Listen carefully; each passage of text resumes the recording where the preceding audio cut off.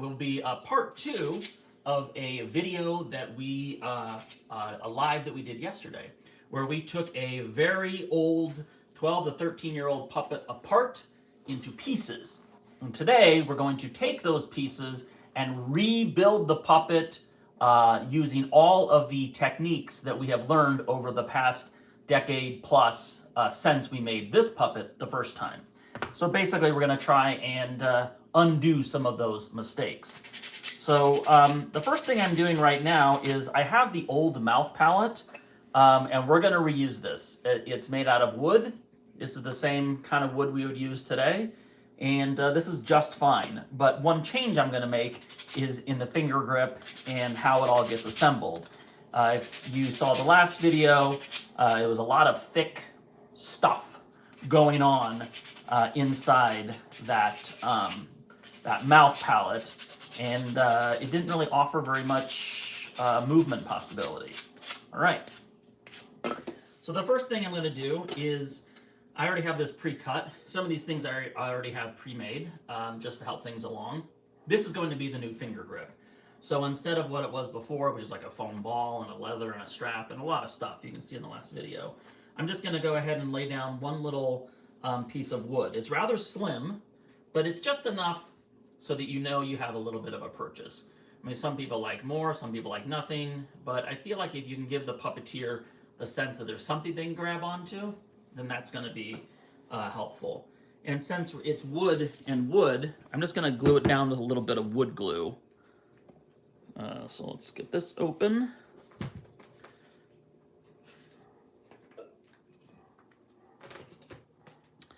And I'll put a little wood glue here, not too much. We want it to be squeezing out everywhere. And I'm going to kind of place this in a way that sort of feels right. Sort of center it. Just kind of testing what my fingers are. Yeah, you want room for the fingers. Not too far back, not too far forward. And truthfully, every puppeteer is going to have their own preference. So you just try to make it so that it's comfortable, I guess, for you. And then if you're making a specific puppet for someone, they can come back and have notes. But I would say that's a very rare experience for a puppeteer to be able to have that much say.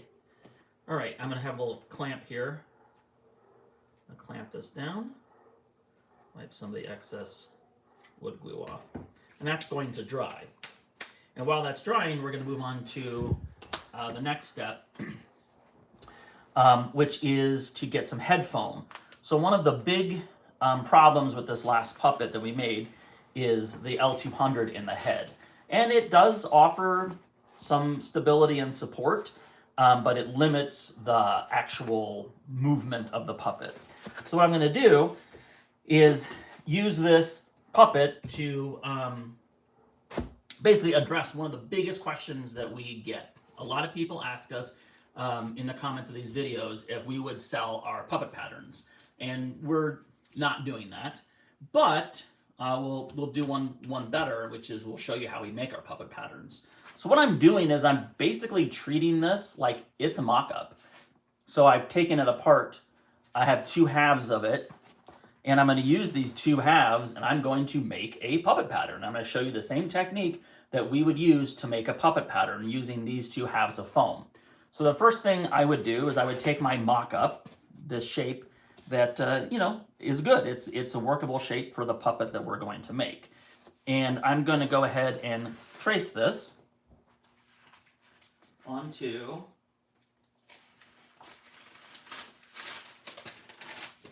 some tracing paper.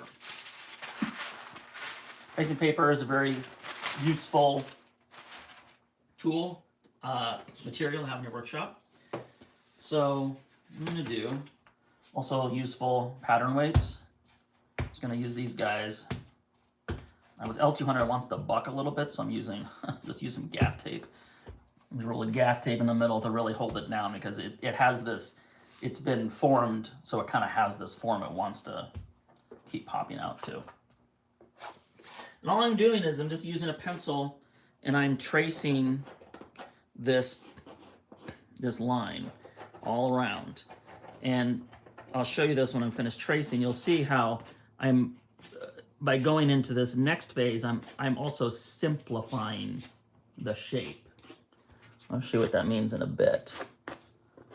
So what I mean by simplifying is, in this original pattern, there's a cut here, there's a cut here, there's 2 pieces of material. We're not going to do all that. I can just flatten this out and not worry about those different shapes. So here's one side that I've traced. Just kind of clean it up a little bit here, like so. All right, so then I'm going to take the other side, and I'm just going to flip this over, and I'm going to lay this out, and I'm going to trace the other side as well. And what I'm trying to do is basically, let me just darken this line so you all can see it a little better. All I'm doing is retracing the line, just so it's visible on the other side of the tracing paper. Because what I'm going to do is, instead of just favoring one side, I'm going to find what's the happy medium between both, and that will help keep our shape and make it symmetrical. So now I'll take the other side of the head and line it up the best I can with the previous shape. And it's not going to line up exactly, but it should be pretty close. Again, I'll use this tape roll, hold it down, some pattern weights. All right, tape's doing the job. Now I'm going to trace this side.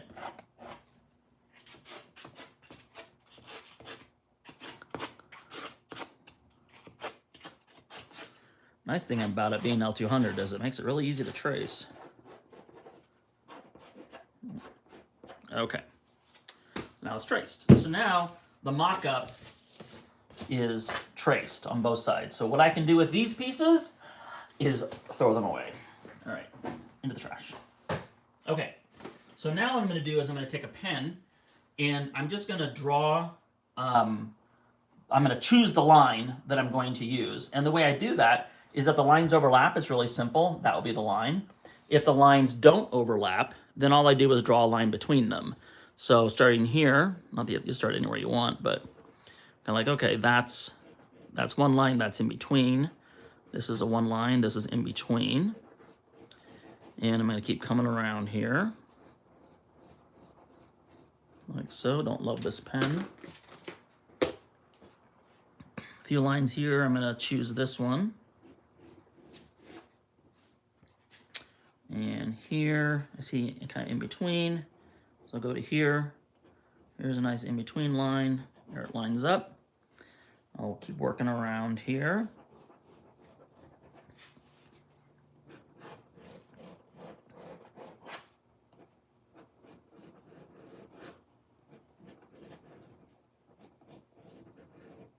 All right, so that'll be the actual pattern that I'm going to use. Now, one thing that I'm going to do is, because we're making this guy from scratch, I mean, using this old puppet as a basis, I'm going to actually make patterns so that we, you know, if we want to decide to do this again in the future, we'll actually have a pattern. So you can use tag board, or if you don't have a tag board, you can get these envelopes, just manila envelopes, which are really great for patterning. So now I have this line that I like. I'm going to go ahead and take a pencil, and I'm just going to, essentially, I'm going to make an old-fashioned carbon copy. So I'm just putting a pencil line right on top of this pen. You know, I could just use this tracing paper as my pattern, or what we're doing more likely these days is taking a picture of this and then drawing it into the computer. But I'm going to show you more of the analog version. I can just take this, turn it upside down onto our fake tag board, you know, or manila envelope. You can use real tag board if you want. And then folder. There's a folder. And then I'm going to trace over the pen line once again, and then we'll transfer that pencil onto this tag board.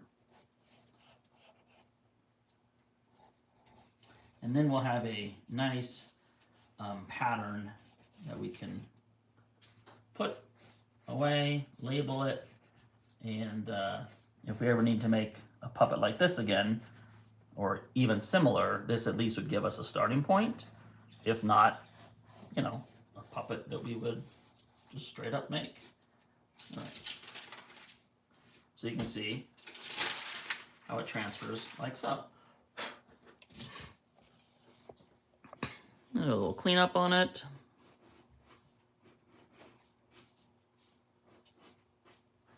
All right, looks good.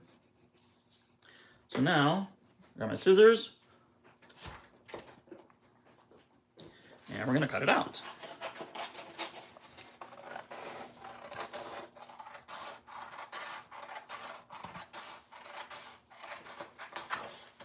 Now, one thing I could label, and I probably should, is I'm gonna add in some registration marks, and you'll see how those come into play later.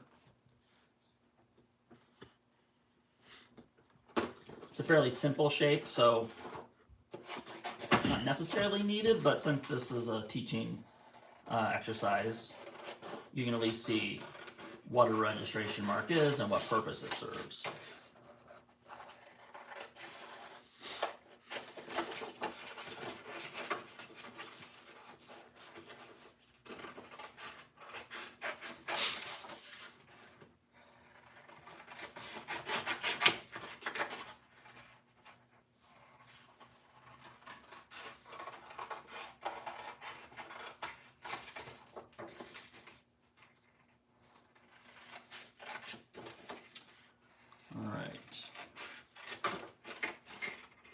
Cutting out the head pieces. This will be the top of the head.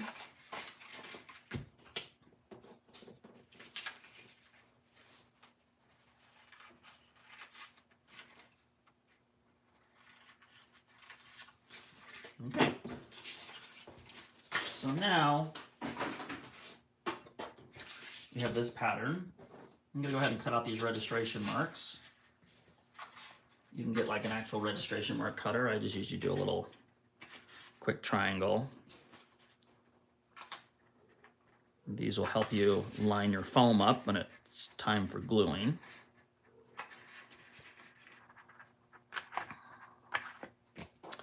Okay, and then what you want to do is mark your pattern. So we're saying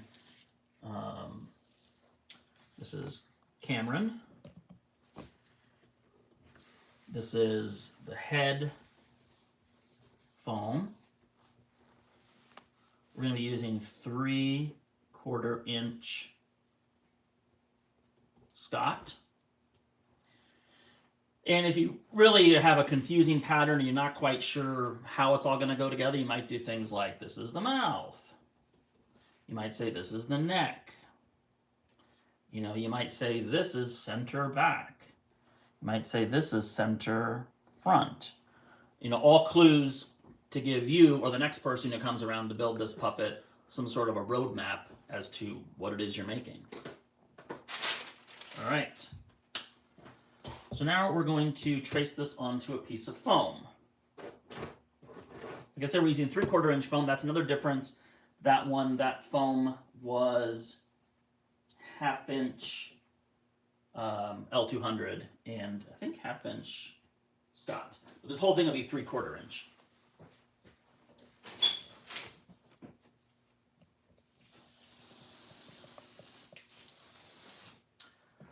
Got myself a piece of foam to work with. Okay. All right. I did a yellow puppet. I could use the yellow pen, but it'd be rather invisible, so I have this orange pen to do our markups. Again, we're going to use these pattern weights to hold the pattern in place. And I'm just going to trace this. And I'm also putting little ticks where the registration marks are. Forgot their registration mark. I mean, really, there's probably not necessarily a need for one there, but since it's there, I will show you. So tracing registration marks.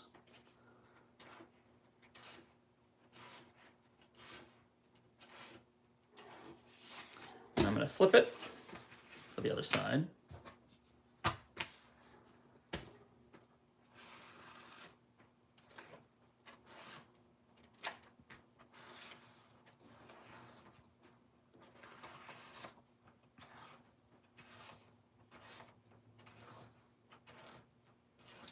And make sure I get the registration marks.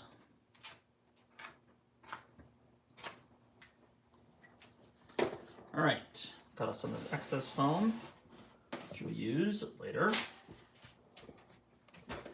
So now we have the two sides of our puppet head traced, and we have our puppet pattern, which I will place set aside. A couple ways to cut this foam out. You could use a Persona blade to cut the foam, or you could use a bandsaw, and that's what I'm going to do. One way I'm not going to cut the foam is with scissors. Scissors, they pinch the foam, and it will not give you a nice straight cut. The straightest cut you can get, well, is our laser cutter. That's how I would cut this if this was already into the computer. But the next best way to do it is with the bandsaw. Let's come over and cut on the bandsaw.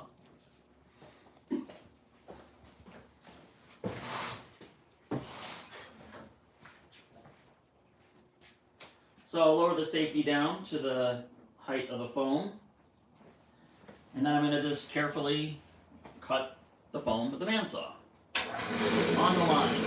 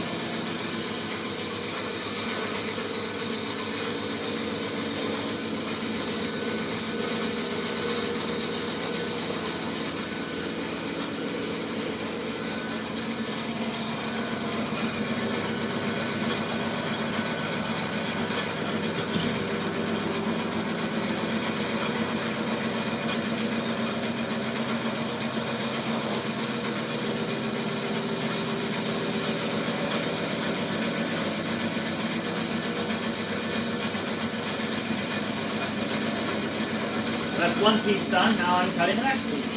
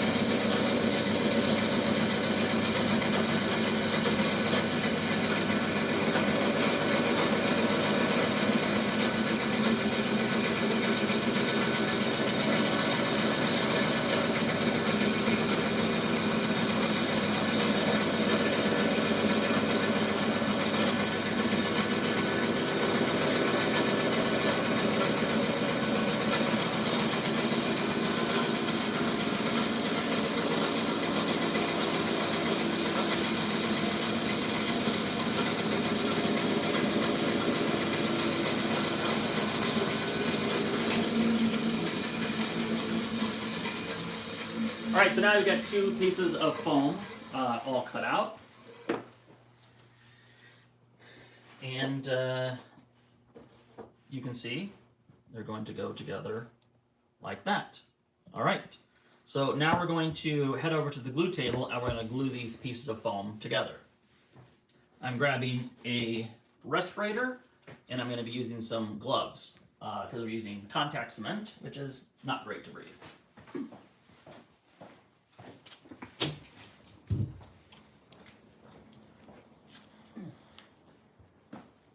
Also getting little bits of foam to use as applicators. All right, whenever you're gluing with contact cement, you got to follow all the directions. But in general, you want to open the door, work in a well-ventilated space, use forced ventilation, wear gloves, and a respirator. So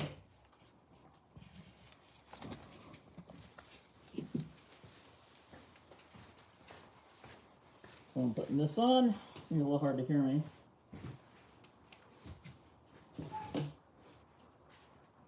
So, I've demonstrated this before, but this is the glue we use now. I'll put a little glue out here.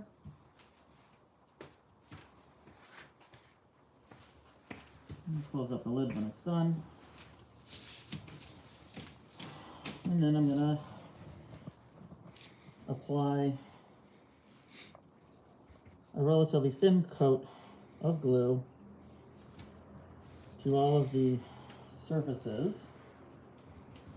that I am gluing. The way contact cement works is it sticks to itself great. So you put thin coats on both sides of what you are gluing, and then once it's sort of tacky, you glue it together. That's one side, and to this side. Now, if I was covering this puppet in fleece, I would be a little more concerned about the pen line, and I might want to put that on the inside, but since we're covering this puppet in fur, the pen line is very light. There's no danger of that showing through. But if this was like going to be very light fleece, and let's say use a black pen, then you would be wary of that and want to put that pen on the inside so it couldn't potentially show through to the fleece. But I'll keep it on the outside for now so you can see how the registration marks line up. Okay. All right, so I have glue on all the surfaces that are going to be glued together. Make sure this is secured. And what I like to do is just sort of wave it around a bit. Make sure it's tacky. It takes a couple seconds. It's a cooler day. It'll take a little longer. Warmer days, it doesn't take as long just because of the temperature. All right.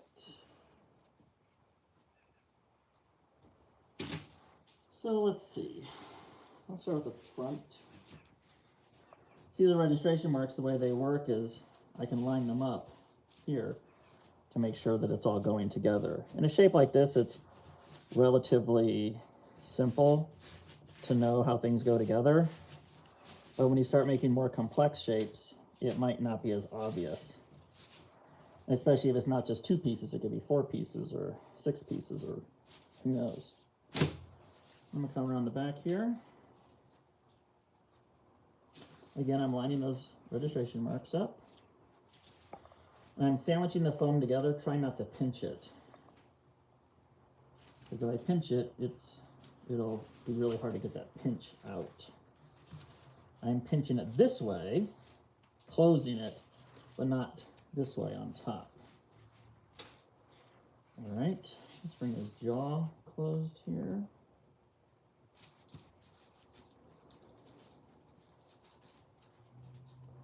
And now I'm going to close up the little petals that will make the top of his head. So I'll start in the front, and I'll do the sides. Try to keep it all going symmetrically. These sides, and then here.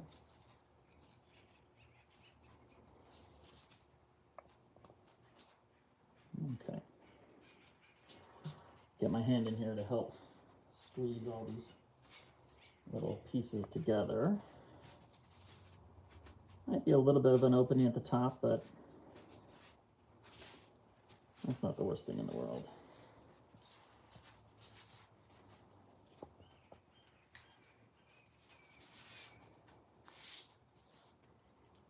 Okay, so here's what we're looking for now. All right.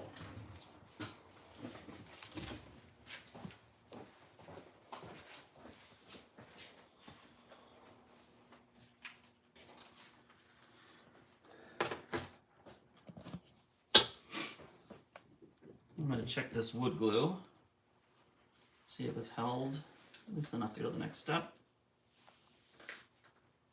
Seems pretty good. It'll continue to dry.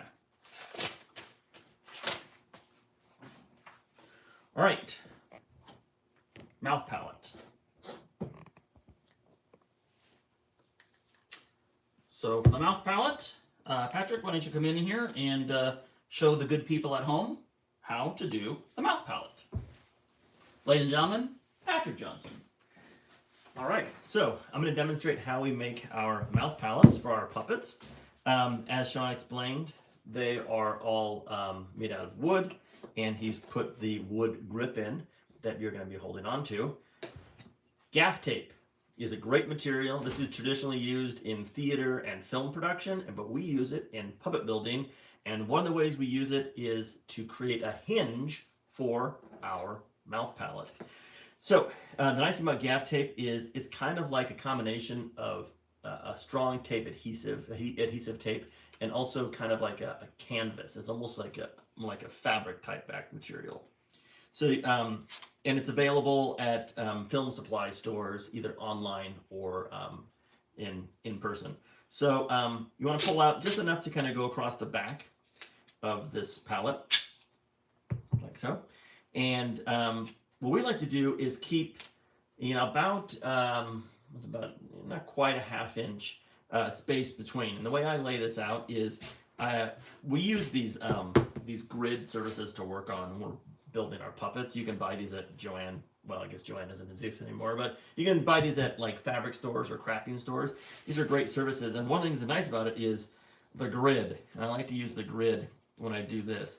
I lay the tape out on the grid, so I can kind of have a nice lineup there. And I'm going to start with the bottom jaw, and I'm just going to use the grid and line up, kind of following up there as much as I can, make that as straight as possible. And I'm going to drop that down when I feel like it's pretty much lined up. It's more art than science here. And then I'm going to flip that around. And now I'm going to do the top jaw.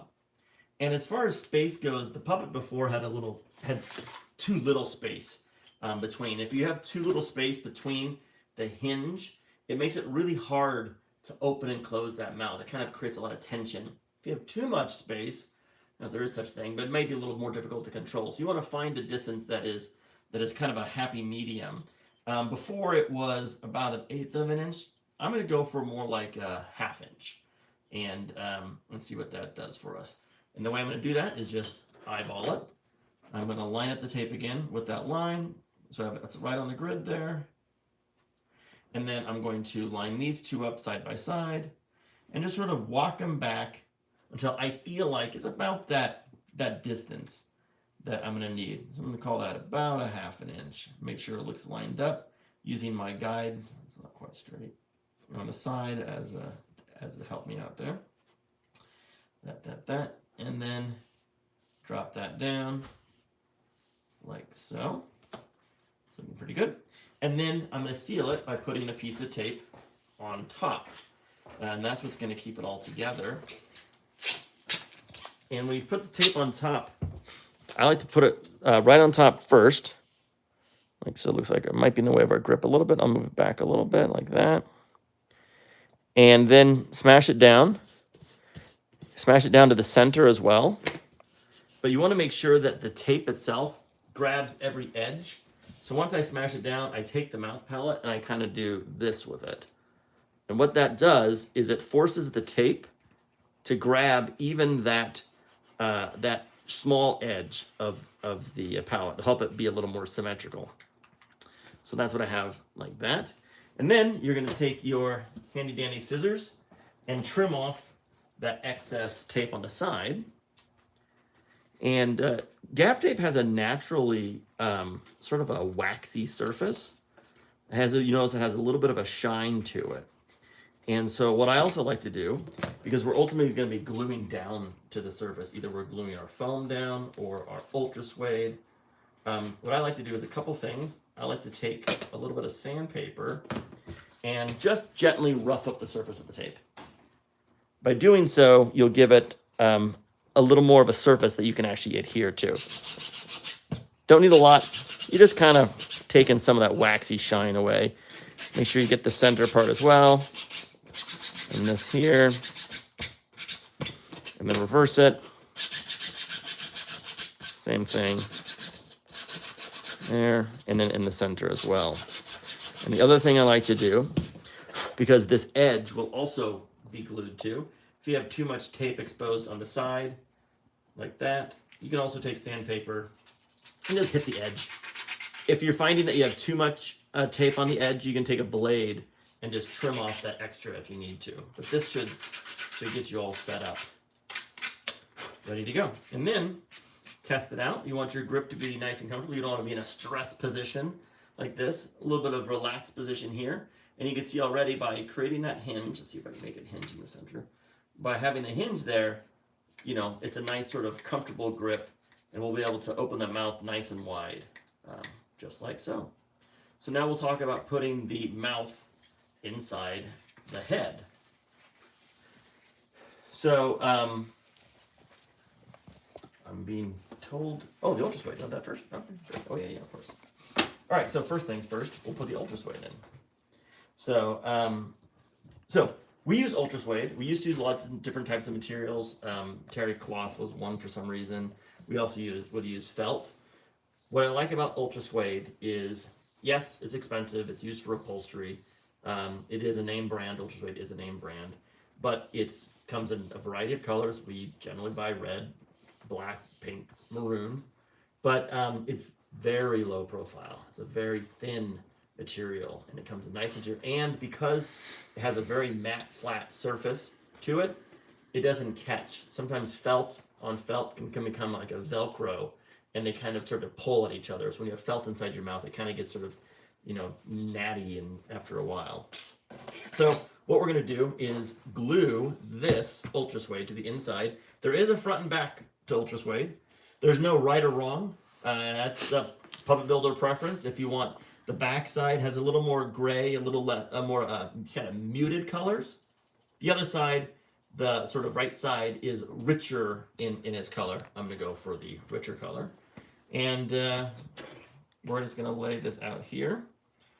I'm going to cut off a little of the excess here. And we're going to bring this back over to the glue table to glue it in place. So I'm just going to grab my respirator and pair of gloves, and then we're going to glue the ultra suede down to the wood. So I'll meet you all at the glue table.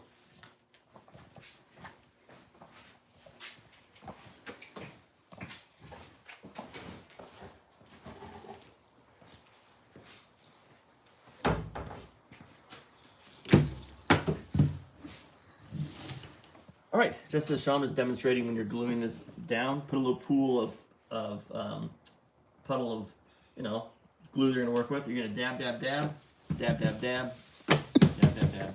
Same thing. Light coat. You don't need to go too heavy. A little will go a long way. And again, I'm wearing the gloves because you want to minimize your contact. Most important thing when you're working with any of these materials, obviously follow safety instructions, but also work in a well-ventilated space. I'm working by the open door, so we have a lot of fresh air coming in, and that's good. So, I'm going to pull the glue on our surface here. These cans come with a brush built in, and sometimes you'll find yourself using the brush as an applicator. Eventually that brush will snap off if you use it too much. But we like to use foam as our common applicator. So dab, dab, dab, dab, dab, onto the surface, just like that.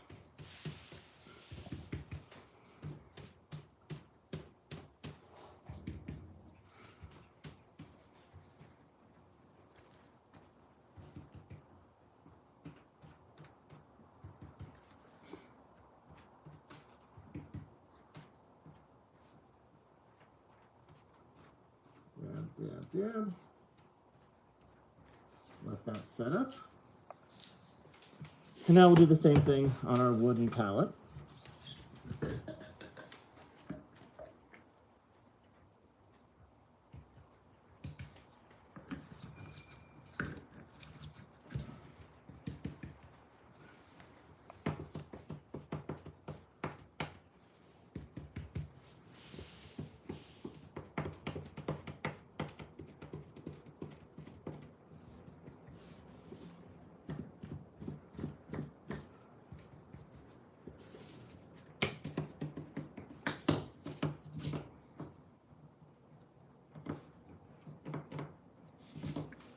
Alright, there you go. I'm going to let that set up for a little bit. And then we're going to sandwich the two together. So let this dry. This takes a little bit of time, not too long. You can see already how that's going to be a nice mouth with lots of good movement possibility. And what I'd like to do is set this down and then place the wood on top, rather than putting the fabric on top, because if you put the fabric on top, it can get kind of wrinkly and it's harder to control. But the wood, you can really carefully control where it lays down. Like that, like that. And this is where it's handy to have an old pair of scissors.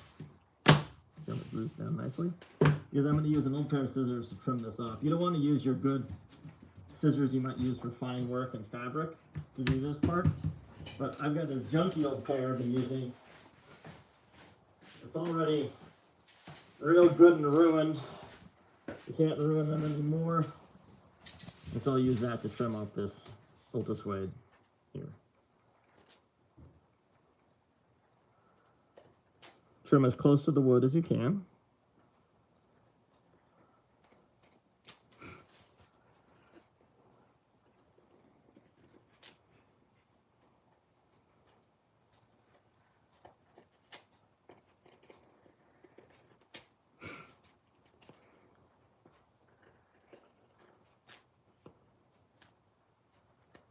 All right, so there you go. So now you have this nice looking pallet here. See that? It has a nice hinge in it that we built into it, and a good quality grip that will sit inside your puppet tent.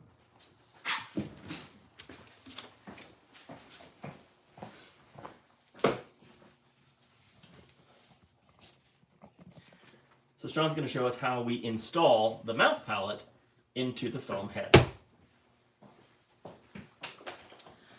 All right, so we already have a much improved pallet from the original version of this puppet, and one of the ways that we're going to improve it even further is how this gets installed into the puppet head. So originally we had put it in and like wrap the foam around, but we're not going to do that. This time we're going to make a shelf for the mouth pallet. So the way I'm going to make that shelf is I'm going to draw a line on the top facing side of the mouth, about halfway through, or perhaps a little less. And I'm going to do that on the top and on the bottom.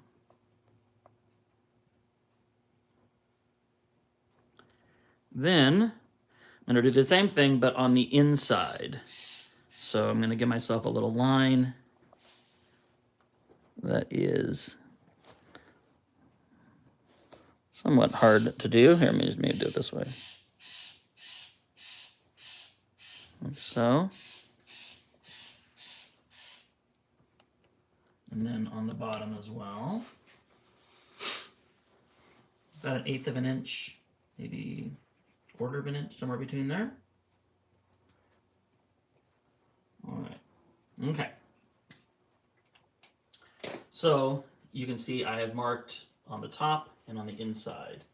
I'm going to use a fresh Persona blade. We use these for cutting foam. Persona brand. Hair sharper blades. And yes, they are sharp. So be careful. They do dull pretty quickly, which is interesting. The foam will dull them. So I'm going to use this blade. and I'm gonna cut down. I'm gonna cut down on this side first, and I'm just gonna try not to cut any lower than the line on the middle. So I'm just sort of guesstimating, but I'm going down about the depth of the other line, because we're eventually gonna remove this little long rectangle of foam, and that's gonna create a little step or a shelf that we can use to glue our pallet into. This helps a great deal with the flexibility and functionality of the puppet mouth. Kind of put my hand in here a little bit. Careful not to push all the way through. As you can see, my hand's on the other side of the foam. Don't want to cut myself, especially live on YouTube. That would not be good. And I'm cutting out the bottom now.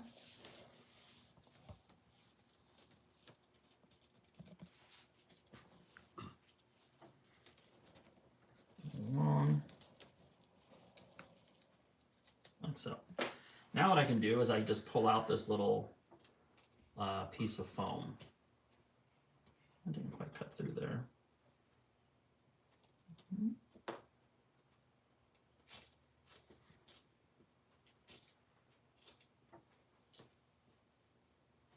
A little more over here to cut in the corners.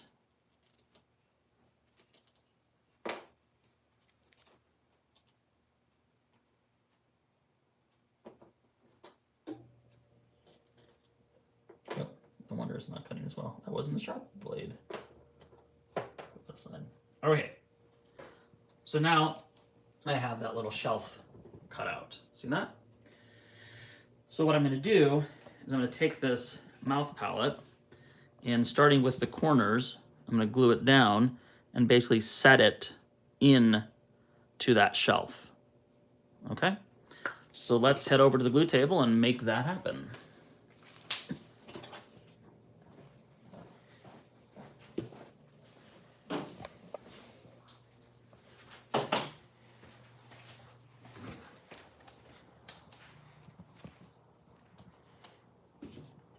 All right.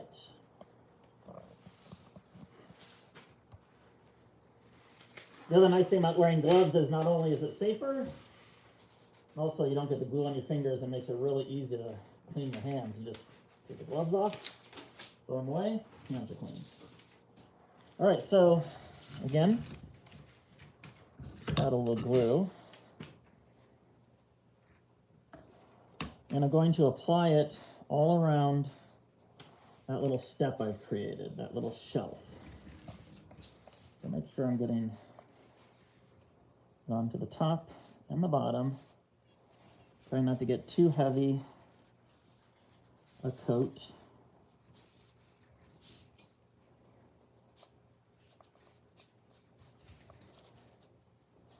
As I get into that corner, because that's where we're going to start.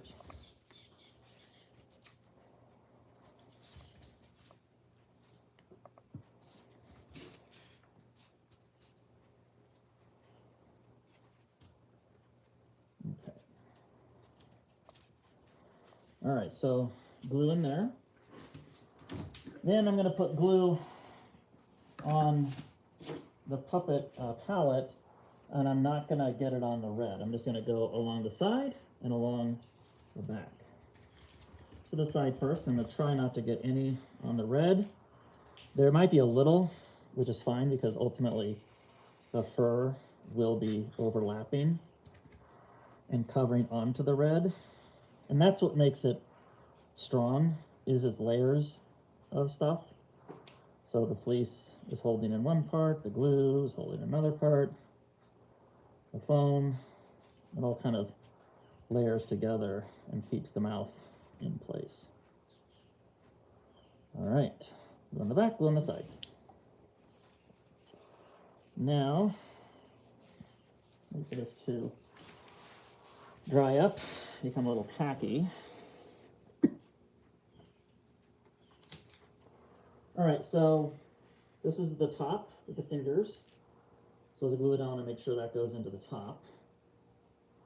Now I'm going to start by putting in the corners. So I'm going to push the tape the pallet right into that corner, right into that corner. Now we'll open this up and lay this right into that shelf. Like so on the top, and right into the shelf on the bottom.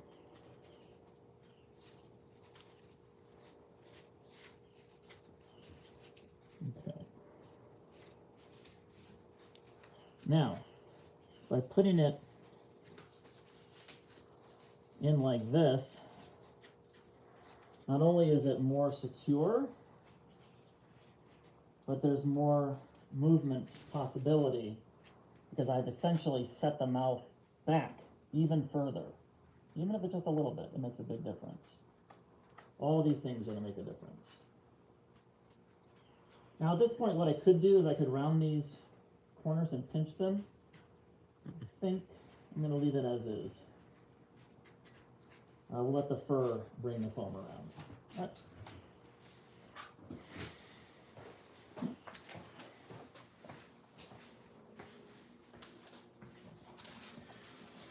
Okay, so the head is coming along nicely.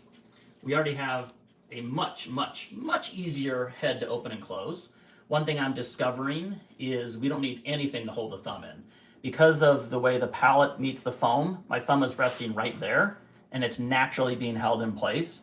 And the good thing about that is the more you put in and restrict, it's going to restrict motion. So nothing is restricting the motion of the thumb, and my fingers are just gripping right now. And eventually what we'll do is we'll put a brain in there just to kind of keep my hand from, you know, just flipping up and having no control. Okay. The next thing we're going to do is we're going to attach the neck sleeve. So I have this pre-cut already. A couple principles to the neck sleeve. One is this neck sleeve area, the neck, this part of the puppet will get the most wear and tear because when you're pulling it on and pulling it off with the neck sleeve, this is the part, this is the business part of that. So one technique we started using is to cut these really thin super spandex, whatever this is, rings. We cut these on the laser cutter, which makes it really easy. So I just pull them out of a bin. And the principle is we're going to glue the ring like so. We also have these pre-made neck sleeves that we already have made. We're going to glue the neck sleeve in, and then we're going to stitch the two together. So it's stitched and it's glued. So a lot would have to go wrong for it to pull out. So first things first, we're going to do some gluing. So we go back to the glue table.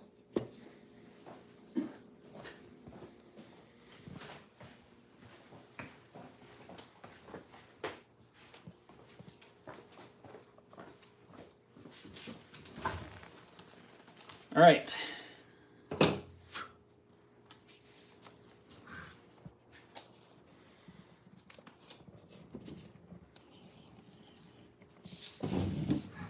All right. Put out our glue. We're going to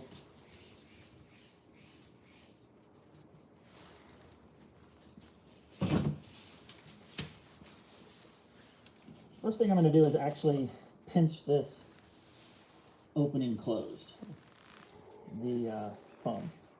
If it's a smaller head, sometimes I'll bevel the foam out because it makes more room for the performer. But just so we don't have this big square edge, I'm just going to pinch it around. So wait for that to dry. Actually, while that's drying, I'll go ahead and put the glue on the spandex ring.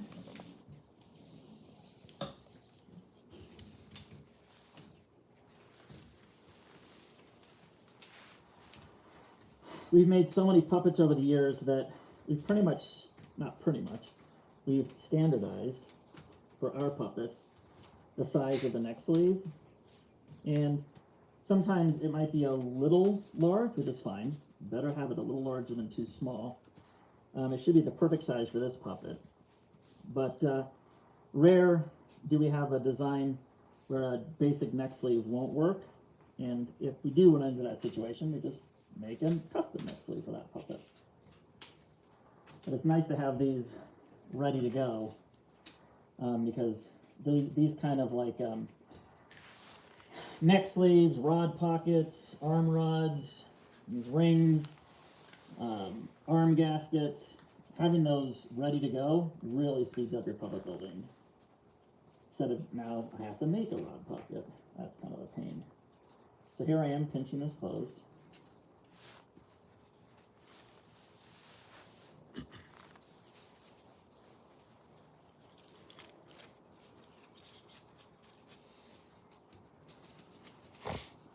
Now you'll remember, or you perhaps not, the older version of this puppet had a ring of Vigiline in there. We are not doing that.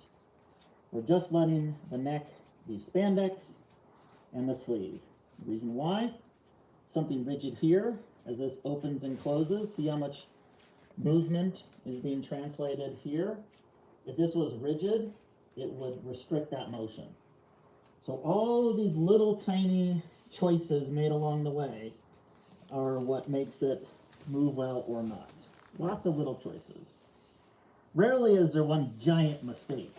Usually it's lots of little mistakes. All right, so now I'm putting some glue on the outside.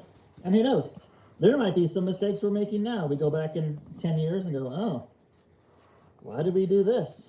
Well, that's the fun part about being an artist and a puppeteer, is you're always growing, learning, picking up new techniques, learning from other people. That's the beauty of it. All right, so glue on the inside, the outside, and I'm also going to glue on the neck sleeve. So I can start drying.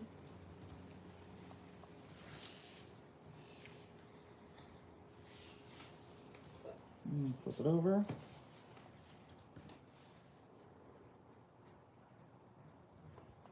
Okay. So let that dry. Okay, so now the spandex sleeve goes over this opening, not sleeve, the collar, the gasket, whatever you want to call it.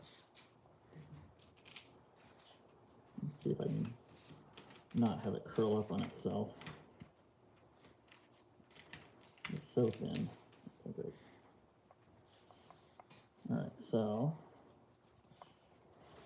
I want to make sure that some of it is inside the head and some of it is outside the head. Ideally as even as possible, but you do what you can.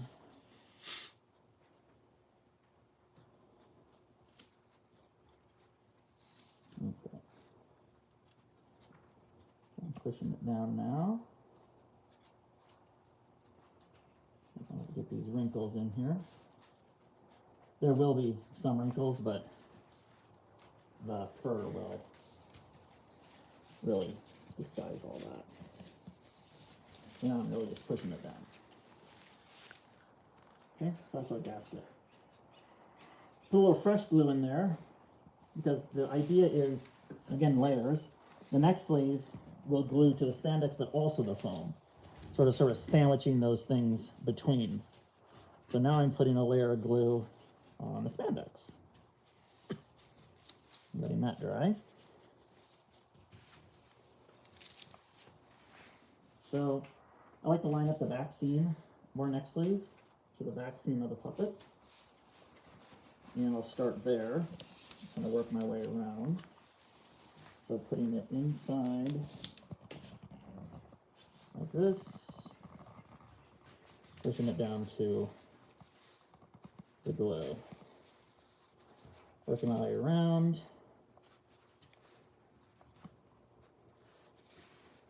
Looks like this neck sleeve will be a good size.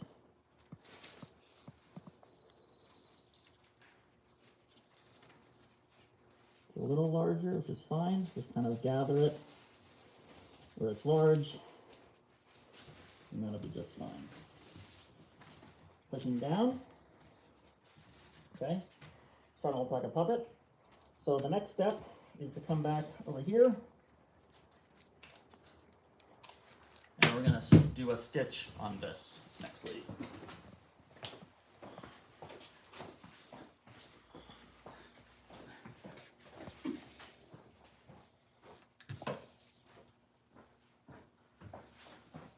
This is a very handy tool.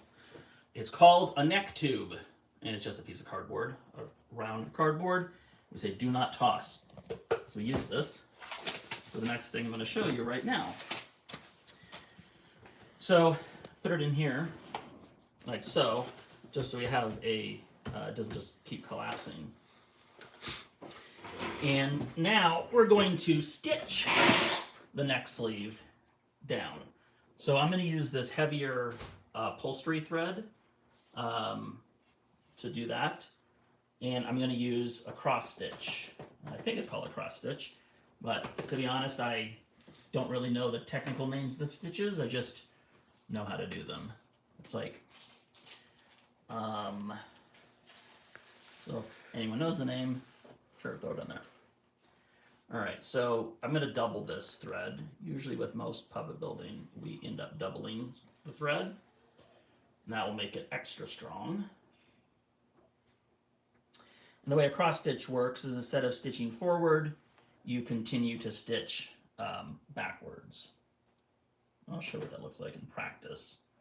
What that means is, I'll start at the back of the head, and I'm going to go in and out of the spandex, grabbing some of the foam as well, and that'll be my starting knot.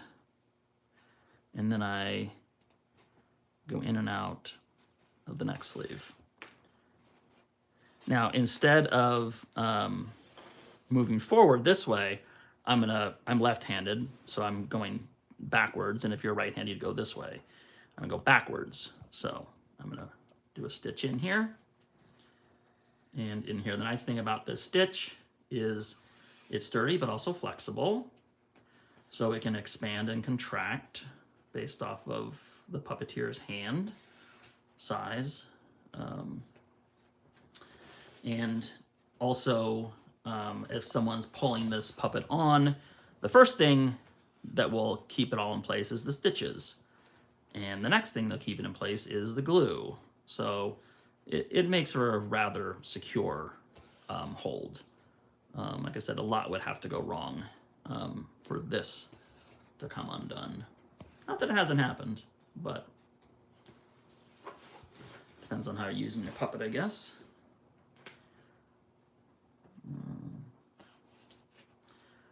Alright, so I'm stitching around. Looks like I didn't quite get out enough thread. Well, we'll see if I can make it all the way around. But this particular stitch uses quite a bit of thread because the stitches are so large.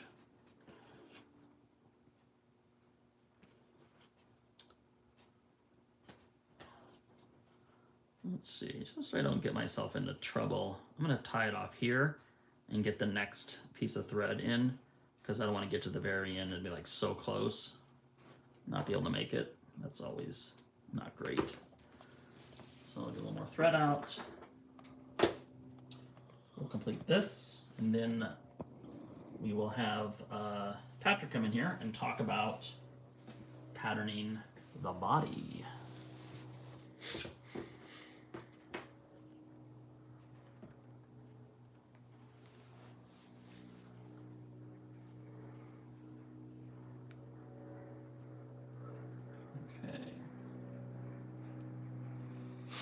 Again, double thread. Even though it's upholstery thread, we're still doing double.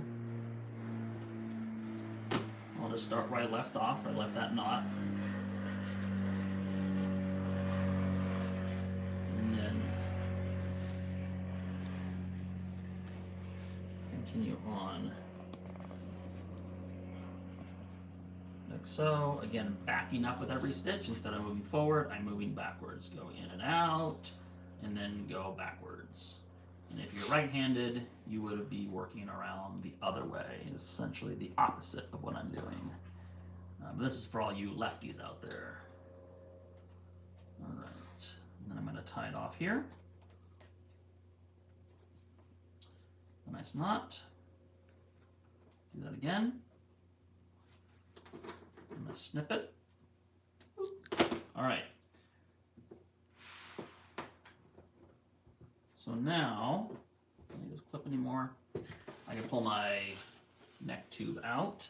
And And you can see that as I pull this, the first thing it's doing is pulling all those stitches. And those stitches are sewn through the spandex, through the foam. So it's rather secure as you're pulling the puppet on. There really shouldn't be that much pulling. But there, you can see how this puppet is starting to come along. All right, so now we got the puppet head. Let's talk about making the puppet body. So first thing we're going to do is we have, in order to make the puppet body, obviously we have these mock-up pieces that were cut away from the puppet.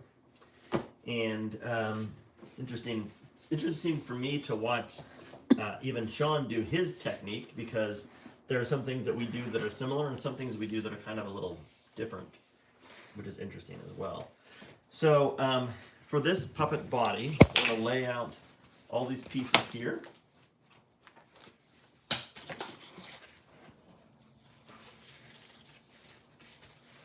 And kind of sort of remember or reassemble this thing and figure out how it all went together. This was the front. This here was the side.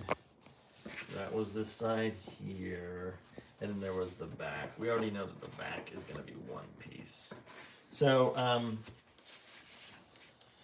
so we'll lay these pieces out, and we're going to trace them onto tracing paper. And see, the center back goes like this. Great. So, similar to the head, I'm going to lay some tracing paper on top of these and try to grab the information that I need. What I'm going to do is, these will be separate pieces, but I'm just going to trace it, see if I can trace it all together. So tracing paper here goes on top of the body, like so. Again, we got to weight it down because this foam, you know, normally when you're building a pattern or a mock-up, you wouldn't be building a mock-up out of L200. You'd make it out of a foam that sort of has a little more flex to it. And this naturally doesn't have any flex, so maybe I will be tracing these separately. All right, so let me trace the front of the body here first. Let's use Sharpie here, just along the edge. Grab what I can. Doesn't really matter how precise you are. You're just sort of trying to get that edge, because this will be made symmetrical.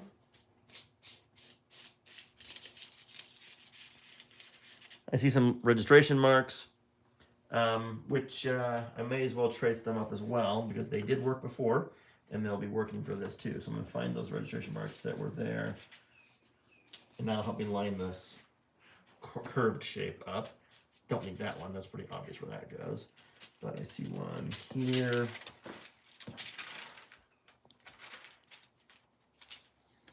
I see one here.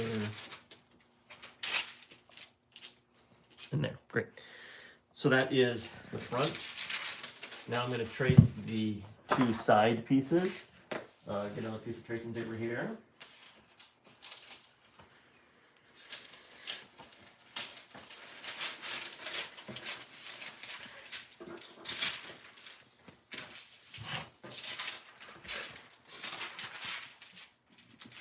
Trace this up. It's funny to see all these little, like, for some reason, that was a separate pattern piece. No idea why. I don't know what that did for anybody. So we're going to line this up like this. So we can get some weight on it if possible. I'll just have to push it down, I think, and then trace it as best I can.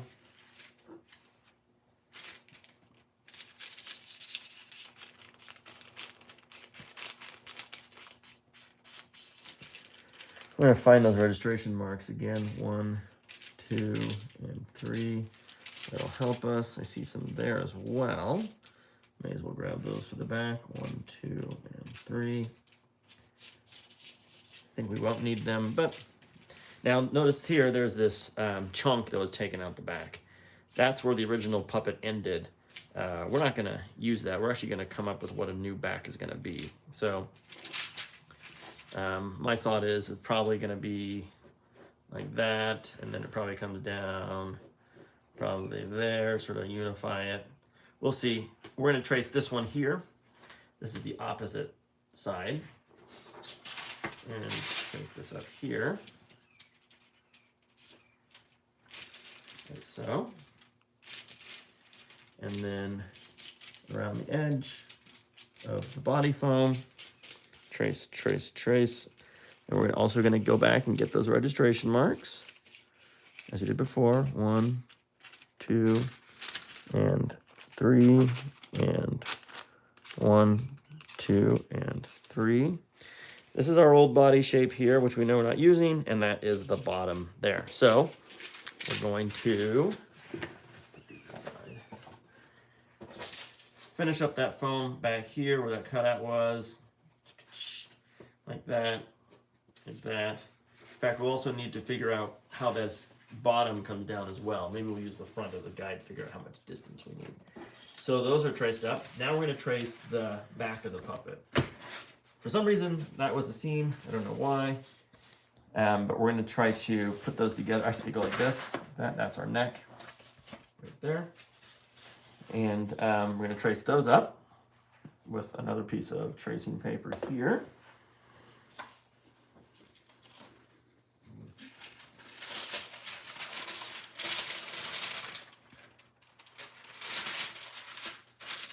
And with those together as much as possible. I don't think that little divot really gives us much of anything, so we're just going to kind of unify it. And again, we're using this tape, you know, instead of, normally we'd use a pattern weight, but this material has a memory to it. And then trace all that up. There. Trace that. There. Along the edges. I'm not going to worry about those top registration marks because there's only one place that can go. But for the curved pieces, it'll be useful to have.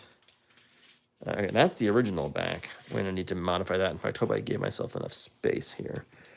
1, 2, 3. There's a fourth one, but we know where that goes. 1, 2, 3.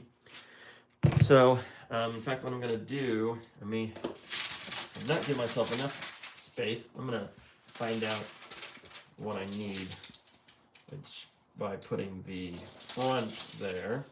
So that is the front piece, that's the back piece. That's how much distance I actually need. Great. So what I like to do sometimes is I find myself in a situation like that. I already traced it. I don't need to start over. I'm just going to cut a piece like so, and just sort of Frankenstein it on the bottom with a little bit of Scotch tape. Yeah.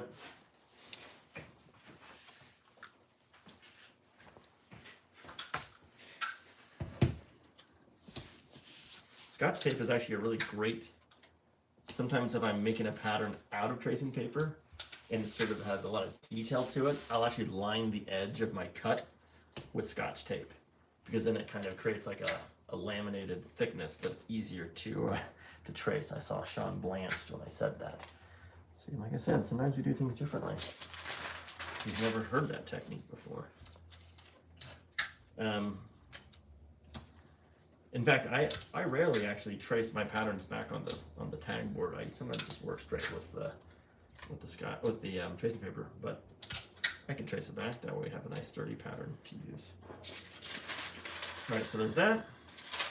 This is going to be a little bit of a guesstimate here. I mean, we probably could have patched in the piece we wanted to on the mock-up and then pattern it out. So I'm kind of guessing where it's going to go. But if I find those shoulders kind of line up there, then I'm guessing that the bottom needs to come down to about here. So here, or here. So that's where our bottom wants to be. This kind of has a bit of a taper to it. Fine, I'll give a little bit of taper. But I'm just going to come down to the bottom like so. And then I'll go flat across, similar to that. Now this is the kind of little ragged looking, a little sloppy looking right now, but we're going to unify these patterns, starting with the front. So the front pattern here, the nice thing about getting to the point where you are building a puppet with a mock-up and then developing patterns is, first of all, you can create different versions of the puppet. You can duplicate the puppet a lot easier. But also with a pattern, there's opportunity to unify everything. If you're just building a mock-up and you're building it straight through the entire time, there might be some sort of unintentional lopsidedness. Some asymmetry might be nice if it's intentional, but if it's unintentional, it doesn't necessarily look that great. So what I like to do is fold the pattern in half and find out where those things line up as much as possible. Crease on that center line. And just because tracing paper has a way of getting away from you, I don't know why it does. I like to tape just to keep it in place when I'm drawing and cutting. Sometimes when you cut, the pages can separate a little bit.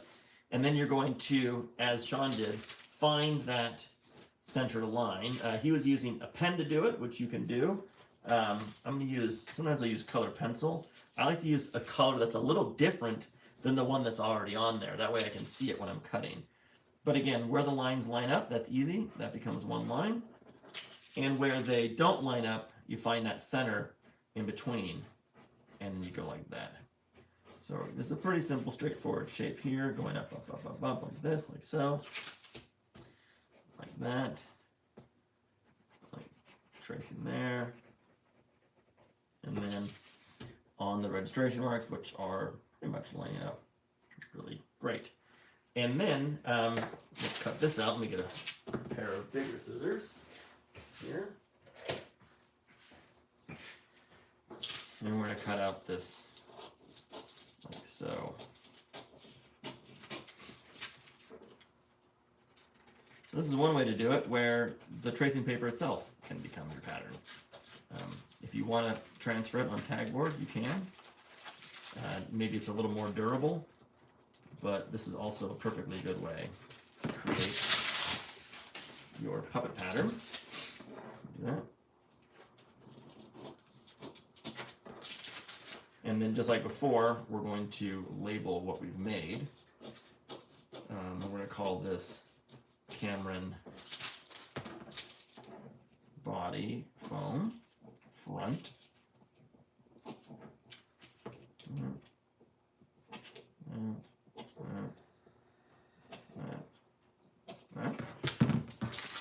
So this here, this can become your body pattern. Like that. And then we're going to label it, I'll call it Cameron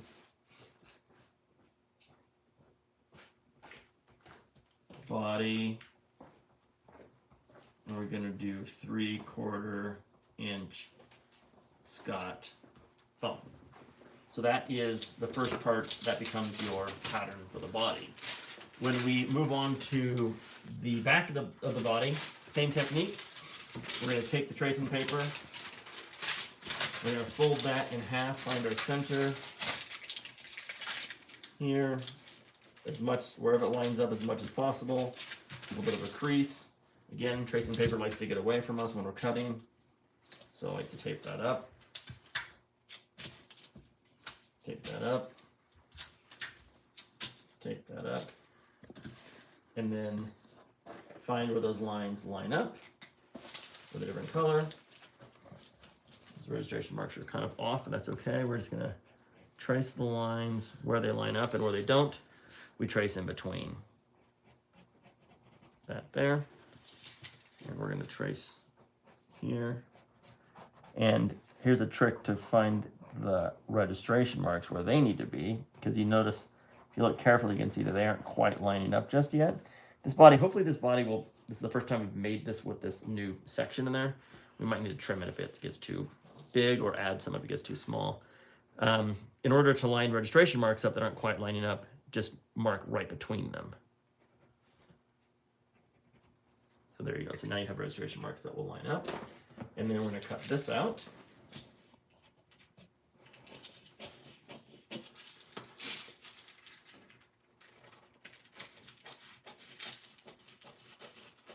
Okay, on the red line that we drew. And then we're going to also remember to cut out those registration marks. That's important. Cut those out right now, actually. Just cut the red ones out. Red ones out. Red ones out. And then I'm going to label this pattern as well. And this will be Cameron body. In fact, I better label this one. It says Pallet front.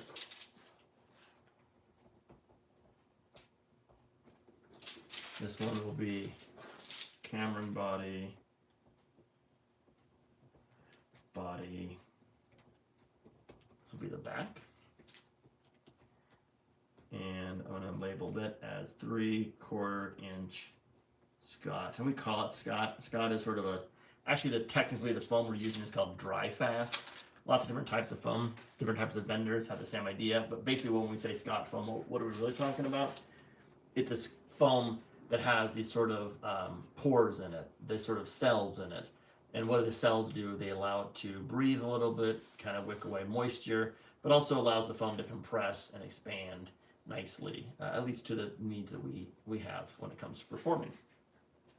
And then this here, same technique, these are the sides. I'm going to cut them both out, but technically you only need one. You can just mark it and say, you know, ×2, and you'll know to flip it. But I'm going to line these up as best I can. In fact, I'm going to slice this here. And we're going to find out how to make these symmetrical. Flipping them up. Find out where they kind of align and where they don't. You'll notice if you look carefully, the bottom isn't quite lining up. One's a lot thinner than the other, but we're going to find our happy medium there. Like so. I'm just going to put a little tape these together so they don't get away from me. And then use my red marker, red pen, and trace between the lines where they don't line up, and then on the lines where they do. Now, a lot of people might be asking, how do I get to the point where I even have a puppet mock-up? We do have tutorials where we demonstrate how to make shapes like spheres and balls and sort of shapes on our YouTube and our Instagram. Check it out. We also eventually may end up doing a live where we demonstrate how to create a pattern, which is basically how do you create your puppet mock-up. But once you understand how to make a ball in the puppet with a sheet of foam, how to make something flat into a sphere, that's sort of the first major step to understand. And once you understand that, then you can build all sorts of different types of shapes. So here we come. Here, this is where the lines divide, separate here. So I'm going to draw between as best I can.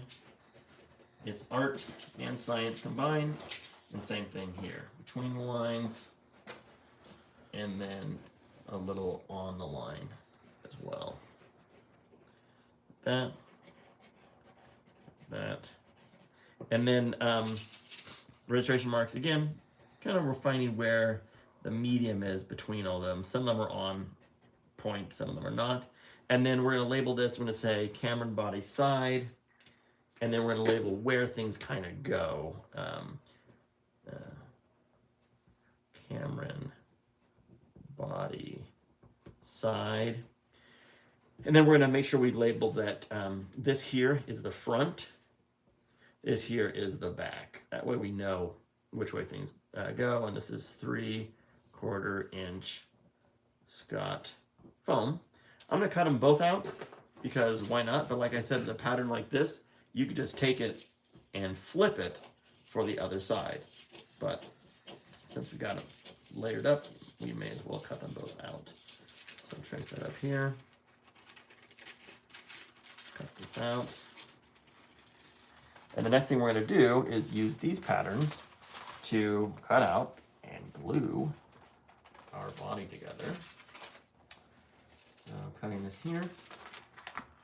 And you can see once you have a mock-up, the puppet building process itself, once you have a mock-up that works for you, it can go relatively quickly, but really it requires a lot of pre-work.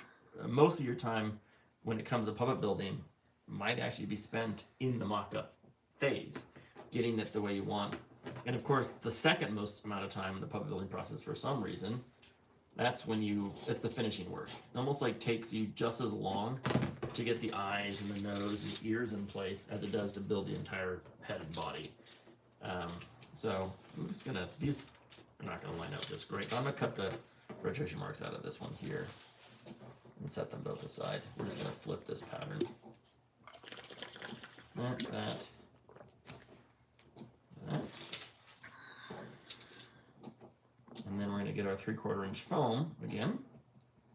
And we're going to trace these up. So there you go. Those are your patterns for your body. We got our patterns for our head. And now we're going to trace it out on the foam. So once again, handy dandy blade. I'm going to cut a sheet of foam that hopefully will be the kind of the right size that I need to do the work. Now, since Sean demonstrated how to use the bandsaw to cut the head, maybe for this go around I'll demonstrate how to use the other technique, which is how to use a blade, which is another way to cut out foam, because maybe not everybody here has access to tools such as a bandsaw. 3/4 inch foam here. All right, so this here is the front. And this is where the pattern weights come in handy. We're going to set them all out. And make sure I have enough space on this piece. I should have enough. All the elements, yeah, it should work. So trace the front here. And as Sean mentioned, when you're using, a pen that's basically the same color of the puppet you're going to make, with fur it's less essential, but fleece, especially some of the newer fleeces, there's a level of like transparency to some of them, and you want to make sure that you are avoiding, any possibility that the ink is going to show through. The other technique is if you do have ink lines, so when you glue them, glue the ink lines on the inside of the foam. That registration marks 1, 2, 3, 1, 2, and 3. That's the front pattern done. Now we'll do the back. Hopefully this all lines up, because we did sort of improvise with this back panel. So hopefully it lines up the way we need it to. If not, like I said, we can always cut some off or add a little piece in as needed. So this here, it is interesting to me how much back is cut out of this neck here. We'll see what happens when they all glue together. Because sometimes the neck, the lower part generally is going to be on the front of the body. So trace this up here, and then I'm going to trace the sides here. So we're tracing one here.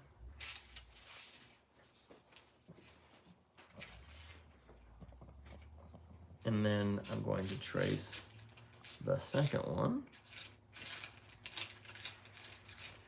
Tracing up here. Again, catching those registration marks. There's going to be some words or some terms maybe you weren't familiar with when you started listening to this, but you'll be sick of them by the end. One of them is probably registration marks.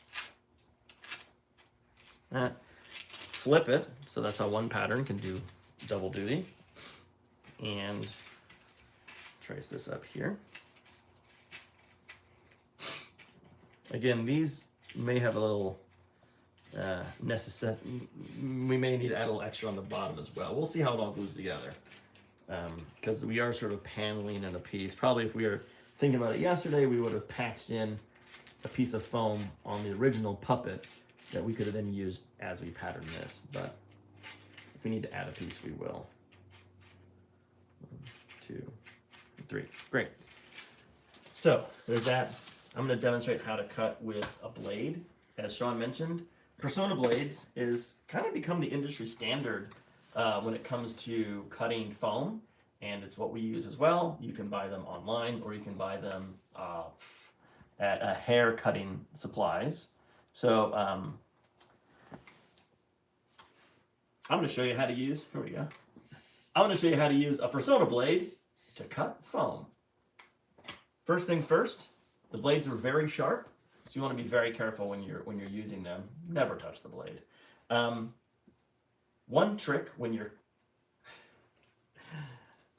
cutting foam, you want to draw the blade on the same side of the foam every time you cut, just like this. You want to keep the blade straight up and down and draw it slowly across your line. And the reason why you want to keep the blade on one side of the line is it helps keep the line, we're doing something on Instagram. Follow us on Instagram as well and watch one of our reels. So I'm going to cut when I cut this foam out. I'm actually going to cut on the other side as well. So in order to cut that straight, I'm going to flip the foam over, and this way I'm cutting on the same side of the line, like so. So I'm cutting along the same side, always on the right. See? Reverse this again. I'm going to cut on the right once again. I'm going to worry about that section later. I'm just going to go straight across, bring it to this line here. I'm going to cut on the right of that line. I have a little piece on the bottom I'm going to cut off as well. Once again, I'm cutting on the right side of the line, like so. I'm going to cut this curve shape out next, and I'm just going to be careful on the curve. You want to make sure you keep your blade straight up and down, because if it gets kind of wobbly, then the cut won't glue together as nicely. What's that? So that's one section cut out. So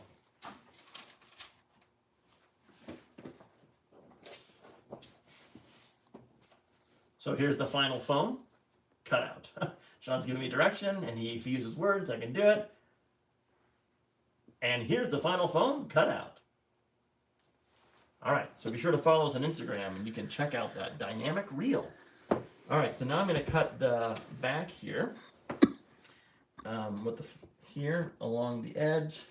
Again, always drawing on the right side of the line, or the right side of the pattern piece, and rotate it.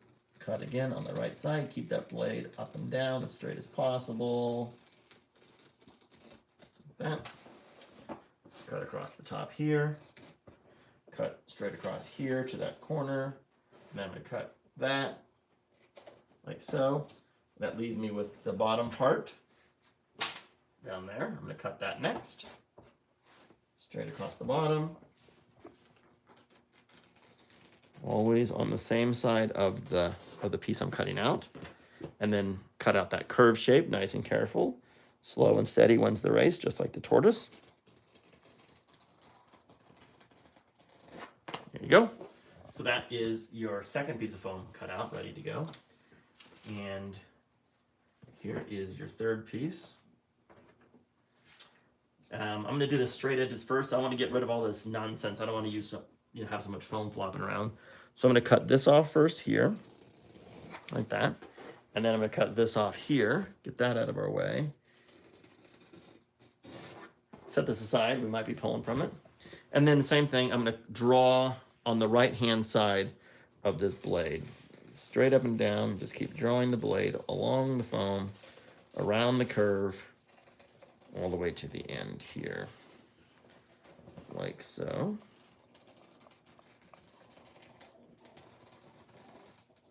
There we go. So that is that piece cut out, and then I'm going to cut out this piece as well. So I'm going to draw along the same side as we did before, around the bend, around the curve, and like so. Great. So now we have all of our body pieces cut out. The back and the front look very similar, so we might rely on our patterns to figure out which is which when it comes time to gluing them. This one is the back, the slender one is the back, this one is the front. So next thing we're going to do is, and we have to remember this goes together like this, it goes together like that. So next thing we're going to do is we're going to take these over to the glue table, and we're going to assemble our foam body together. So let's go.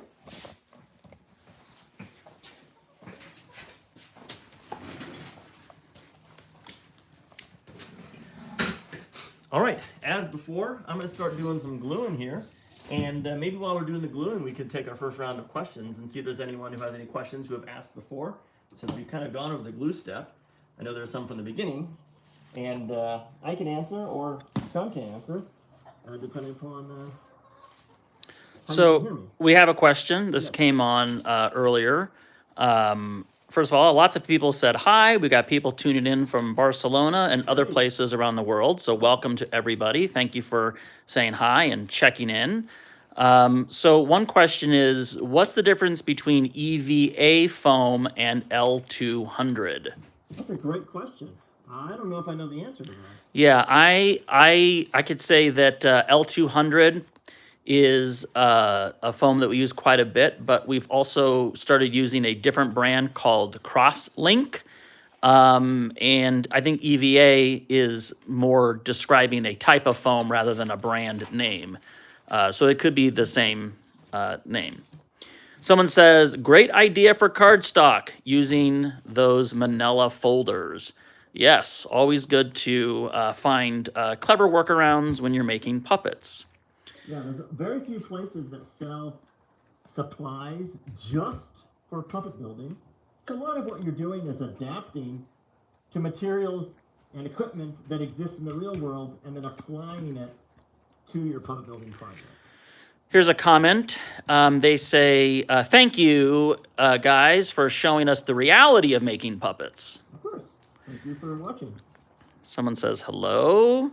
Hello, Ola from Mexico. Hola. Thank you for watching. Okay, here's a question regarding the glue that we're using called Master. And the question is, why the switch from barge to master? Yeah, we have been using barge as sort of a standard, which is great. In fact, we started using master during the pandemic when materials couldn't be purchased anywhere, nothing was available. And we ended up buying some glue from a local cobbler, a fellow who makes shoes in town. And he said, well, this is the glue I've been using, and it's really great, and give it a try. And so we said, okay, we'll give it a try. We like it. One thing I like about it is, first of all, barge is glue for shoes. If you need to buy a barge, you can usually buy it at stores that sell supplies for shoe repair. That's what it's for. This is the same thing. It's another material used in the same shoe repair, shoe building industry. And so it does a lot of the same things. It can glue foam, it can glue fabric, it can glue leather, it can glue rubber, it's durable, it can stand it's got a little bit of stretch to it, it doesn't dry brittle, and also it can withstand a lot of abuse. But also we found that it has a higher level of liquidity. It seems like it's a little more kind of liquid more than the barge is, and so we like it and we've been using it. We have someone saying hello from Granada, Spain, and thanks for sharing this content. Thank you for watching. It's so cool that so many people from around the world are learning and watching along. Yeah, we have Barcelona and Granada, so Spain is representing, and Mexico as well, and a few folks watching, I'm assuming, from the U.S. So thank you to everyone who is watching. If you have any questions about the puppet building process, this is a good time to drop them right into that chat, and we will go ahead and answer those questions. So for those of you that may have not seen this process before, I'm using the glue, I'm dabbing it from the cardboard onto the foam. You don't need to do a big heavy layer. You want a nice thin layer, and you want to let it set up a little before you glue everything together. And I want to say hello to some of our top fans who are here. I see they're labeled 1, 2, 3. Looks like one of our top fans is Mighty No. I see Jesse Oliver and Antron Geese. I also see Kevin McKinney. And those are the folks that right now are being labeled by YouTube as our top fans. So I'd like to say hi, Hello. especially to all of you. Hello everyone, thanks for watching. All right, so this is being glued here. I'm just going to put glue on the back, and then I'll be ready to assemble the foam pieces together. The back piece here.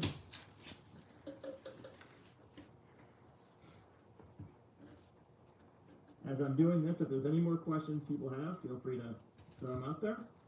Yeah, if anyone has a question about puppet building, now's a good time to ask those questions. Almost done.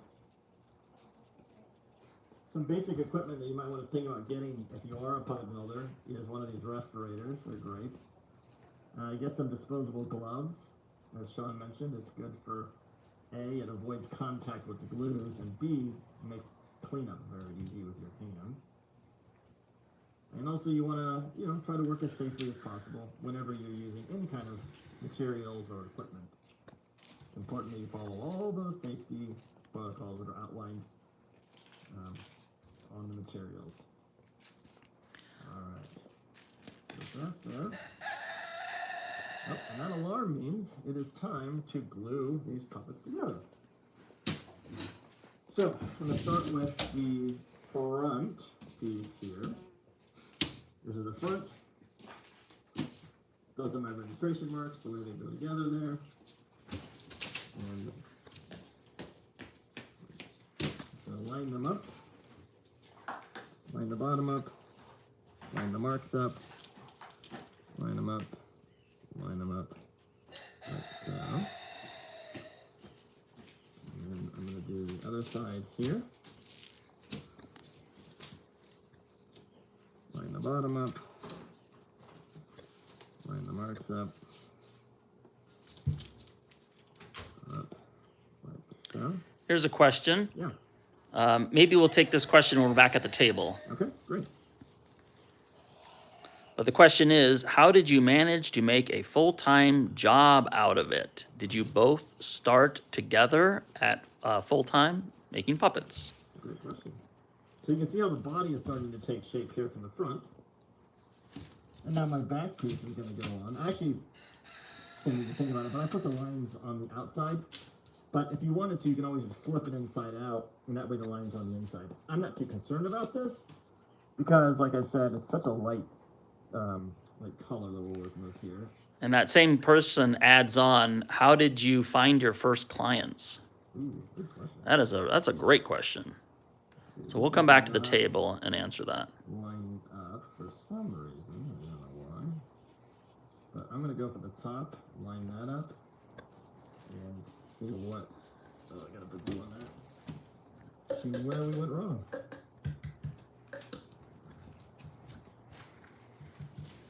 Or maybe it's going to work fine, just the registration marks are not quite lining up for some reason. So, what I'm going to do is this. I'm going to undo these. There you go. Like Sean said, we're always learning, always growing. The next first thing I'm going to do is not that. I'm actually going to glue these together for starters. Because I know how these go together. Like this. Like that. So that'll happen first. This is the front. Like so. And then I'll put the sides on. Alright, so let those set up. Well, so what was the question again? Well, let's answer the question when your mask isn't on. Okay, great. I mean, if folks can hear me, I can answer. Yeah. How do we start doing this as a full-time job? That's a great question. Making a career of the arts is rather challenging. You need to be prepared for ups and downs in the field. We've been building puppets in one way or another since we were 13 years old. And originally we started pretty much just making live puppet shows for schools and libraries and local daycares and things like that, day camp programs. And that's how we started. And then it kind of evolved and evolved and evolved, where we got to, gather more skills. We got to take on larger clients. And as far as our first, big client, it happens by doing good work and forming relationships with people in the industry. So that could mean, if you're involved in puppets, attending a Puppeteers Guild meeting, joining the Puppeteers of America and attending a festival, and start making those relationships and friendships with people who already are working in the industry. And from there, you can start to grow your contact list, grow your list of acquaintances and professional acquaintances, and hopefully that opens up opportunities for you. And then nowadays, how you get clients, I mean, you know, we have our website, we have our social media, things like this on YouTube. If people are not following us on Instagram yet, please do follow us on Instagram, Swazzle Puppet Studio on Instagram. And you can also check our website out, swazzle.com. All right. And the other part of that question is, do we start out together? Yes, we did. I mean, maybe some of you know this already, but we're twins. So we've been at this together pretty much from the beginning. Which is good. It's good to have someone else to work with, because sometimes it becomes very challenging. And you have to be creative if you want to make a career in any kind of art form. I think you have to sort of find ways to explore new ideas, new concepts, new notions, be willing to be flexible. We have a greeting from Brazil. Hello, Brazil. Making puppets is fun for me. I'm learning how to build, and I'm trying to enjoy the things that I won't know.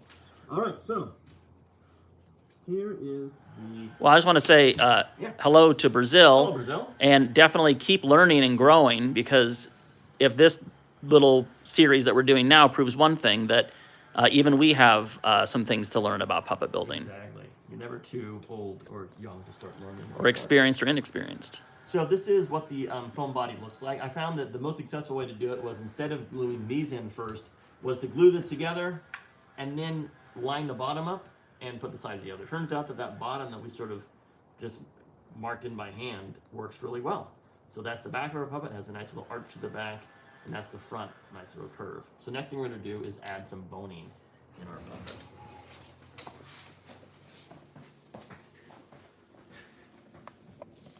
All right, so the boning is going to be a new material that's being introduced, and that is material called Ridgeline, and it's used for dressmaking and all sorts of fun things.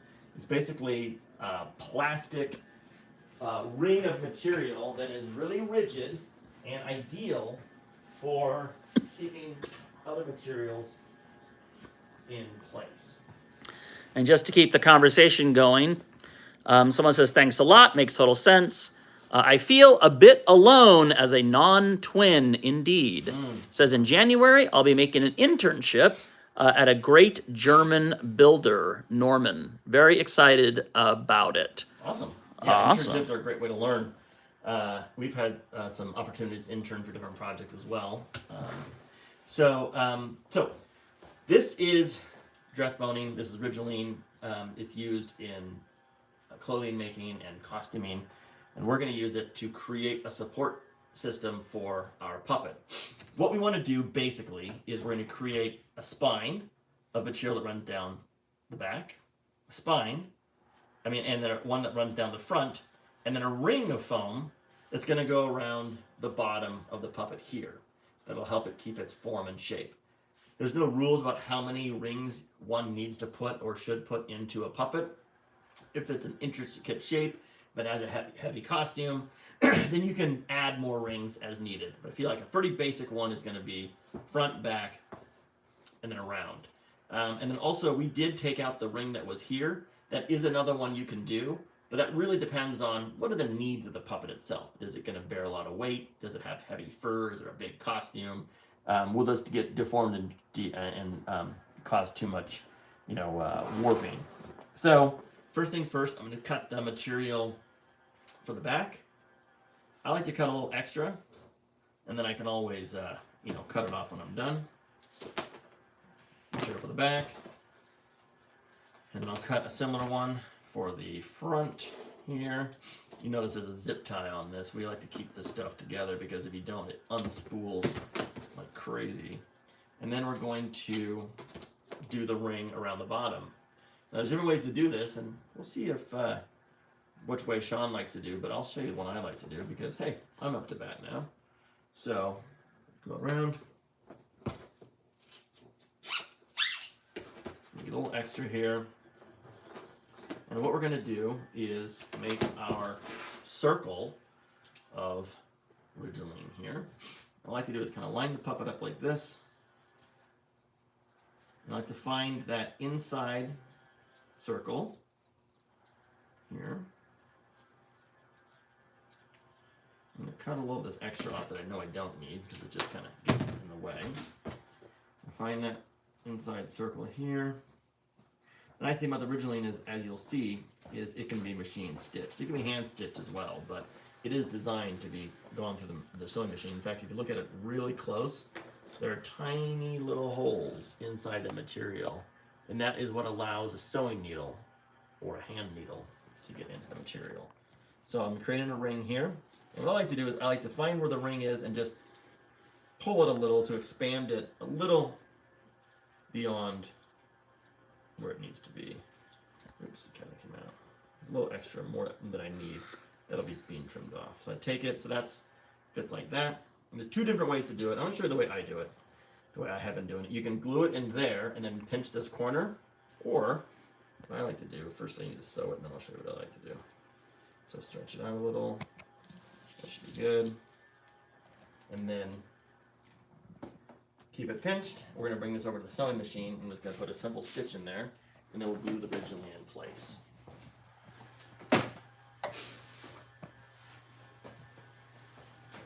All right. So here at the sewing We have someone machine. joining. Greetings from Atlanta. Oh, nice. I've noticed reticulated foam is getting harder to find. Where do you get supplies? It's a great question. We get supplies lots of places now. We get our foam from Bob's Foam Factory in Fremont, which is in the Bay Area out in California. We used to get it at Atlas Foam in LA. But both of those places do ship. Yeah, they do ship, and it's light to ship. It's relatively inexpensive because it's so light, even though it's big. So I've lined up my area that I'm going to stitch here. I'm going to put it into the sewing machine like so. Flip the machine on, which is on, and then lower down the foot, and just go right across where those two line up. I do a little forward and backward in order to grab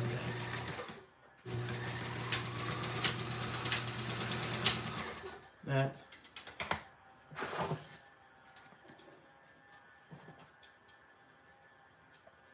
So now that ring will go at the bottom of our puppet to help provide some nice shape. So we're going to go back and do some more gluing here. And while you're setting up for that, there is a question. Yes, How long does it take to build a puppet from A to Z? it's a great question. Now, if you have patterns already, it will go faster, but what if you don't have patterns? What if you do have patterns? Yeah. So having patterns, of course, makes things go a lot quicker. But when we're building puppets, like for a client or say we could say maybe 4 to 6 weeks on average for a custom puppet, maybe 2 to 3 weeks for a simpler design. But a lot of times when we give people our time frame, what we're really building into the time frame is opportunities for notes and feedback and things like that. If it's just us building a puppet on our own, I would say 2 weeks, 3 weeks. It depends if there's costumes, depends if there's hair or specialty things. If there's a mechanism, I'm gonna add more time for that as well. But also, as you're seeing from this, if you're rebuilding a puppet that already exists and you're able to use some patterns and pre-built pieces, we'll be having a finished puppet in a matter of hours. Yeah, because for client work that we're doing, there's also the requirement of sourcing materials, getting materials approved and things like that. There could be a design process as well. Exactly, yeah. So there's little things they can add to the time of building the puppet. So I'm going to be gluing the Ridgeline or dress bone into the puppet body.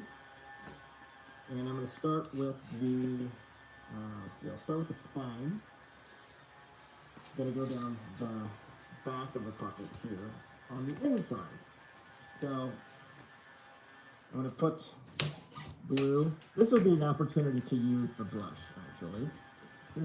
As far as dabbing on this, it doesn't really matter. So this is a good chance to use that brush to apply it to the Ridgeline there. You still want to make sure it's a fairly, you don't want to just glob it on, but this is a good chance to use that. Boom. And then I'm going to, while I'm in glue mode, let's glue all the other stuff as well.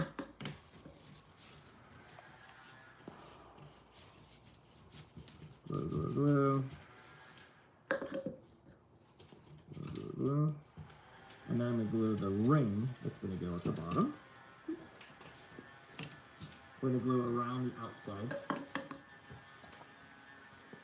Again, using that brush that came with the can. This is also demonstrating why it's good to have gloves on.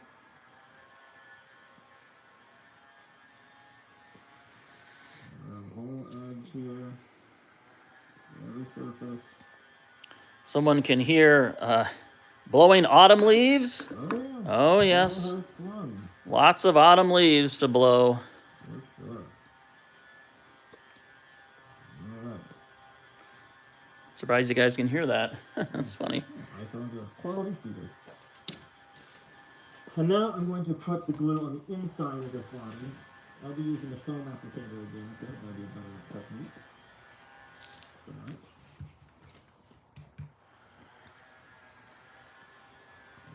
There we go. Once again, I'm going to dab it. And dab it on the inside. So here's the spine. I'm going to dab glue on the inside of the puppet here. A little bit tricky to see, but you'll get the idea.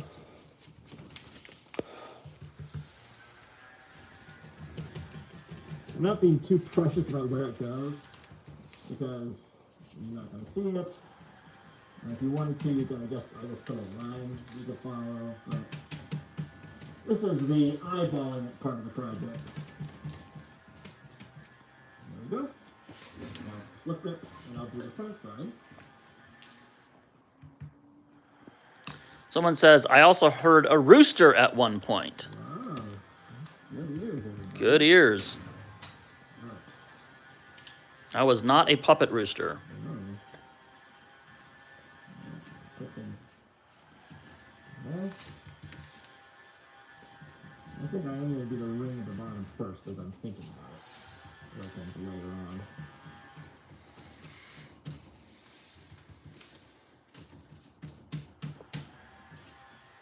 So like I said, there's different ways to do the ring on the bottom. The way I've been liking recently, instead of putting it around here and then pinching that together, I like to do this. I like to put the ring on the flat side. Let me show you what I mean. I put glue on this flat side here, dabbing it on. There we go.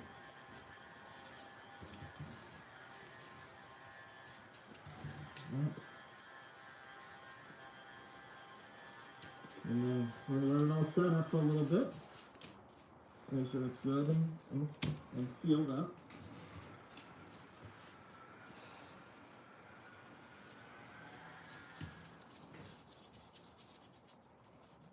Originally, there's another material that you can find. I guess you can find it online. We used to get a lot of these things at Joanne Fabrics. Of course, they are no longer in operation. Alright, so it's set up pretty well.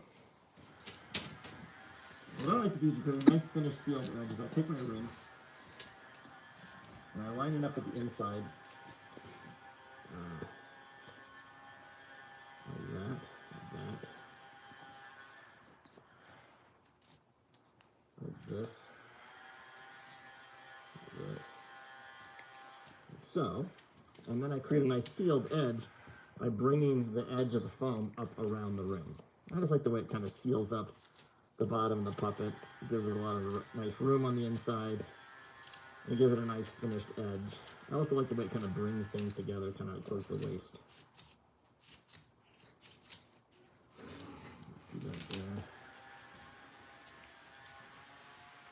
Someone says, why did we invent the inch system? A nightmare. Yeah. Opposite is true as well. Metric system is just as crazy. Well, we're sort of used to inches, but I agree. They don't make much sense at all. So now you have a nice finished edge here. A little ring of boning there. And now we're going to put our boning down the spine. This is drying up pretty nicely. Just going to get a guess where it's going to go. Line it up here. Feels like that's about right. I'm going to sort of eyeball that. Feeling pretty good. There was a time in our lifetime where we were supposed to move to the metric system here in America, and it didn't happen. Yeah, there you go. And then on the front as well.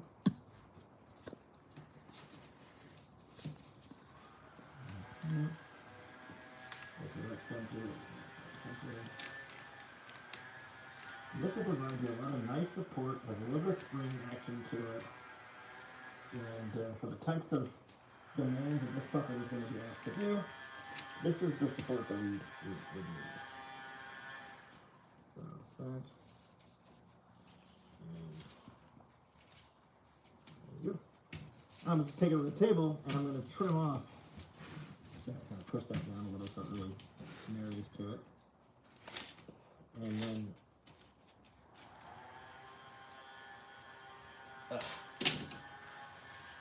masks.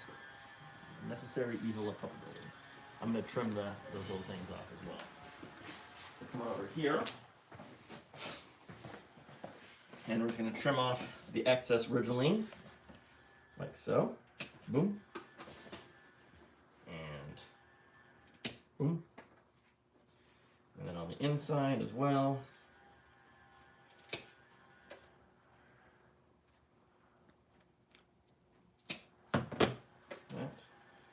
So now you can see on the inside of the puppet, you have that going on. And like we said, there's no rules about what you need to do for boning. It really depends on the demands of the puppet you're building. Sometimes we've seen it where people put boning up and around on the inside. Sometimes they have around the waist. Sometimes they do build it around the neck. But really depends on what you need to do for the puppet. So this is our foam body, and Sean will talk us through making puppet hands. All right, thank you, Patrick.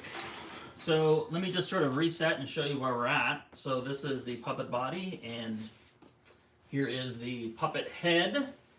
And you can see as this is all coming together so far,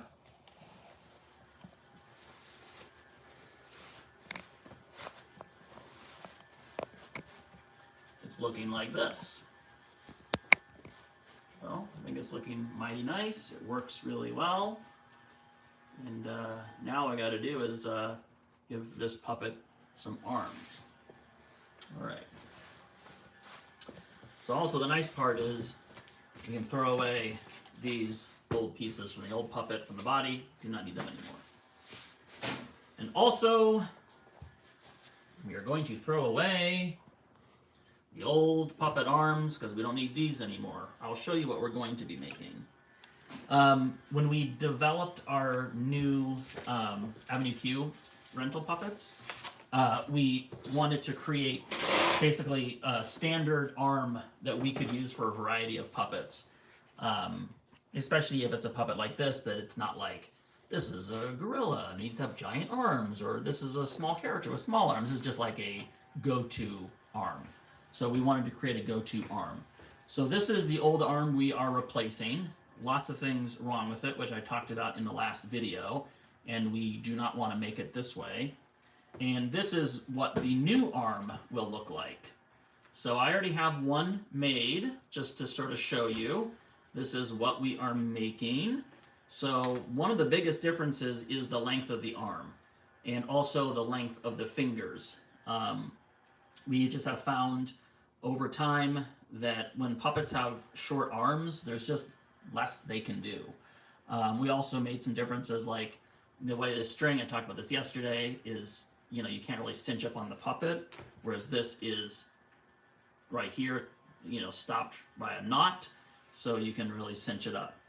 So I have the components already cut for this, so that will help put things, help things go a little faster in this video. But basically you can see what it'll look like is here is the body, the arm will go on here, and that's starting to look really nice, like a nice puppet. And then eventually, and we'll get to this, we're going to have a new yellow covering. Now this yellow is not the same fur as this, because this fur is 12 or 13 years old and we don't have any more of it. So we just found this, which is similar. Now it's not exactly the same color, but for our purposes today, I think it'll work just fine. and plus the hand is pretty far away from the head. I guess you could give people real nerd points for noticing their different colors, but you gotta have something for the fans, right? So this hand is no more, goes in the trash, and this is the new hand that we are going to be making. So what are the various components of this hand? There are a few different things. One, we've already pre-cut this foam. This is already designed with a laser cutter and pre-cut. Cutting out fingers out of foam is a pain, so we're happy that we can streamline that process. So we have 2 pieces of hand foam. We also have these 2 pieces, which are the arm foam. We also have this. This is a Delrin rod, which is just a durable plastic. You can also use a dowel, wooden dowel. We just happen to have some of this in stock, so I wanted to go ahead and use it. And you will also need a shoelace and a rod pocket. These are other things that we just make in bulk. We have made in bulk, so we can just pull them out of a bin, so I don't have to spend time making a rod pocket. And then we're going to use these gaskets. Again, these are wooden gaskets, and we pre-cut these using our laser cutter. And then we'll need these gaskets for the inside of the arm. And then finally, we're going to be using these little clips to attach it. And then to finish it up, we have arm rods. And we actually contract with a company called Furry Fingers in England, and they make the rods for us. So we can just pull them out of a bin and use some rods instead of having to make them from scratch. Okay, the other component for the hand is the hand wire. So the original puppet did have a hand wire, much too thin. We will not be using this thin of a wire. We'll be making a new one. We've already made this hand a few times, so we have this pegboard all designed. The outline of the hand is there, and then those nails, which I will show you how they come into play. What you'll need for this process is some sort of a pegboard. I'm using aluminum. This is lightweight, 1 pound, 0.1144 gauge. Now, you will see it's quite a bit thicker than this that we used before. The reason why is you want to be able to have some, some strength, and you want it to be able to hold a nice pose when you position those fingers or put it on a prop. You want it to be able to have some integrity, stability. All right, so let's start with the hand form and the wire. First, I'm going to measure out a length. We're back. We're back. Sorry about that brief interruption. Okay. So we're going to make a wire hand form. I'm going to get the other phone and I'll make wire hand form. All right. So here's what we're going to do. Like this. What is this? About 40 inches. I'm going to use this. I'm going to clip that. And then I'm going to wind the wire around the hand form. Starting at the end here, leaving myself a little extra. I'm going to go around the thumb, bend it, go inside that, go around the first finger. This is a 4-finger hand, like this. Go around this, just keep winding it around until I get to the end, and wind it that way. I have a little excess, which I can clip off. Next thing I'll do is pull the wire off the form. It just gives me a basic shape. I put the form aside. And I'm going to take these pliers and just pinch the tops of the fingers like so.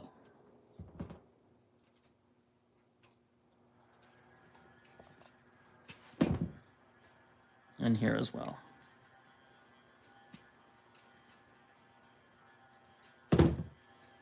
And here. Okay, so it looks like that. So we're still streaming? Great.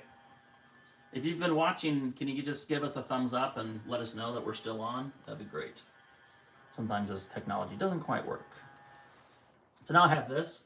What I'm going to do is I'm going to use the drill and wind the wires. So I'm going to pinch here, like so, with the pliers. And then I'm going to put the thumb here inside, and I'm just going to slowly twist the wire. Not too much, not too little. Twist it too much, it'll just break. Twist it too little, and you won't have enough of a twist. But that's a nice even twist. So then we're going to go here. We're going to do the same thing. We're going to twist the wire.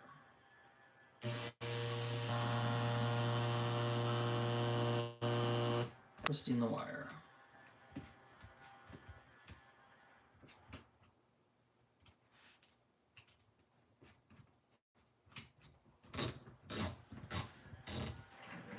Twisting.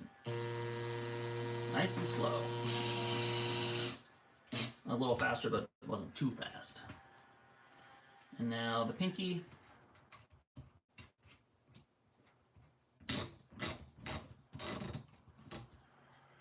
Twisting.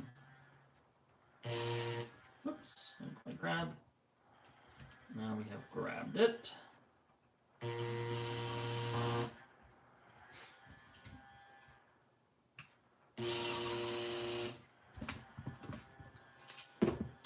Okay. So now we have the fingers.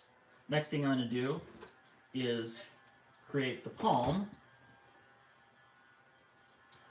So I want to make sure I have it big enough, but not so big.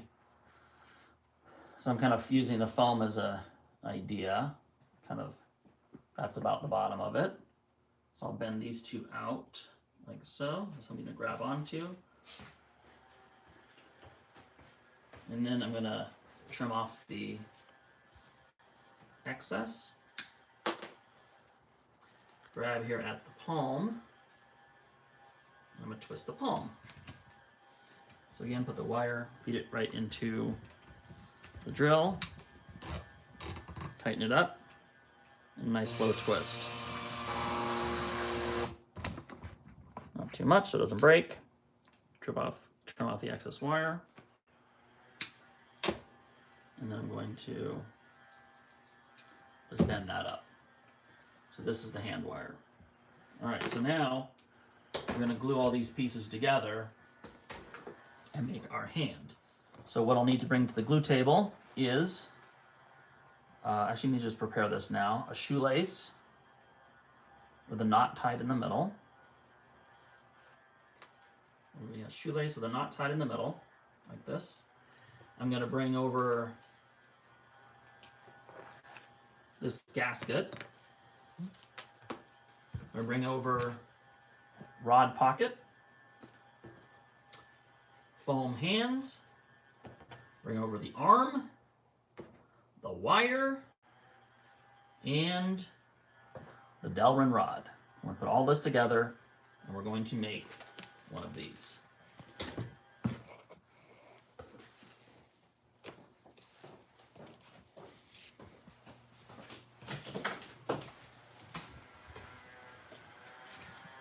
All right, let me just grab another glove.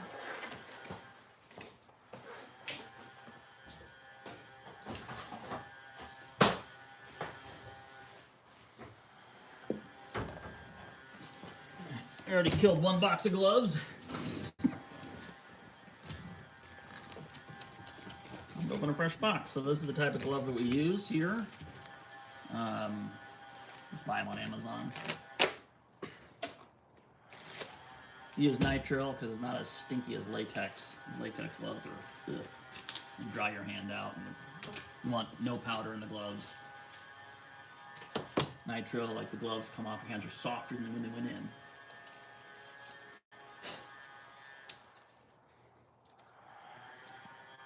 All right, welcome to the leaf blowing glue station. All right. So let's make a puppet hand. Here's what we're going to do. We're going to start by taking our two foam pieces. I'm going to get some glue here. we're going to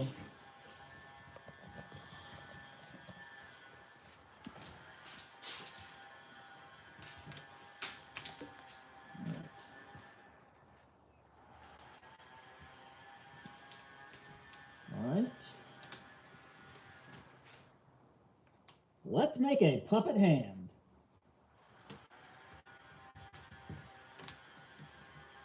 Put the glue on both sides of the palm.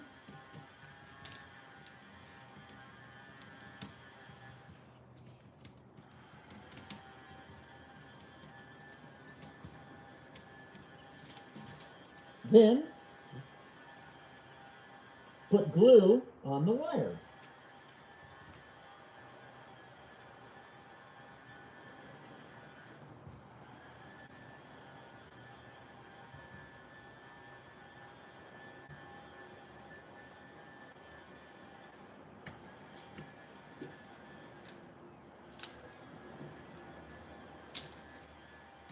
Next, put glue on the rod pocket.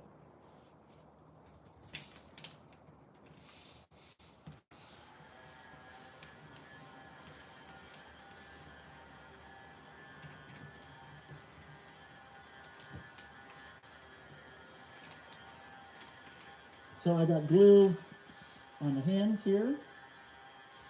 Maybe I have to tack up a little bit. Glue here, and then glue here. All right.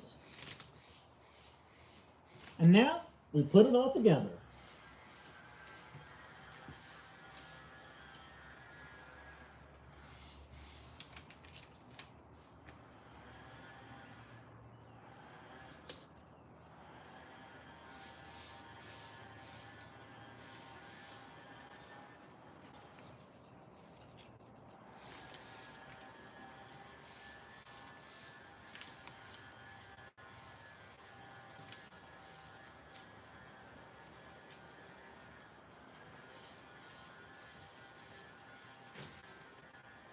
And now I got a puppet hand.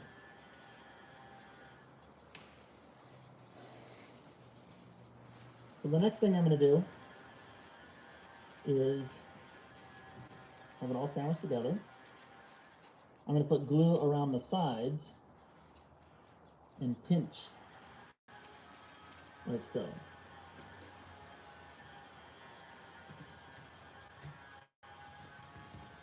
Start with the fingers, work my way down. Fingers, fingers, fingers, all the way down.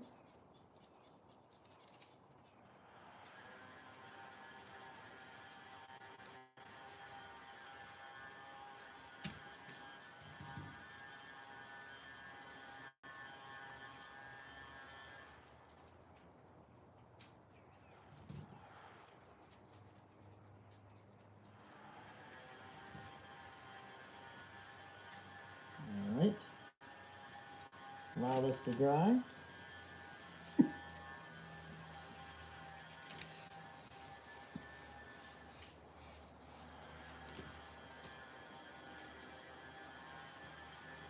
You can see I've got glue on all these facing sides. Like so. There's a rod pocket. And since we're talking about mistakes we made previously that we don't want to make again, the old hand had the rod pocket on the outside. Our new way of doing it is to sandwich the rod pocket in between the foam. So much harder for that to become dislodged. Now I'm going to pinch. I'm going to pinch it closed like so.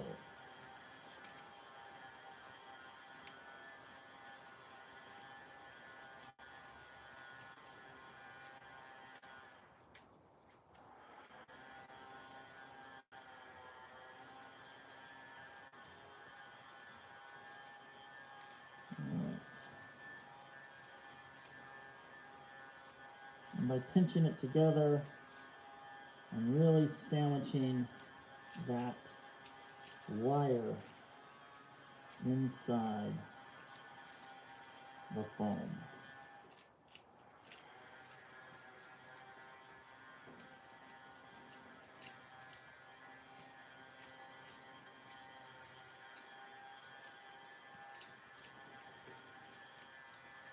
kind of smushing it around a little bit.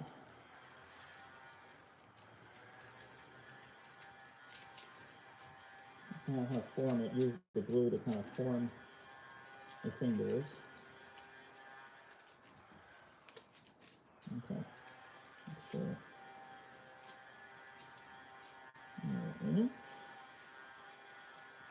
I'm gonna kind of, I can form this wire a little bit so it looks a little, you know, has a little shape. And now you got your puppet hand.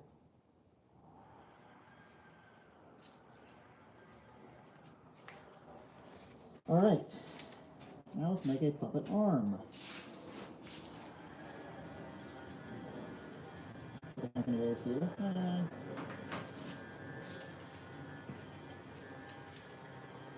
Yeah, so we're doing double duty. We're making reels while we're doing this. If you're wondering. All right, so here's the hand. Now we're gonna make the arm.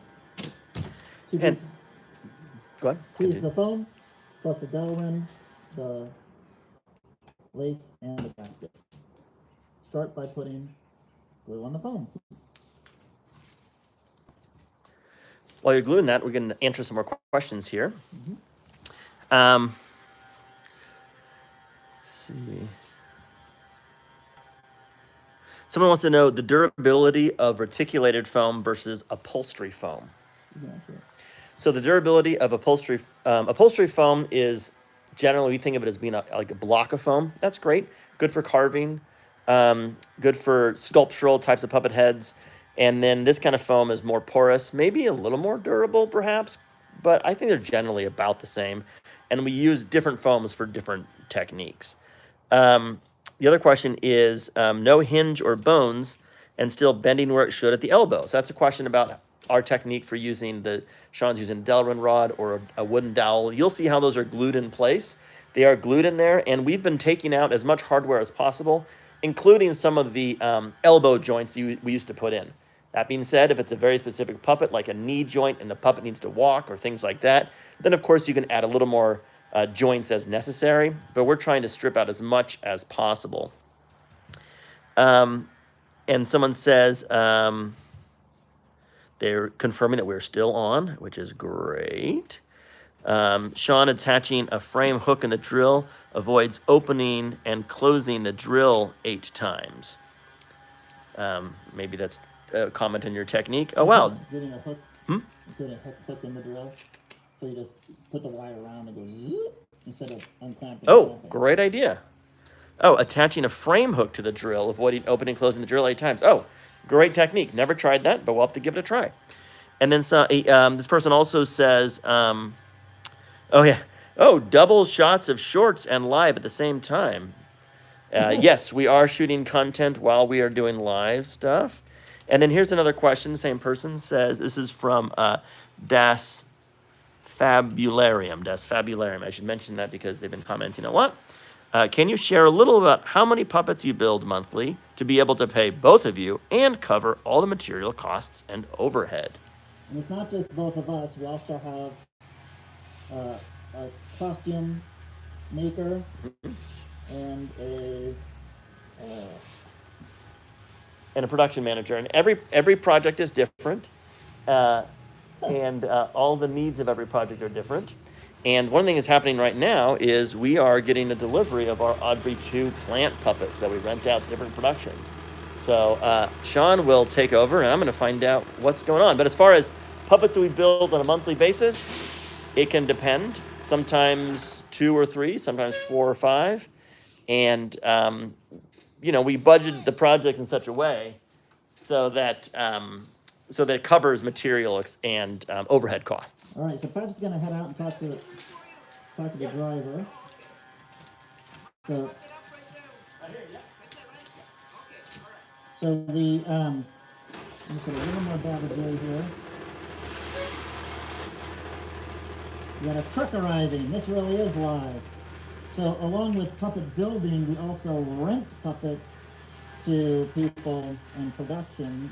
And one of the puppets we rent, one of the sets of puppets we rent is Audrey 2 Tower Horrors.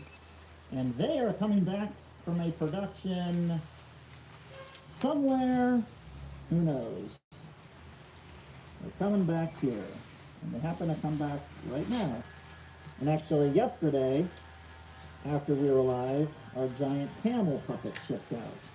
So that's the other thing we do as well. And, you know, nothing to announce yet, but we're creating a brand new live touring puppet show. And there'll be more about that later. All right, now I have the arm done. And I have the glue on the gasket. Put the I'm gonna dowel go on. ahead and put it on like so. And then to put the gasket in, what the rod, you take some glue. I put a good amount of glue, slather it up, because now it's going to slide right in, all the way down to the end. I'm going to finish this one. Sorry, put it all out here. To finish this up, I'm going to go ahead and put some glue on the wrist.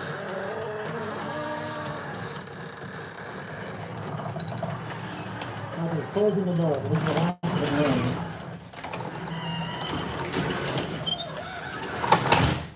Last of the gluing here. That was a lot of excitement. All right. And this arm is going to go on like so. All right. Let's head over back to the table. Take these gloves off.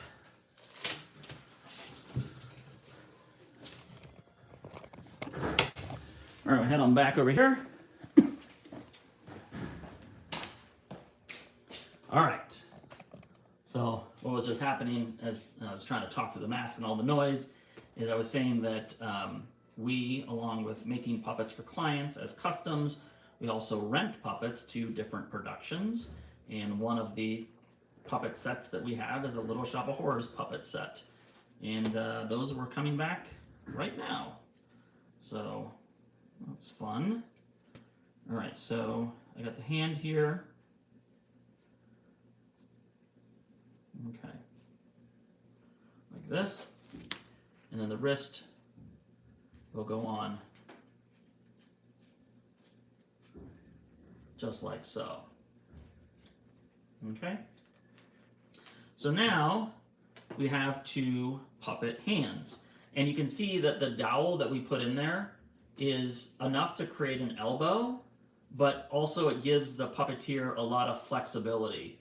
So that's a little technique we picked up. So it's not like locking. It gives you lots of motion while still keeping a sense of kind of a cartoonish anatomy. Anatomy is the word I'm looking for. All right, so now you need to be able to attach these to the body. So the next thing we're going to do, make sure this is twisting the right way, is glue these gaskets inside here so they can receive the arms. Head back to the glue table. There's a little bit of gluing here. Pretty much be the last bit of gluing until we get to the actual covering, which is coming up soon. Reuse these gloves. Waste not. Want not. Plus they're not that icky yet. Okay, so what I'm going to do is put some glue on the discs and on the foam. And we'll secure those discs into the body. And you'll see how we attach our arms. Again, a little glue. Put a little glue on the back of each disc. Not too much. Put a little glue on the inside of where the arm is going to go, right in the shoulder area. So kind of right in here. All right, I'm gonna let that dry.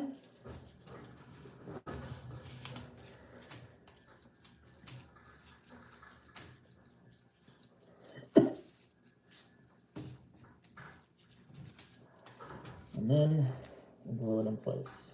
So I'm just going to push that little gasket right in there. One, and one gasket right in here. Two. So what does it look like? The inside looks like that. All right. There's our puppet body.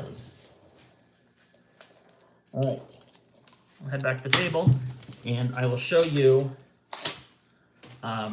how this all gets attached. So we have our body like this, got the gasket inside. So all I'm going to do is take a small pair of scissors, and I'm just going to kind of snip where the hole is. And it doesn't have to be exact, because the shoelace, one of the nice things about the shoelaces is those plastic pieces will push through the foam. So all I'm going to do is take one string and find that first hole and bring it through. And then I get the next string, and I get the second one and pull it through, and I cinch it up nice and tight, nice and tight. And then to attach it, you could tie a knot if you wanted to, but we've been using these little doodads. You can slide it on like so, and like this. And now your puppet arm is attached. Let's do the next arm. Same thing, the string goes through here. Nope, didn't quite find that hole, that's all right. All right, this goes through like this. And this one goes, I'll cut that hole again. I'll snip, snip. Goes through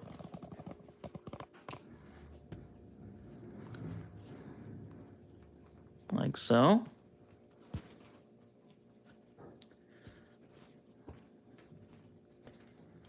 You can start when there it goes. All right. Once you get it through the first time, it's a lot easier. Like so. And then I take one of these little guys, and the string goes through and through. And I can cinch it tight like this. So now here is a puppet body with the arms. And just for anyone who's watching now, you want to see the progress. Here's how it's coming together.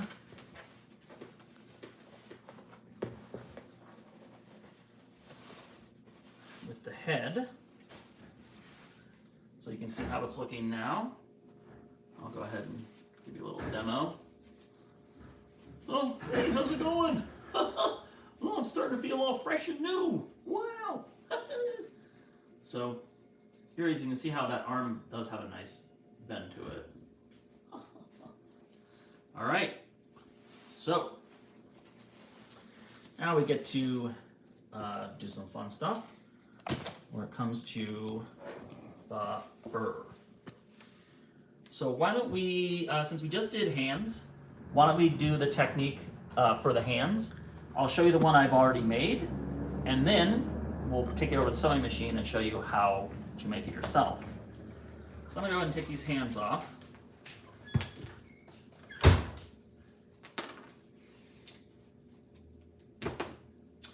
See how easy it all comes apart?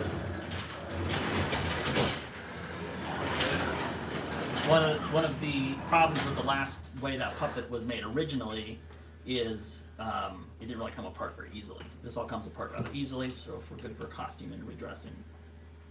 All right, so let's see, which hand is this? Does it matter? It matters. Okay. I'll make this hand. All right, so the first thing I'm going to do is assemble this, and then I'll show you how we made it. So here's the fur hand, and here's what we're going to be going for. This is also, this rod helps for this part of it as well. It's the wrong hand. He's right. Thumb.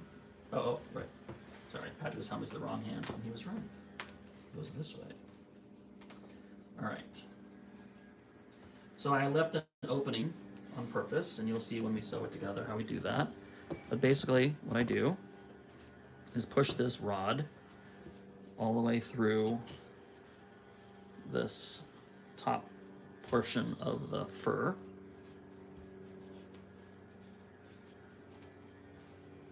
It's a little tough always to push the foam through. I mean, yeah, the foam through the fur, because the foam is not naturally slippery. It wants to like grab it. So if I can just get it to the top, like so. Then what I'm going to do is find those two holes where the string is. A little more. There we go. Find those two holes. String is here and here. And then I can pull them through without cutting them.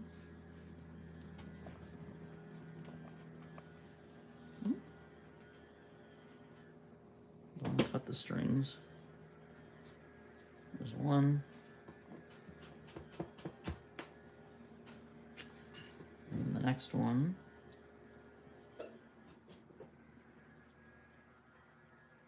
The fur fits pretty tight, which is good. I like that. I like it to be snug, not too loose. Great, then I can hold on to the string and just pull the arm down. All right, then I'm gonna kind of squish these fingers together, and we're gonna put them into this glove.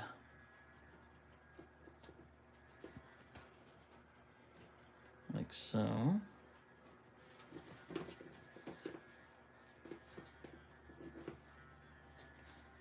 This is one of the reasons why it's good to have sturdier wire, because for this part of it, you really are kind of manhandling it a bit, finding the fingers. It's like putting a glove on a stubborn child. If you've ever done that. All right. Bring it all the way down to the end.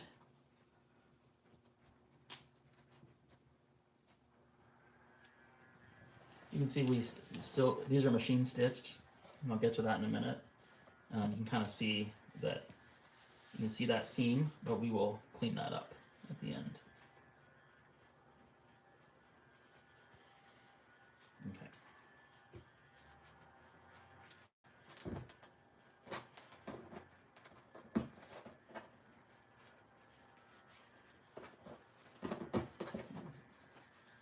Get that foam stretched all the way through.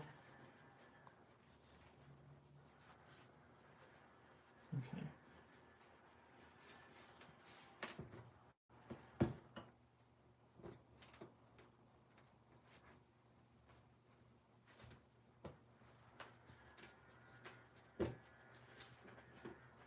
All right. So here is our hand.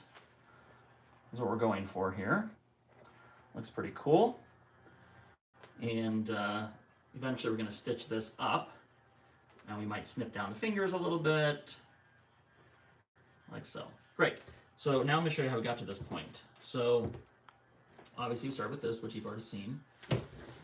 We have a... Let's switch it off. This yellow fur, which we're using. Whenever you're using fur, you want to be aware of fur direction.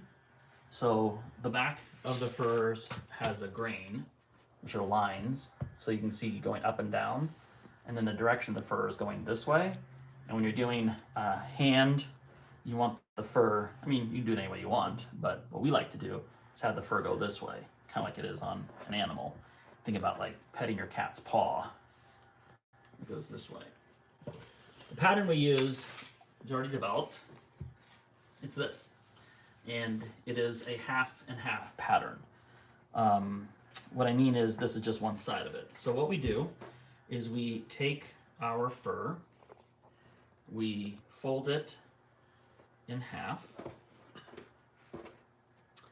and then we take the pattern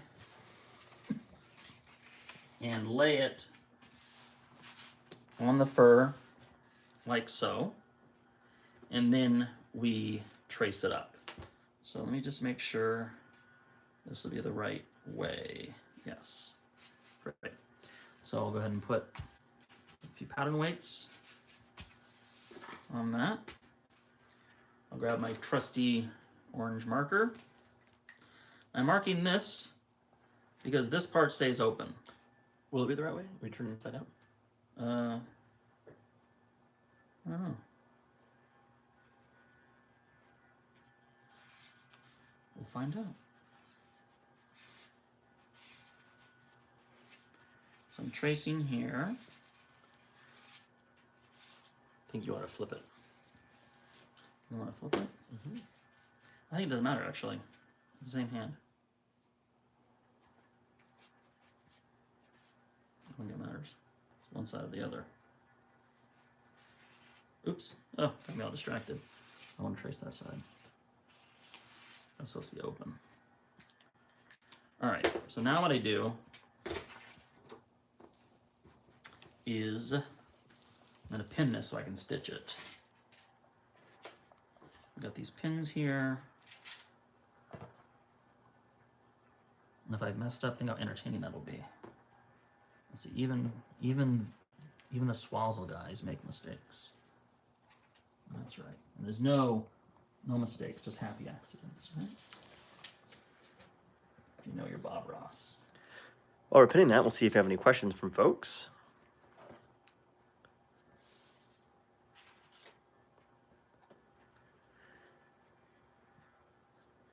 So there was a question.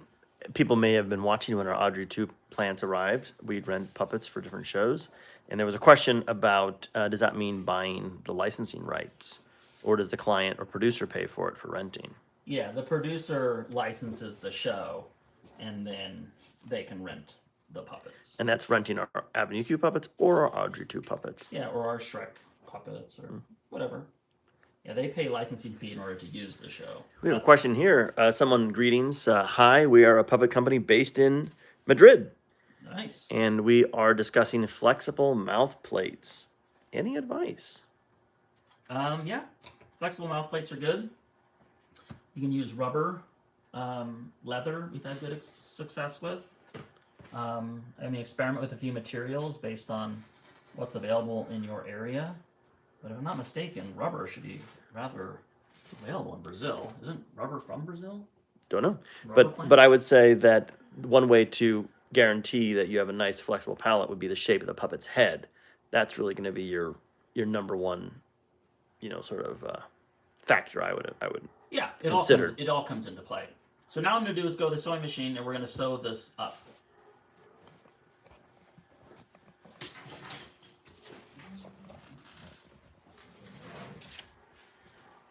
We used to hand stitch our fingers. We don't do that anymore.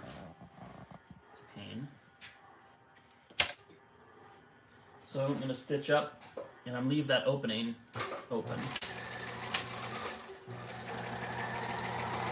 I'm just stitching on the line.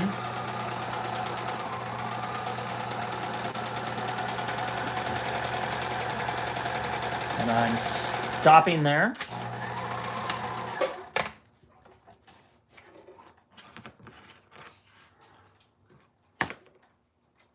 And then I'm going to start up again after that opening. And you saw how I fed that hand through. That's why.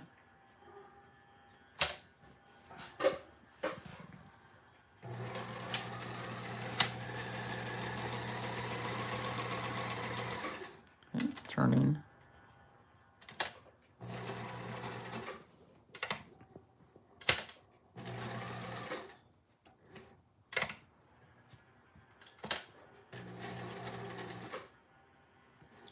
Turning out the fingers.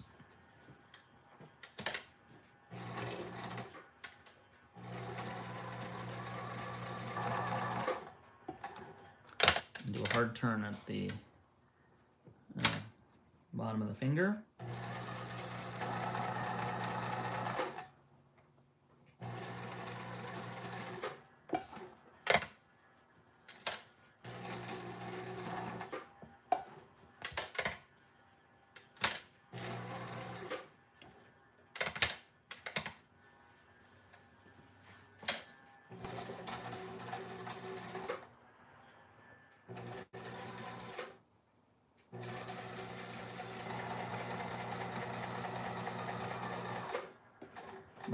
myself a little space here, so do a few stitches across.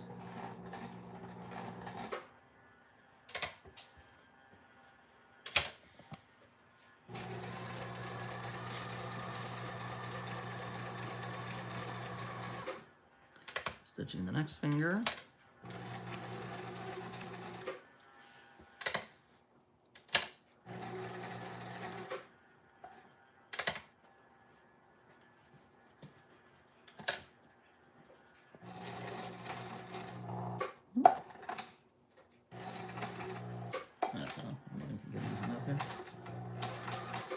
Okay. We might have an issue here. Yep. It happens. Oh, good. It's not a terrible disaster back here. But I'm just going to re-thread the machine to get the last bit of this. All right, so the bobbin string is getting caught up. So it looks like I might be able to go without re-threading the whole thing.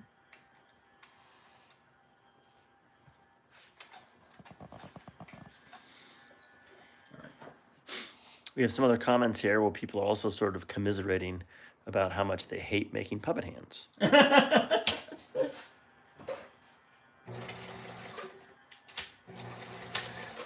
Yep. Kind of a pain. Usually when you finish with one, your reward is you get to make a second one.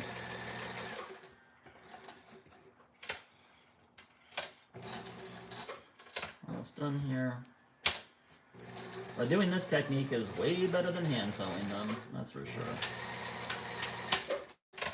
Alright.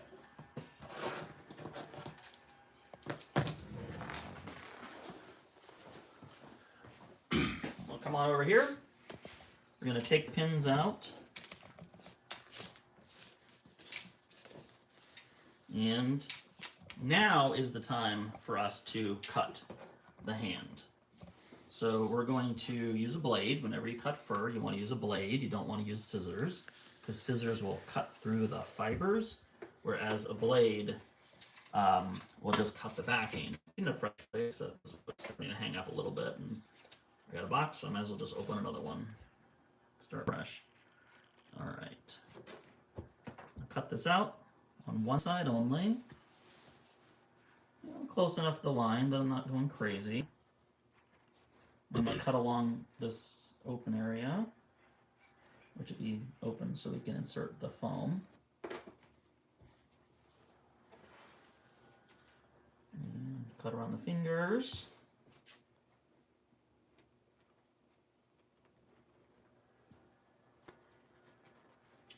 Like so.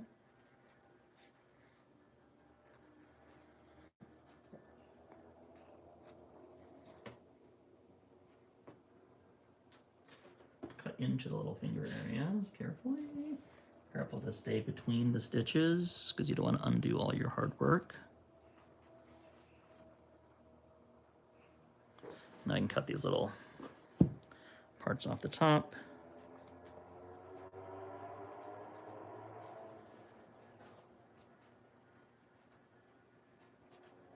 And we'll flip and do the other side. Cutting down along the seam. Using the blade, not scissors.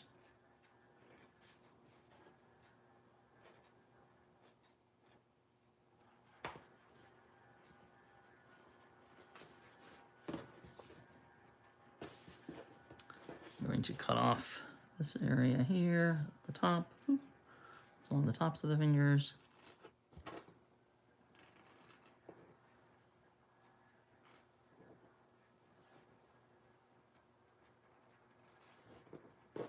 And we're going to follow this line.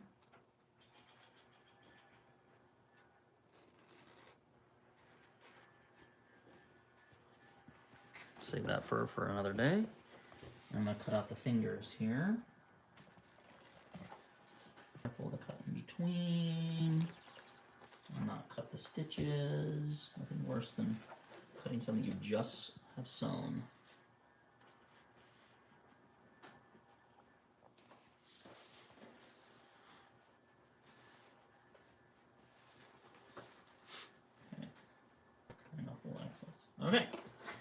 now I can use this opening to flip.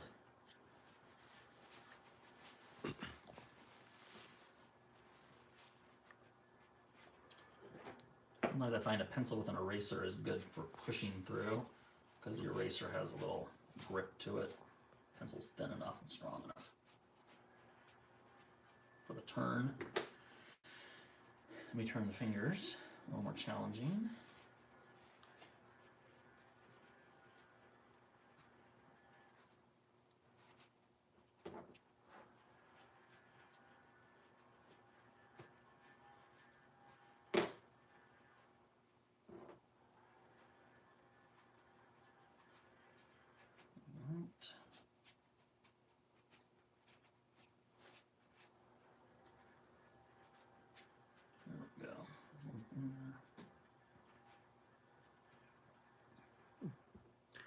While we're dealing with fur, there's a couple questions that have come up about fur. Okay. One, someone wanted to know, someone wants to know if we're ever going to do a demo, this is not fur, but about how to carve out basically the core of the inside of a block of foam. Oh, yeah. Yeah, we will do a demonstration about that at some point in the future. And then while we're on the fur and the hands, someone says, can a box cutter work when you're cutting, when you're trimming, as opposed to a blade? I mean, if it's all you have, sure. If it's sharp enough. And the other question is, thanks for your generosity answering. We have another question. We are going to try texturized fur. If we put the fur in the laundry machine, do you think that's going to work, or is it better to boil it? Well, the technique that we've used, I mean, I've been hearing lots of interesting new techniques out there for making fur look less off the shelf. But one technique that we learned many years ago and we have used with great success is to just get a big pot of hot water going to a boil and put it in there and boil it. I will say a tip before you do that is to use a marker, a Sharpie, and mark on the back the fur direction. Because once it comes out and it's totally all distressed, it will actually be very hard for you to know what the fur direction is. So do yourself a favor and mark that fur direction before you start the boiling process. Yeah, you can use a washing machine too. It won't be as extreme, but that also works. I would say anytime. But don't put it in the dryer, because if you put it in the dryer, it will just fluff it up again. And the point to making, a distressed looking fur is to have it not fluffed up. And when working with any sort of faux furs for any kind of project, probably the best thing to do is, if there's a technique you want to try, experiment with a small piece of fur first. That way you don't throw your entire bolt into a pot or into the washer just to realize that maybe it doesn't have the effect that you had hoped it would have. So test it out on a small scrap of material first. Just like before, I'm pulling the little laces through.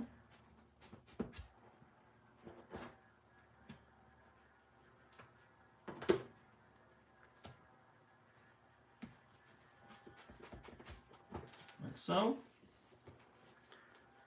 And then here's someone says, does anyone has an itchy nose when they're working with faux fur, or is it just me? Yeah, old fibers are flying. It happens.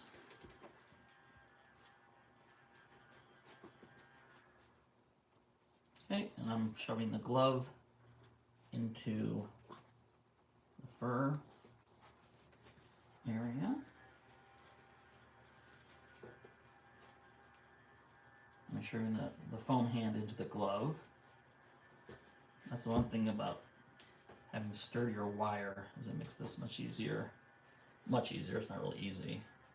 What makes it easier is if it was fleece.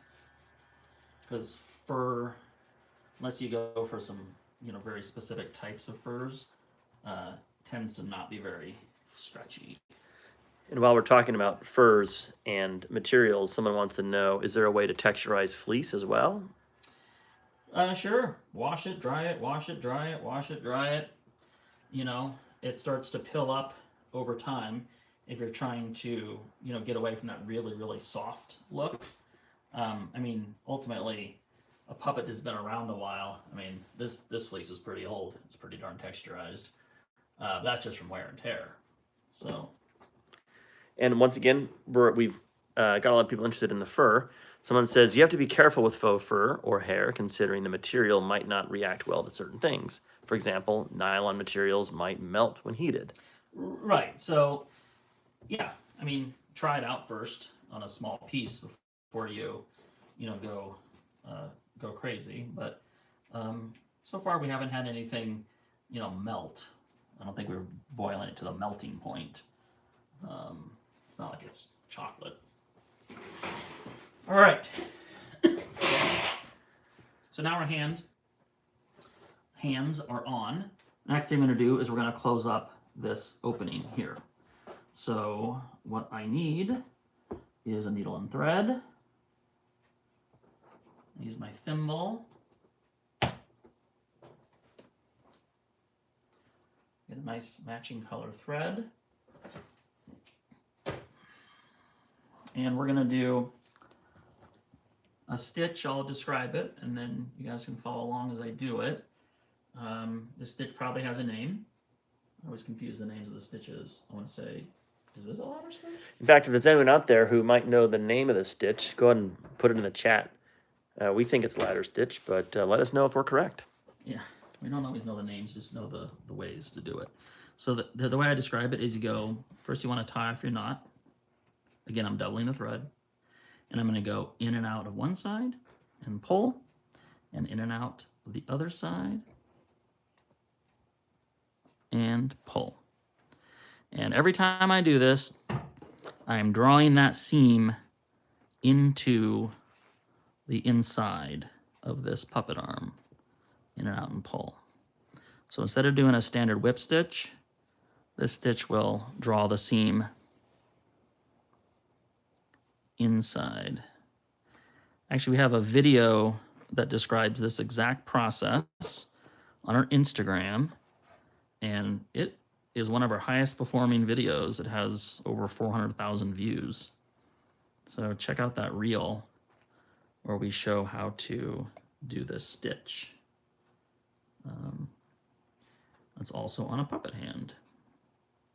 So I'm going in and out, and it's closing that seam up and also hiding the seam on the inside so it won't be seen. And once you take a little pin and brush out some of these fibers, all of that will totally disappear.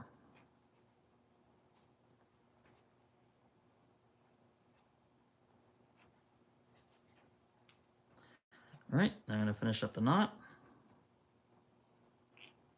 So where's the thumb on this puppet? Like so. And I drive this in like this. All right. Where's the thumb on that puppet? Okay. Great. Patrick still thinks I made it wrong. Just confirming. Good to confirm now. I did not. Like this. This is the thumb. Here's the finger pointing like so. And then this one is here. All right, so now the length of thread.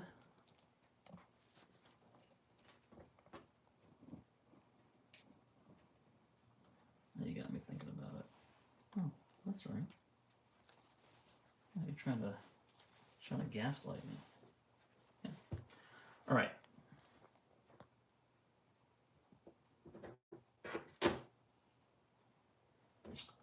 Now, take this, again, double length of thread.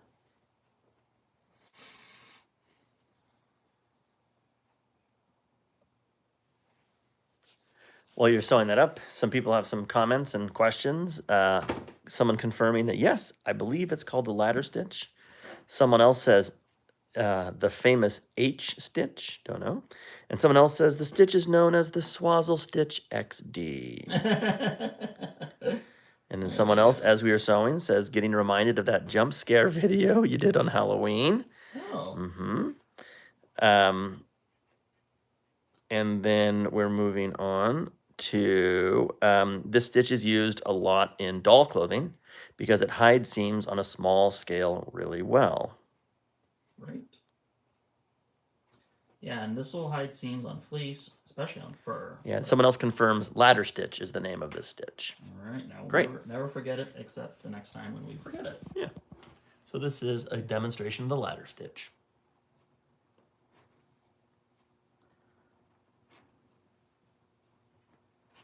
Yeah, a lot of times with this stuff, we know what it is, what its use is, but then we don't always know the exact names or the makeups of the material. Some people are real material people, like, oh, that's blah blah blah foam, and that's this and that's that. I'm like, that's puppet foam, or whatever. All right.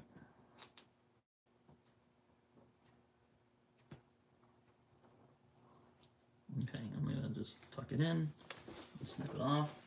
All right, that's the hands here. Now, in order to finish up these hands, I need to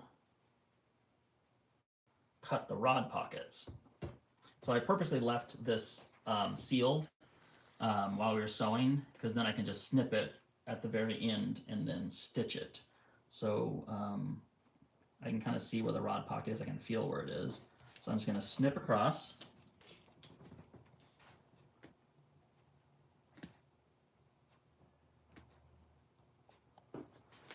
Like so. Revealing the rod pocket. I want to make sure it's easily accessible.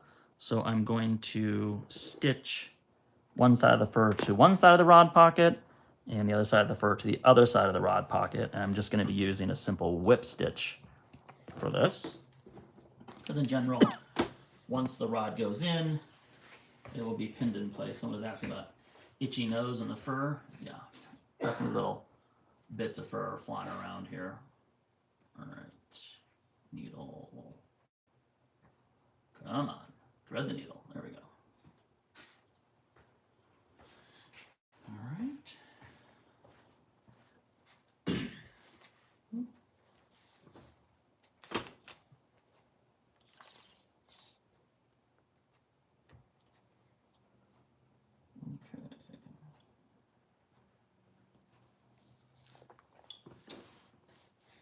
So, just as before, I'm gonna go, not as before, what was I saying? The whip stitch, totally different. So I'm going to one side of the rod pocket, and then in and out of the fur. I'm just gonna grab that and just stitch it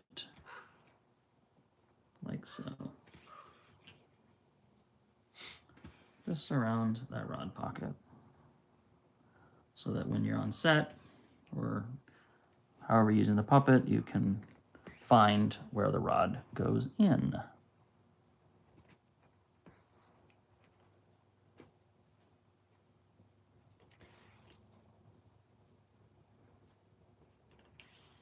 All right, stitch up the other side.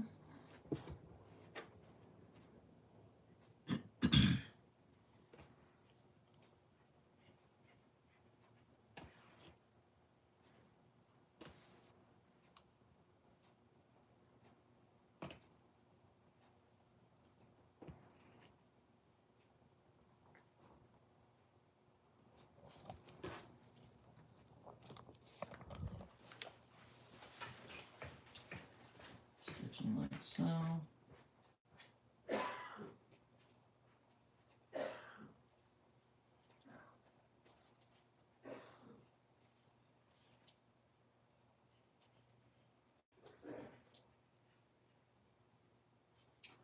Almost done stitching this up.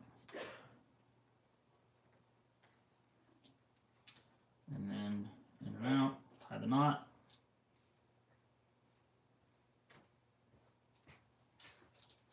And then bury that thread in there, snip it off. So now your puppet hand has the rod pocket opening right there.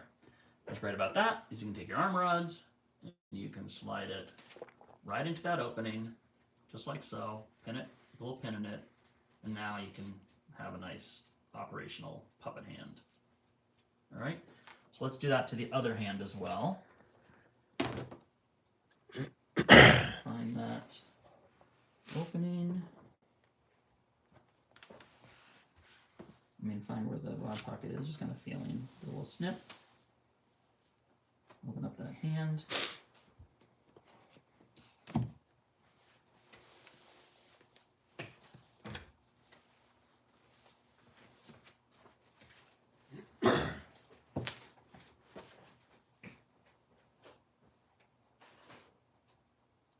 The other thing while we're talking about fur is if you have fur that is icky and distressed and you want to make it nice, or for example, if you did a custom dye of a fur, which is, I'll be honest, really hard to do. I don't love doing it, but you know, it is possible to do with some furs. But you want it to make it look, you know, nice again. I recommend not brushing it because that will make it really frizzy.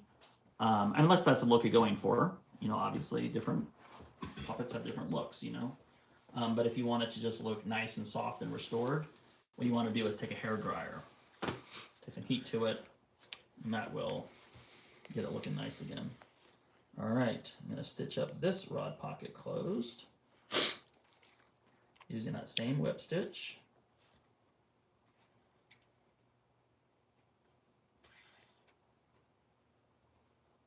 While you're sewing, we have some other questions here. Sure.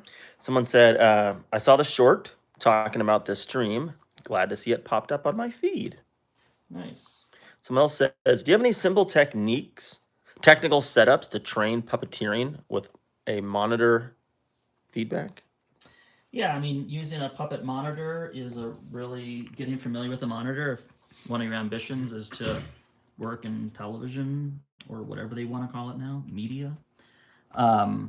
You know, there are lots of ways to hook up even phones to simple cameras and monitors, rather. I would say the one thing that I would caution is, depending upon where you're hoping to get work, still in America, it is very common for them to use what's called a straight scan monitor, which means it doesn't flip for the person using it. It's showing you exactly the monitor view, so it will appear to be flipped to your eye because you're facing the camera usually.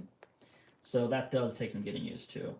I heard rumor that in England they flip the monitors, but maybe someone can confirm that. It could have just been a nasty rumor. Someone else says, how do people achieve gradient dye jobs? Well, I've actually done that before, and we have some videos about how to do that, and it's rather challenging. Creating an ombre, as they call it. But you just have to put the material in, whatever your base color is. Let's say your base color is yellow. Put it in yellow all the way, and then swap out the yellow dye for, let's say, orange dye. And then you put it in a little bit, and then take it out. Very wet. You put a little bit more, put a little more, and then you kind of let it just at the bottom, let it seep up. And there's a lot of trial and error. It's an imperfect way to do it, but you can achieve some pretty cool effects. Now I'm just using a pin. I'm not going to do all of this now, but you can kind of see that even though it's machine sewn, if I just scrub a pin across this seam here, I can start to, you know, pull the fur out, and that seam really just disappears. You can see here it is before I've started to pick at the pin, and here it is after. So now we have our two puppet hands, and Patrick is going to come in here, and we're going to create the final fur pattern for the body. For pattern. Well, not pattern, but we're going to patch. Yeah, the patch. All right, so this here, as we remember, is our foam body. This came from our original puppet. We're going to try to retain as much of this as possible. If you saw in our last video, you know that we had to wash the thing with some soapy water and then set it out, rinse it and set it out to dry. And this is what we have here. This was the back. This is the front. We do have a patch that we're going to need to replace. So why don't we get a piece of material to do that with right now. And what we have is this piece of material that came from the original arms. Oh, it looks like that's clever. Two arms. Sean stitched the arms together to create basically a new piece of material that we can use. Because this fur is not a fur we have Yeah, anymore. this fur is not available. That's the thing about furs is they kind of go in and out of fashion, and once they disappear, it's really hard to find them again. In fact, sometimes on big projects with clients that we think they might be, there's a chance that we might need to build more of these characters. Sometimes we'll just buy kind of like the bolt of fur that's available because we know that those furs, they don't, they're not around forever. So, so here we go. This is the back here we're going to try to replace, and there's no science to this except I do want to create a little pattern first. So I think I'm going to put a piece of tag board in. Let me turn this inside out because that's how I'll be sewing it anyway.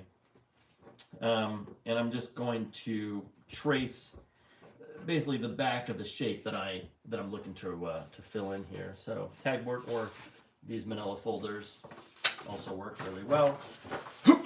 I'm just going to cut a little piece off of one, lay it in, and basically creating a new pattern for this patch that we're making.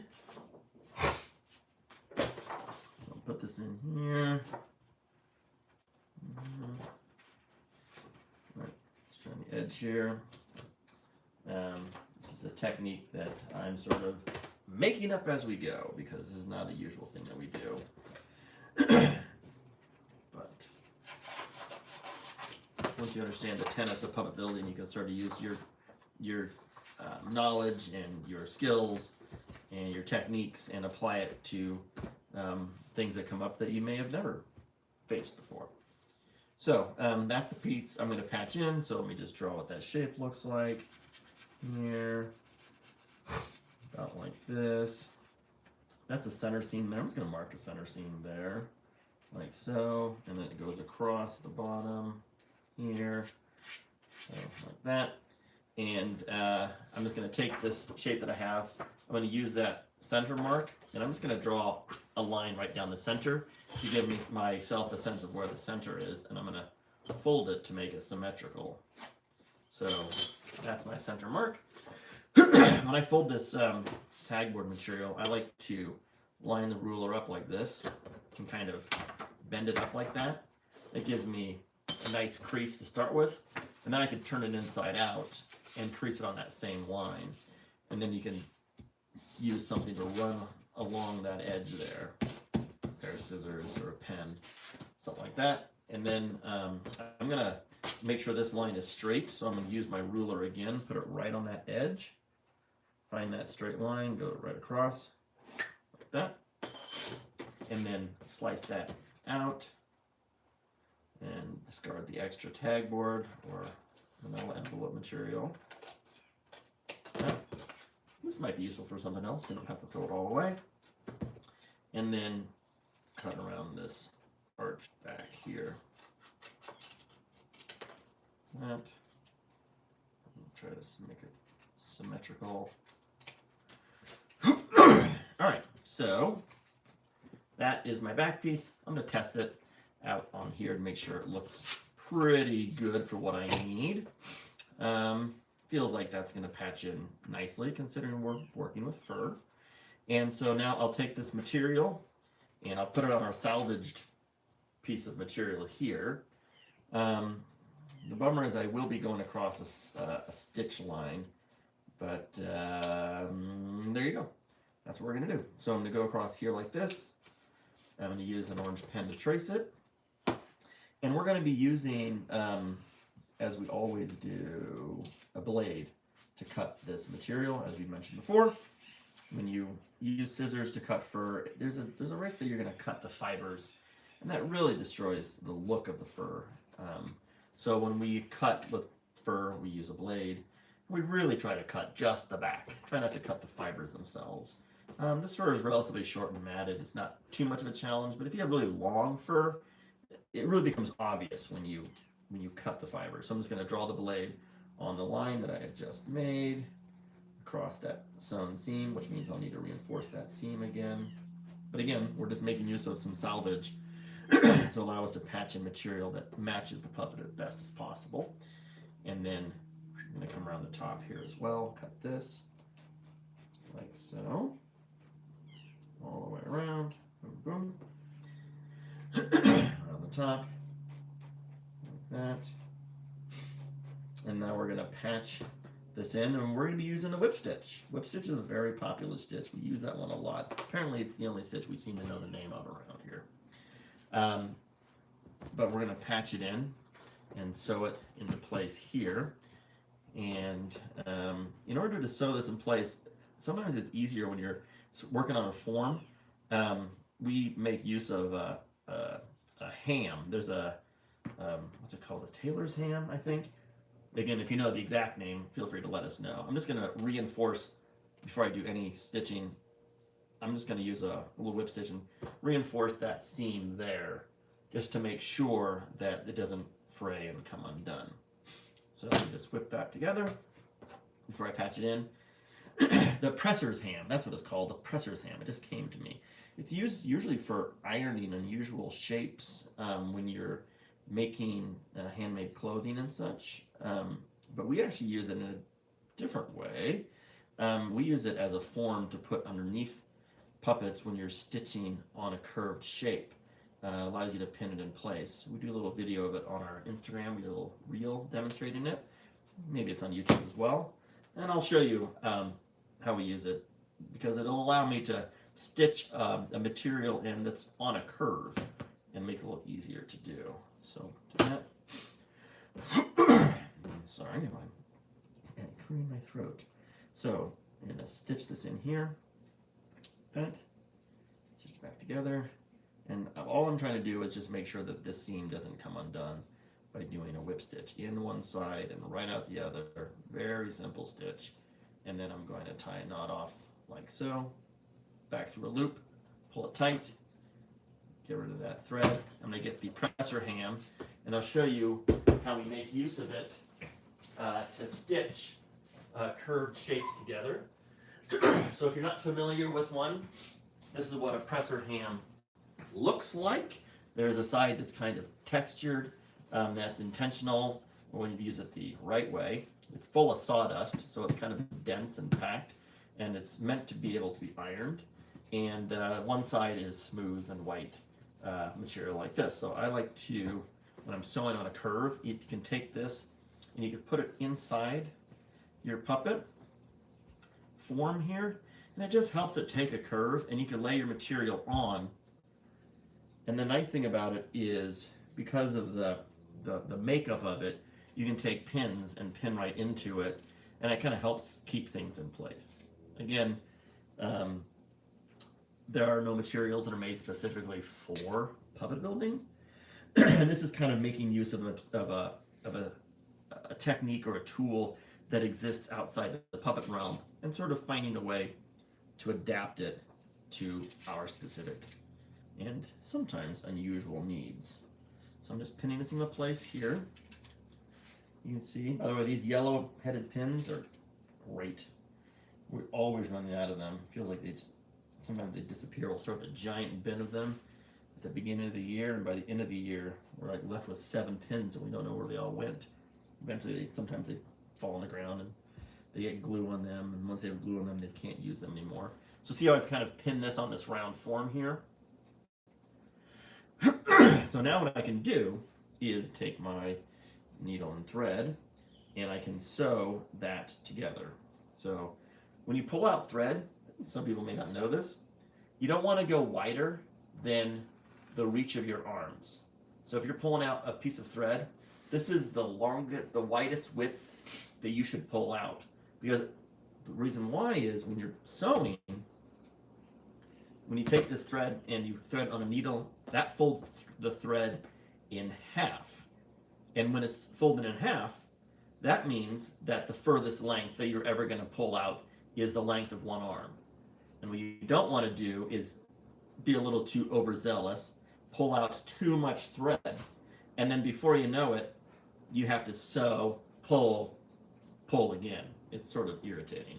So you only want to pull out as far as your arm's length can reach.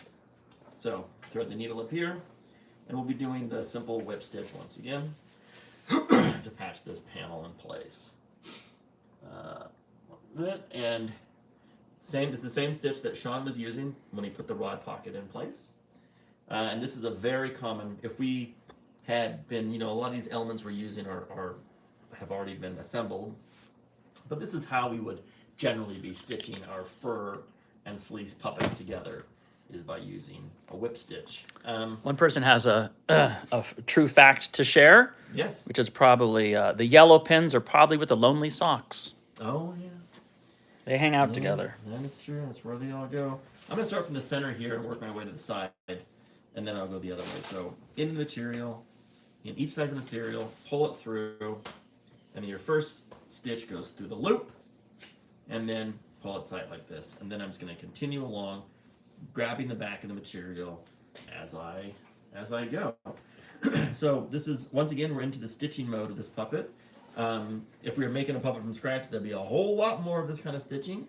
But if anyone has any questions, this would be a great time to throw the questions out there, either about the technique we're demonstrating now, or if you have any general puppeteering or puppet building questions, you can throw those out as well.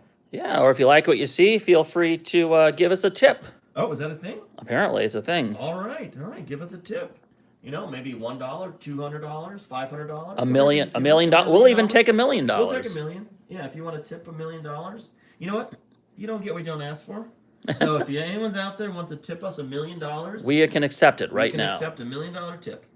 So I will mention that.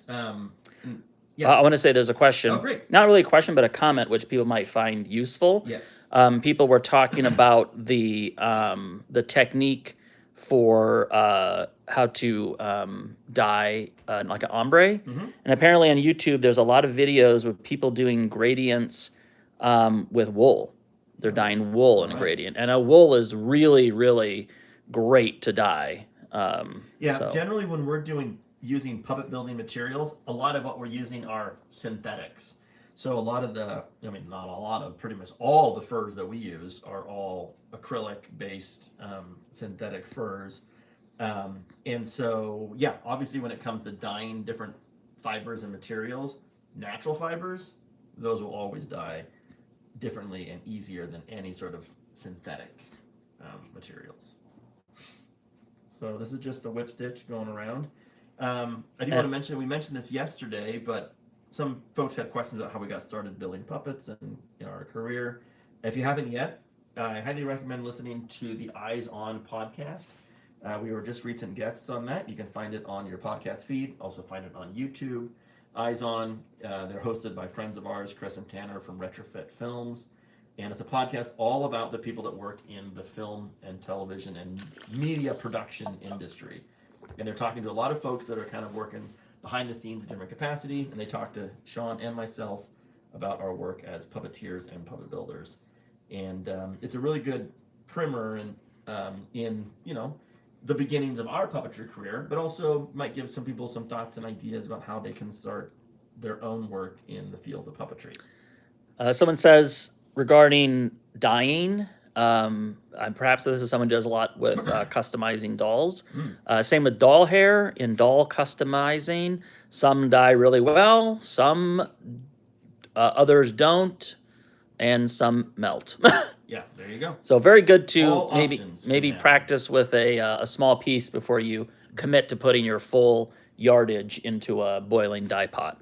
Exactly. I mean, the thing about puppet building and client work is one of the challenges that we face with, not every project, but many projects, is there are limitations of what materials are available, at least at certain price points.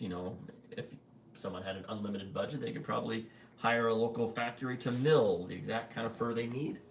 But generally, when we're working on projects, 1 or 2 puppets at a time, we're working with materials that are available in stock, whether it's local fabric stores. Hey, we just got online. a tip. $1 million? Is that $11, $12? Awesome. Thank you so much. Oh, it comes out to $13 American. Oh, I appreciate that. Wow. Thank you. Thank you so much. And because you gave us a tip, ask a question, and we'll make sure we Yeah, answer it for you. what's the question you want to ask? I mean, you've been asking a few questions along the way, but Well, give a shout out. Who is that? yeah, this is Nico, and I'm probably going to mispronounce the name, but Yeah, awesome. Thank Thank you you so much. so much. Appreciate that. So, If anyone wants to follow suit, we're not going to turn it away. no, we won't turn that away. So we're doing the whip stitch here and coming to the end, and I'm going to start back on the center and go back the other way as well. So yeah, so furs, it's a funny little thing. We found a lot of our videos that we do about fur tend to be very popular, and I think it's because there's so many applications for fur, whether it's a lot of crossover in technique. Sometimes people are using fur to make costumes for, like, you know, Comic-Con or shows and things like that. Sometimes it's costumers who are using fur to make costumes for that, or even just people who are making jackets and clothing. So there's a lot of crossover, I think, in those puppet building techniques that we use, and then applications in the real world.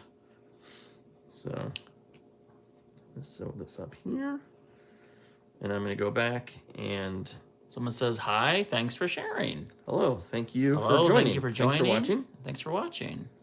All right, here comes a question. I've asked this is the person who generously gave us a tip. Thank you very much. I've asked so many questions. I've learned a lot along the years watching your videos. Thanks a lot for you sharing your awesome art and knowledge. That's now my professional perspective. Well, thank you, Awesome, thank you. very, very much. Thanks for following, and thanks for watching, and I'm glad that some of the work that we've done over the years can be educational and inspirational to, you know, puppet builders and artists like yourself. Here's someone tuning in, Florida Lake, Wales. Are you actually in Wales? Awesome, welcome.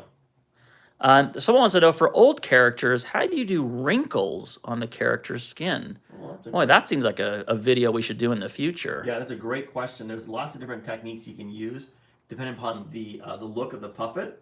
Obviously, if it's a foam carved puppet, you can carve the wrinkles right in to the surface.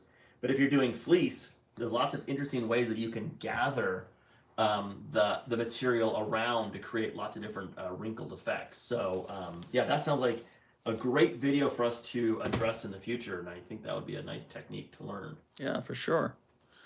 All right, looks like Patrick is just stitching up a few little... This is the other side I got to do now. All right, he's doing the other side. Yeah. All right, so while we're stitching, this is a great time to ask those questions, and we will answer them, because we're going to continue this live all the way through until this puppet is completed. And for folks that have been watching quite a while, thanks for tuning in. Yeah, thanks for watching us. For sure. It certainly helps the job go a lot quicker, and also it sort of makes us avoid any temptation to, like, you know, go on Instagram or whatever, because when someone's watching, you got to keep working. I like this. Someone says, oh, this is the same person. Mm-hmm. Das Fabularium. Das Fabularium. Sounds Great right. handle. Okay. I'd love to see that video about wrinkles. All right. All right. Well, it's a date. We'll make a note. We'll do that. Stay tuned, and at some point we're going to do some lives. We got some exciting things coming up in the live making space. We have some fun stuff planned. Yeah, including a large-scale project of our own, which will be opportunities for us to do some live puppet building as well. All right, we just got a comment. It says, I'm your biggest fan, and I learn a lot from you, and I am from Egypt. Awesome. Thank Okay, you. I have a question for you. Are you living in Egypt right now? Because one of my favorite things I've been following is the new Grand Museum that is open. It just opened in Egypt, and wow, it looks incredible. Yeah, the stream is very international. Yes, in Egypt. Awesome. Welcome. All right, I'm gonna visit Egypt. I'm gonna go to the museum. Now you know someone you can Now I have a contact in Egypt. You can help me couch to crash on. find my way around. Someone says a technique that came to mind for defining wrinkles was needle felt. I'm not sure how it would work in puppet making. Well, that's the great thing about puppet making, is trial and error is sort of a real great, you know, thing. You know, sometimes you'll have a technique that you think works, and you'll just give it a try. Somebody a technique that, and it will or it won't. You know, that's the great thing about it, is sometimes things work out, sometimes they don't. But if it doesn't work, you just undo the thread or whatever and start over. Once this is sewn up, I'm going to be pulling the fur onto our body form, and we'll really start to see this puppet kind of come together. I mean, the The one step that really brings the whole thing together is when that head gets and the mouth gets glued around. That's a real sort of a marquee moment of puppet building. So we're sewing this around.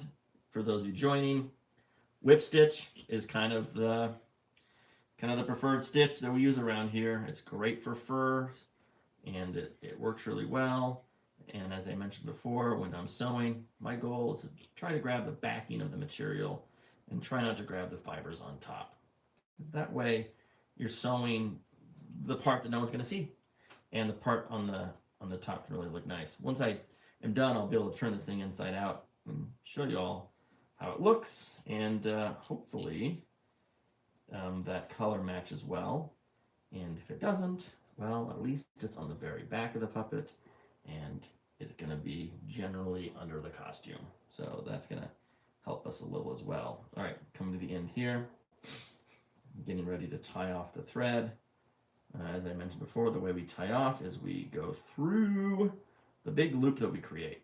So, this and that, through, and then I'm going to go through a loop. So I'm going to make a loop at the end here. There's a lot of foamy gunk on this, but luckily that'll all be hidden away, and then pull it tight. I'm going to go one more loop, just because sometimes it's good to do.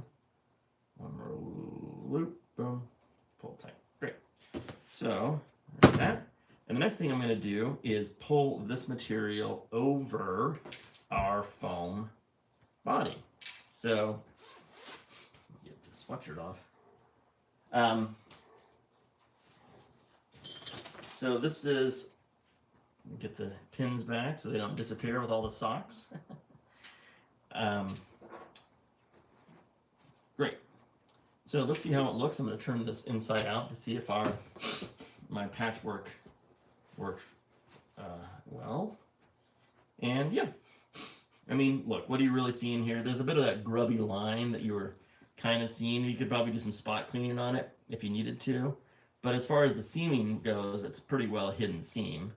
And this is going to be, like I said, the most forgiving part of the puppet to have that. So we're going to pull this over our body, and then we'll be gluing it in place. So, moment of truth. Let's hope it all goes together the way it's supposed to. Pull this over the form here, making sure everything kind of lines up the way it should. Pull it over. The shoulders hit, the body hits, the neck is where it's supposed to be. So far, it seems like it's working really well. And let's see, where is our center front here? Collapsing a little bit here. I want to make sure the shoulder hits where the shoulder is supposed to be. That's good. I'm just trying to line up this kind of shoulder pattern with where the shoulder is for the gaskets on the inside. The nice thing about fur is there's a lot of kind of you can have a lot of slop in the material, and sort of this material has, let's see if it has any stretch to it. Yeah, it has a little bit of stretch to it, as you can see. Some materials are very unforgiving because they don't have any stretch to them. So a little bit of grime on this puppet that maybe when all is said and done, we might come in with a pin or some little scissors and cut out some of that stuff. But so this goes like this here. And the next step we're going to do is to glue everything in place. And so what I'll be doing is putting glue around on the inside here, and then putting glue on the inside here, and then taking this, wrapping it around, gluing it down, and then I'll do the same thing around the neck hole. I'll put glue around the edge here, glue around the fur here, and then that is going to get wrapped around as well. So why don't we do that right now? Let's, everyone, if you want to follow me over to the glue table, we're going to glue this fur in place, and then that means the body and the arms are finished.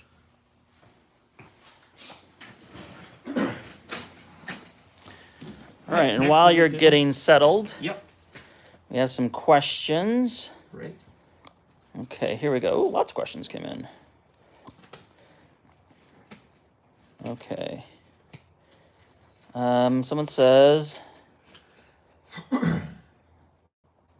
all right, technique that can, okay, talked about that already.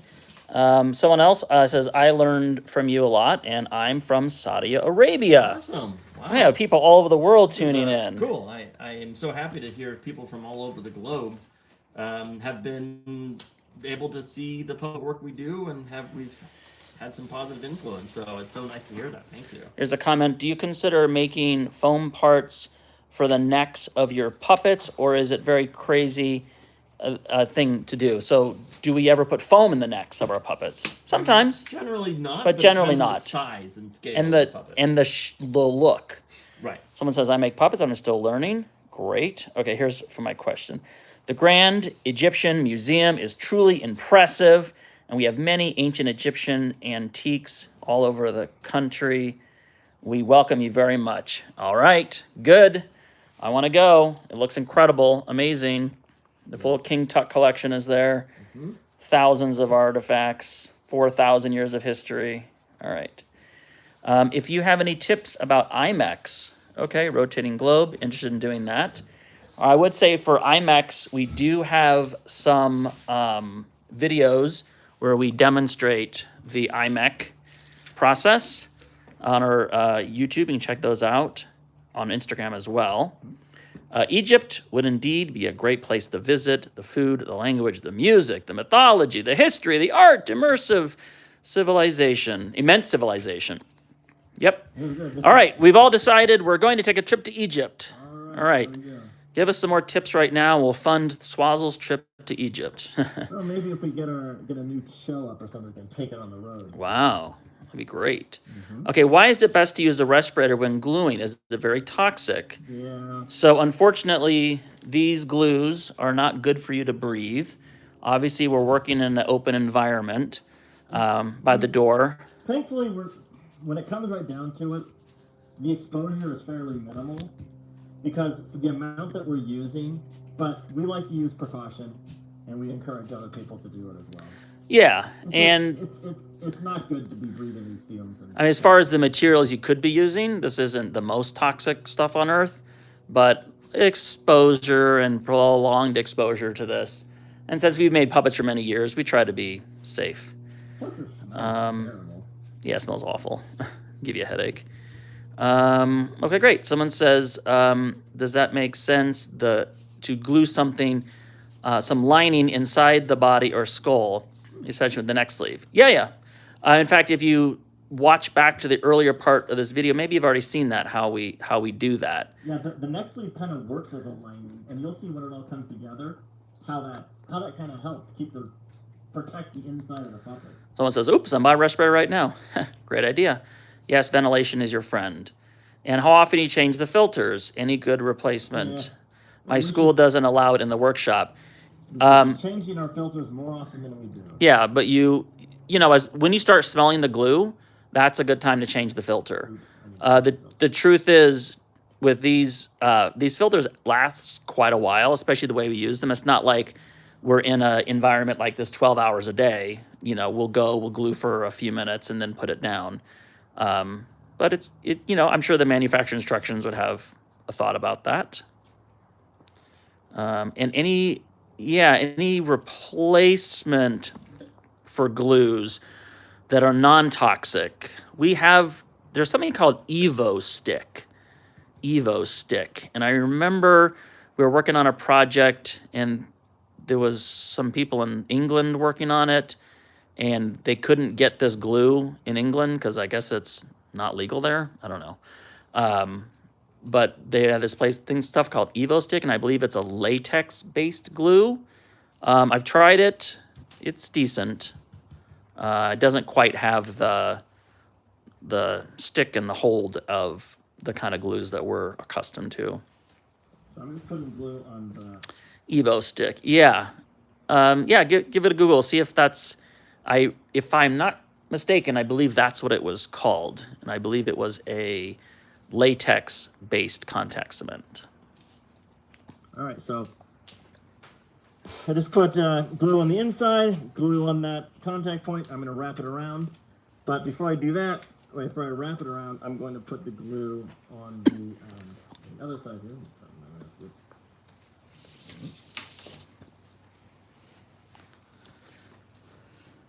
So same thing. I'm gonna glue on the inside of the material and the inside of the neck there.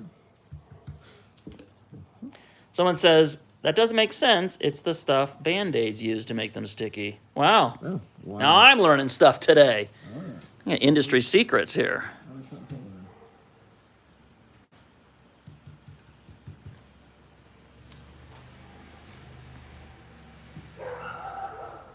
So you can see the glue on the bottom. Now he's going around the top. Sorry, you can't see this part.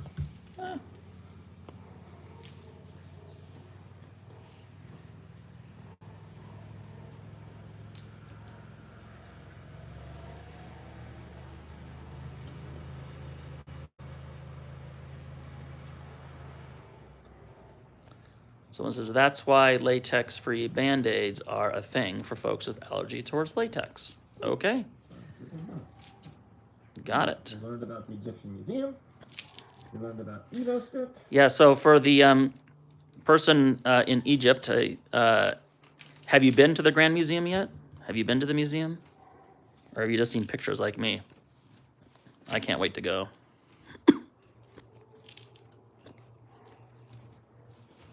They also moved a boat, a big, what do they call it, a solar boat? They moved it from one resting place to its new home in the museum. And apparently did a big procession and made a big, it was like a 10-hour procession. Oh. Yeah. Like when they moved the space shuttle in LA. Yeah, Remember that? yeah, I do. They had to remove trees and remove streetlights. When they flew it around. Yeah, they're funny. All right.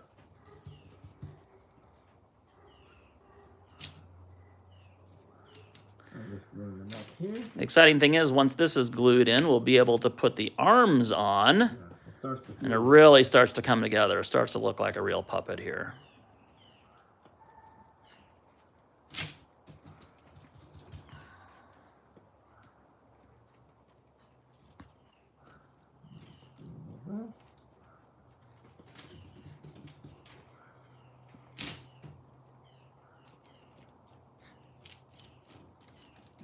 Okay, very good. All right.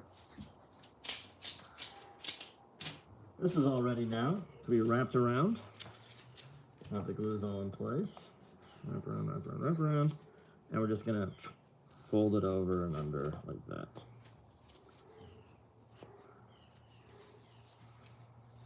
You can see that piece of fur that was patched in is pretty invisible. Yeah. A little bit of grime showing where it used to be, but that will not be Yeah.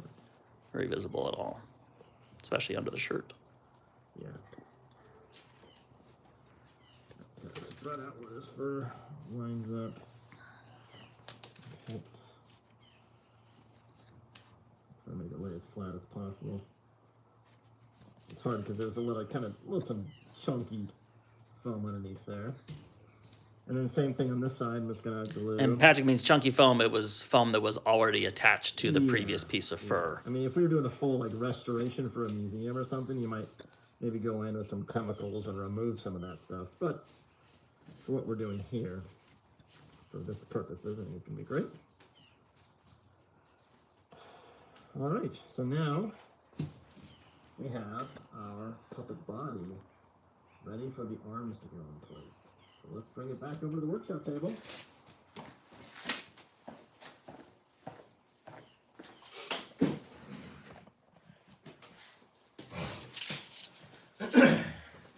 So the arms here, as Sean demonstrated, they're going to go through the little buttonholes here. The trick will be to try to find those holes all over again. We'll have to make some new holes into the fabric as well. So that will be fun. Let's see. And by fun, I mean a little challenging. Cut some grime off. Alright, so that's a hole. Little techniques you can use. Sometimes I like to take a pin and push it through. Try to find out where it pops out. Kind of use that as a guide. Alright, so there's a place where the hole's going to go. One right there. About. material. And then the next hole is going to be generally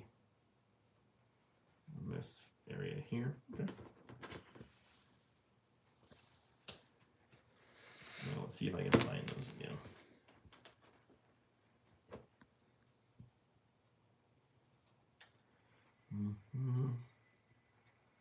Let's see.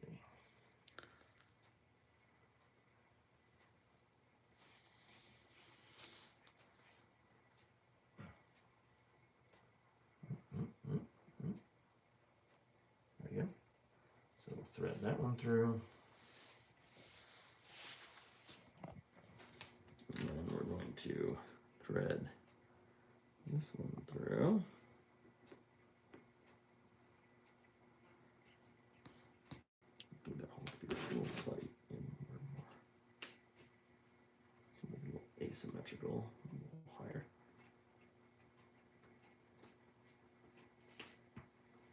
Yeah, that's good. That was a hard cut. I wonder if I cut a seam.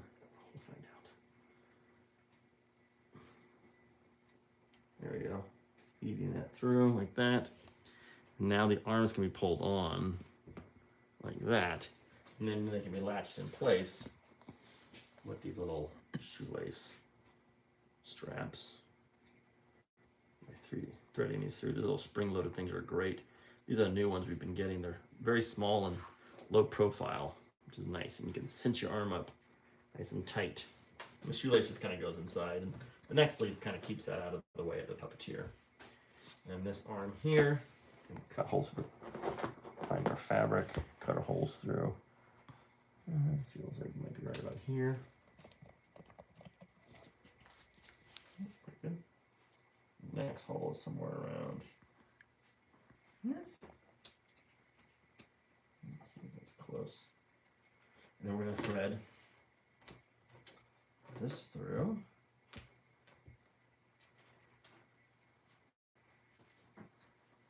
Same as before. Someone has a question. How do you maintain and clean the rental puppets? Can they even be cleaned?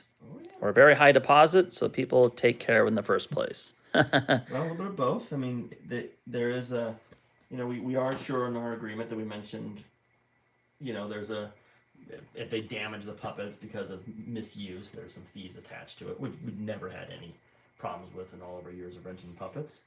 But yeah, the way we clean them is, if we need to, we take all the heads off, we can take the arms off, and we can clean individual components. Sometimes we'll take the entire puppet head and soak it in water the same way we cleaned this fabric for this puppet here.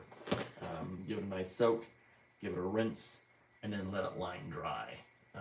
And sometimes we'll put fans on it. Also, the best way to care for our rental puppets is make sure they come out of their plastic bags the minute they get to the shop. Like to lay them out over a weekend if we can. Sometimes even outside, just to keep them, keep fresh air going and get them all cleaned out. And actually, we're creating a new YouTube video. I think we're going to be shooting it next week, all about how to care for our Avenue Q rental puppets. Right. It's going to be a complete video that shows how to puppeteer, how to box, how to unbox. So, all right. So I was a puppet wrangler in the last Spanish production of Avenue Q, and that was a common question. How is the best way for the interiors? It's really tricky because, especially in a show like Avenue Q, the puppets get used a lot and they get sweated in and everything.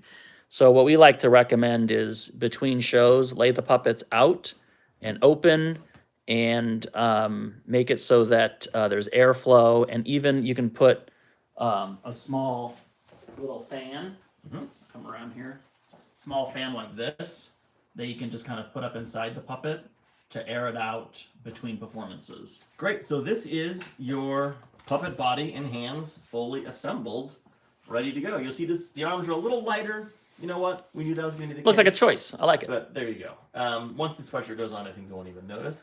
And now Sean is going to demonstrate how we move on to the next process when it comes to the puppet building of the head.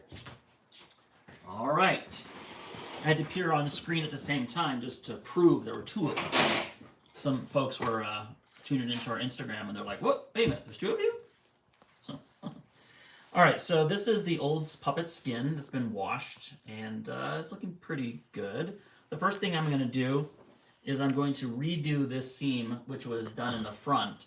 And in the original version, it was machine stitched. It looks like maybe even with a serger, which is great. It's really sturdy, but it also was visible. And even though eventually there'll be a little sole patch that goes over that, we're still just going to go ahead and stitch it up by hand, just to make sure that seam is less visible. So that'll be the first thing I'm doing. Turn this inside out. Like so. Okay. Alright. Thimble. Thread. Need a nice piece of thread here. Double it up. Yeah, for folks watching since the beginning, you got to see this start from pretty much nothing.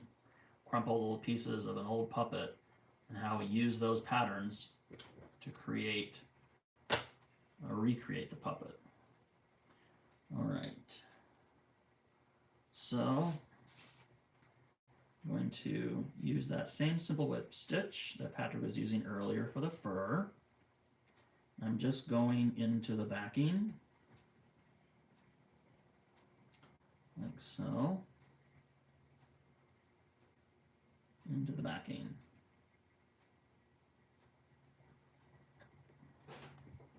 All right, simple whip stitch, just like this.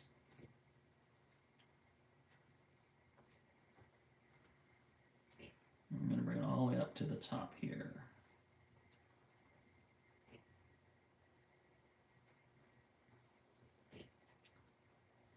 Okay, stitching, like so.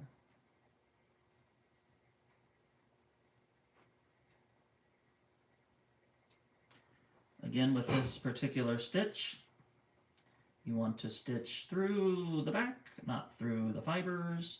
And actually, this is the same simple whip stitch that we use when we are sewing fleece as well, puppet fleece. Because like fur, fleece has two parts. It has the backing, and then it has the fur fibrous part on the other side. That part you actually see.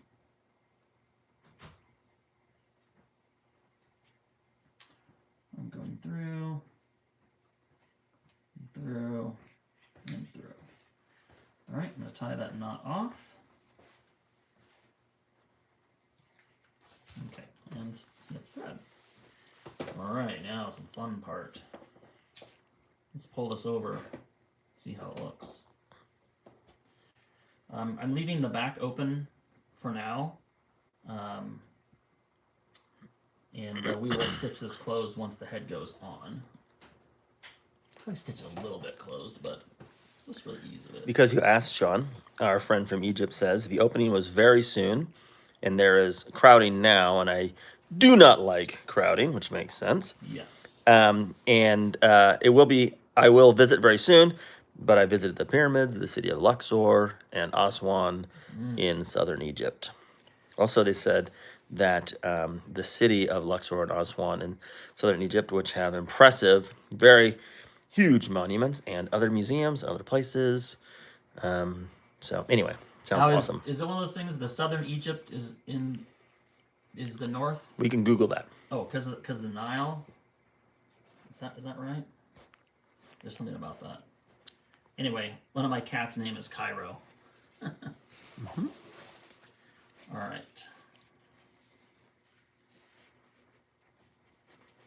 Okay. So we have some fur coming around like this.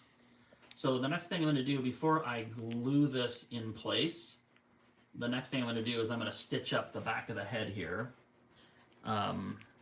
So, I think I'm just going to stitch it from the back because I feel like this is squishy enough that I can just kind of push it into the head, and then the seam will not be visible. All right. Because the flow of the river, they were called Northern Egypt, would be the geographic south, and southern Egypt is the geographic north. But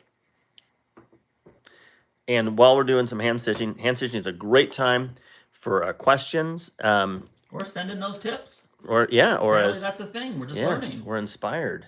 Yeah. If anyone wants to send us $1 a tip, $1 a question. We don't do this for tips, but No. sure, it doesn't hurt. Someone asked a question about a little fear of would the eyes and glue get damaged if you are rinsing puppets, and they said cold water, I imagine. Yes.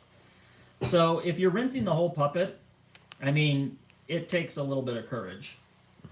But just know that in general, puppet building materials are waterproof. It's foam, it's fur, it's fleece. The most important thing you can do is have it dry out completely, because that's where damage can really occur, is if you let it get too wet and it molds. So that is what you don't want to happen. So you want to make sure it is bone dry afterwards, and you don't want to use heat to dry it. What you can do is you could take a hair dryer and put it on the cool setting, just air, no heat, or you can put it over a fan and just leave it out for a few days. Let it get bone dry before it goes back into a bag or into a box or put away, because you don't want that mold to start forming inside the puppet, because then you'll have to throw it away, and that'll be disappointing. Here someone says, I'm about to start on a puppet right now. Awesome. And gave us the name of the puppet. It's Winner from BFD. So something if we were interested in seeing what the puppet looks like. In the meantime, good luck on your puppet build. That sounds like I'm glad that you are starting a new project. Yeah, we do. I mean, obviously, we try to get to as many comments in our feed as possible. Our YouTube has been growing, so it's a little challenging sometimes to keep up with the comments, but we really do try to answer every question that comes in. So if you're building a puppet, I mean, search our YouTube. We have a lot of how-to videos that show the process and all that. So there's that. But also feel free to put questions in the comments on the video, and we really do try to answer those.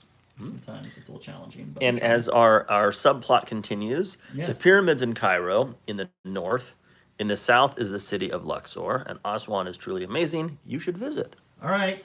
You don't Sean? have to sell me. I want to go. Yeah, Sean's going to go at some point. I read a few books about Egypt, and I want to go. So, so we're doing, once again, it's the classic whip stitch.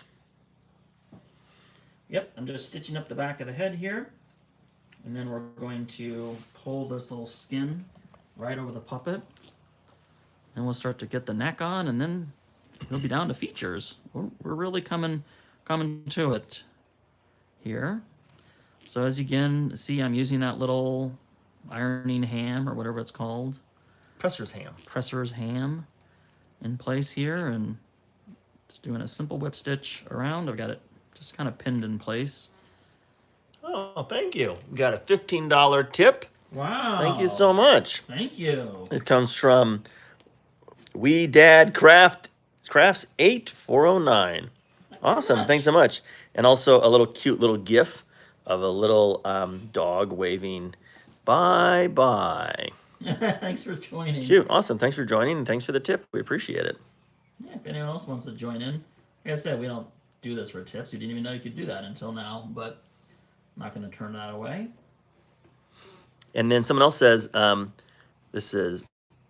I'm realizing I could make a puppet character I made from a very simple design that I love.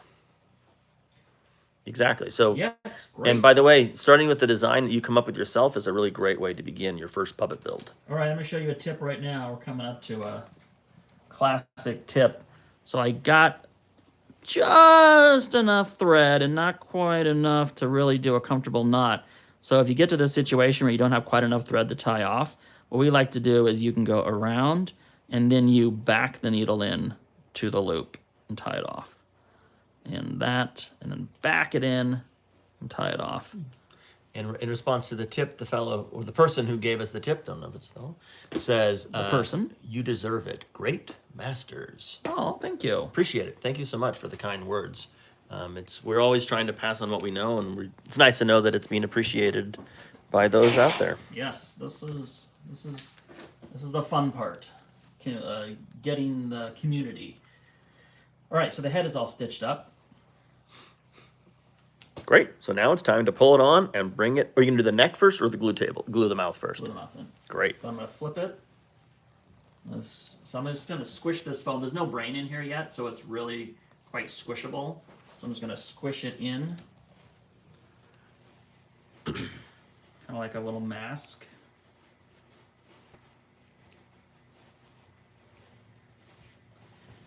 All right, smush it around. So all these materials are pliable. So the nice thing with fur and fleece and the foam is the foam is sort of like almost like a little Velcro, and it kind of tends to, you can set it and it'll hold, it'll stay in place. So that's good. All right, where's my center seam? Find my center seam here. Our friend from Egypt says that they've made many puppets, and we honored if we could see them and give us our comments, and wants to know how they can send pictures. I would say one way to do it is reach out to us on Instagram, send us a message with a link to your account. We'd love to see the puppets that you've built. There you go. Just DM us on and send it that. You can also, through our website, you can email us, contact@swazzle.com. And Rachel, who is our production coordinator and has worked with us for many, many years, will tell us, hey, you guys got a message from someone who watched you on YouTube, and she'll show the puppets to us. And we're going to write down this email address, this account here, because We Dad Crafts, who gave us a nice tip, said, could you please check out my channel to see my puppets? Absolutely. So we'll check your channel out, give you a follow. Funny things you discover, which is this puppet's face was put on unevenly. Oh, I'm going to write down We Dad Crafts. I think I can, I don't know. I'm gonna have to resolve that, but not this second, because the next thing I'm gonna do is glue the mouth down. But you can see how the eyes are a little whoop, off center. Right, that's funny. Again, we're rebuilding an old puppet from many years ago. It's funny how your eye fixes things. I'm like, oh, it looks good. But the next thing I'm gonna do is get the mouth glued in. So you can see right now, this is where we are right now in the process. What I'm gonna do, I'll talk you through it first, is I'm gonna start by tacking glue into the corners of the mouth, and then we're going to bring as much fur as we can. Oops, not that much. Like so. And we're going to glue it around like this. Let's head to the glue table. All right, be right there.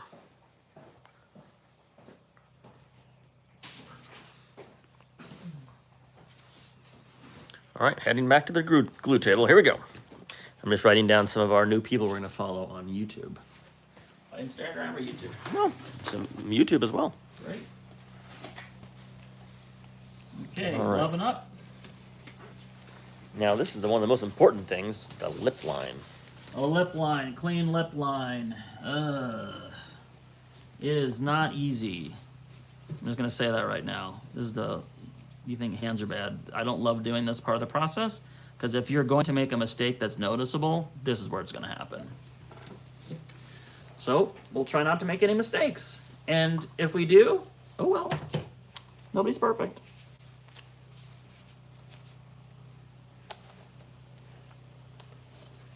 All right, so for this application,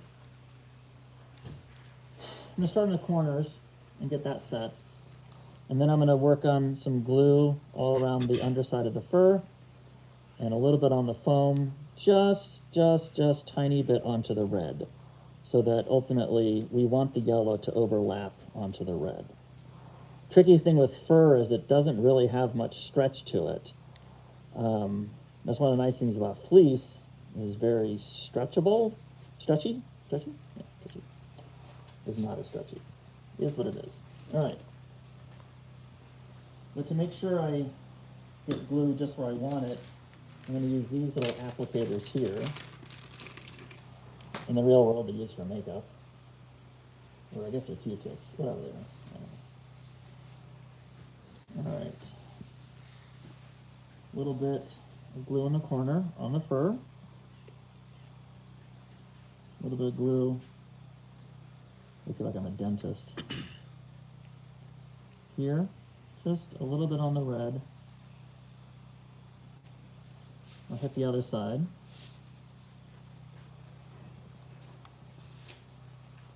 A little bit of glue on the corner. A little bit of glue here on the red and the foam. This is the part where you want to work carefully, not too fast. Okay.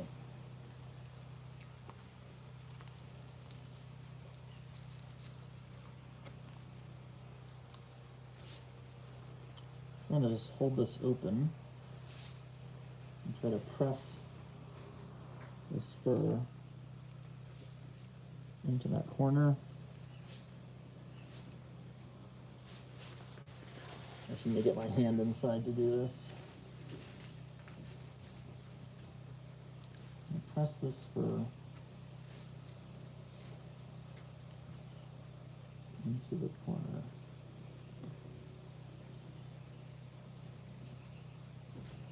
I'm putting a good amount of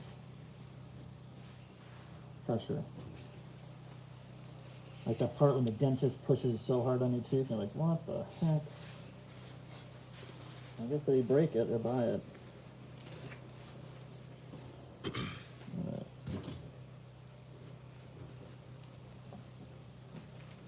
And then, again, right into that corner.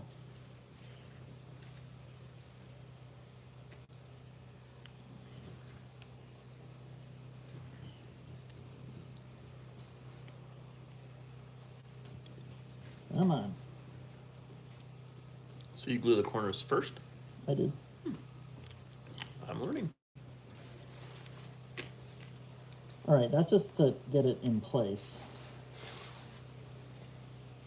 This corner is being stubborn. Come on. There we go. You can see I'm pushing really hard on it. I get that to be secure. Okay. Now, we'll glue and carefully I'll work it under that fur. Try not to get any glue on the front. Oops, almost had a drip.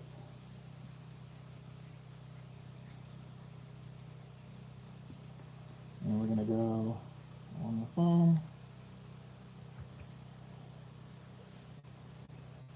A little goes a long way. You can always, I say that. You can always add more glue. And I do want to get a little bit on the red, but not there. A little bit on the red. A little bit. All right. So now we're going to start smooshing it down and working it around so that it is laying flat. You see it's kind of coming up and then going down. That's fine. I'm just kind of working it so that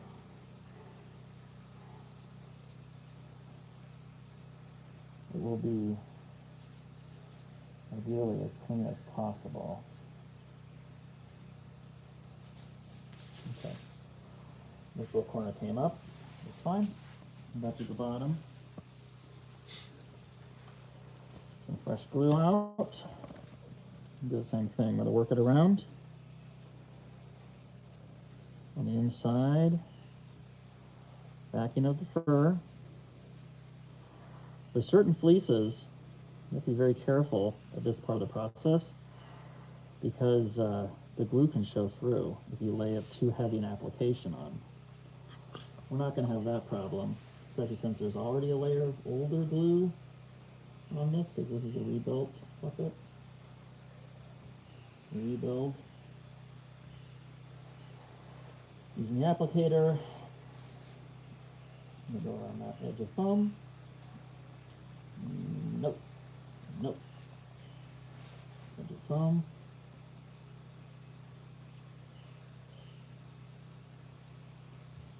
Okay. And then I'm gonna go a little bit on the red section. Just a little so it overlaps. We want to see a gap of foam in between the fur. That would be, I don't think it would look very good. Okay. This glue out of here. Okay.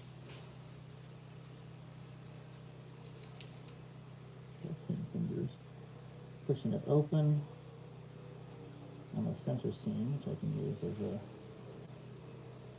gauge. Open it open.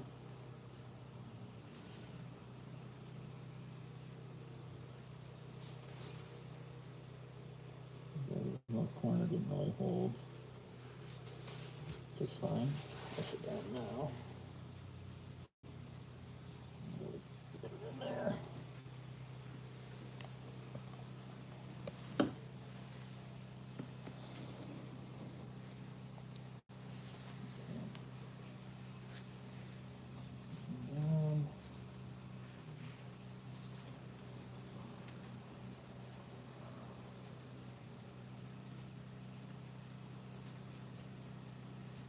All right.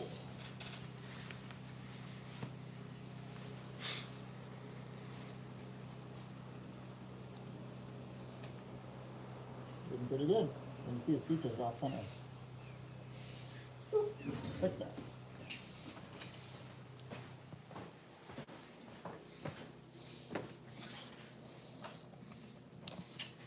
All right. So I'm gonna go ahead and take his eyebrows off before I do the next step because it's so disconcerting to see how uneven these things went on. But take his ears off first because everything was set based off of how the mouth was glued. So if it's a little bit uneven, then it trickles all the way down. While you're taking the ears off, we can go through a few other questions here. Okay. Someone says,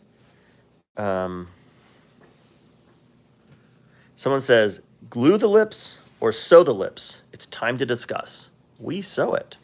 Interesting. We glue. I'm not quite sure how the sewing, what you're sewing to.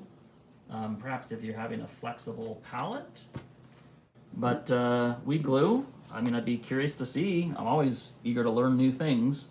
So if you want to put a link, if you have a YouTube channel that demonstrates this or something, I'd love to see it. Love to see the technique in practice. And someone else says, how's the best way to make a puppet without a pattern?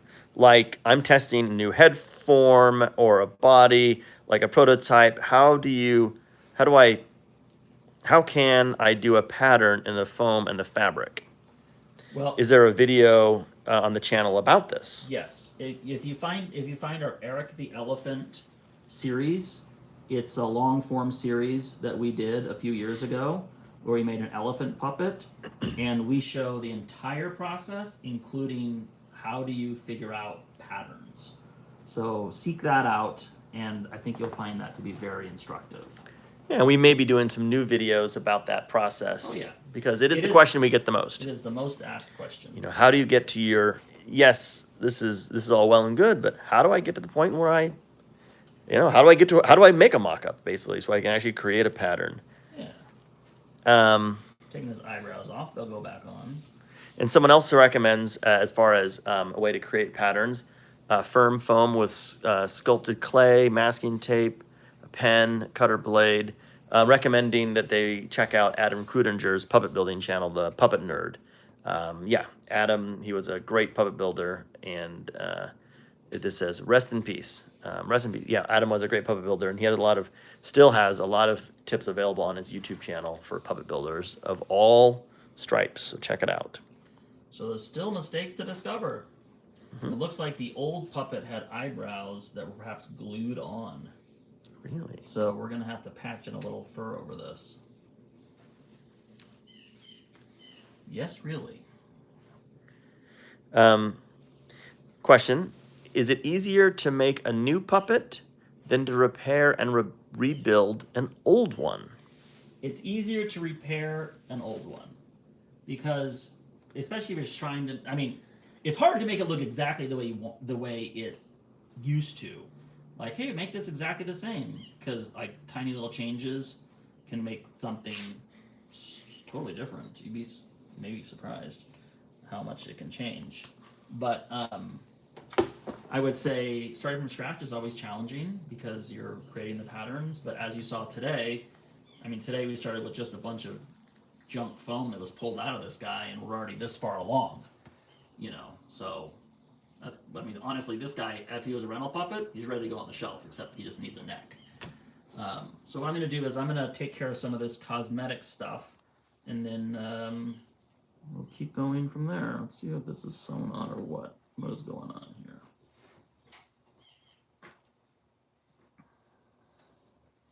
I was surprised. I wasn't expecting. Oh, good. This is sewn on. Whew, that was glued on.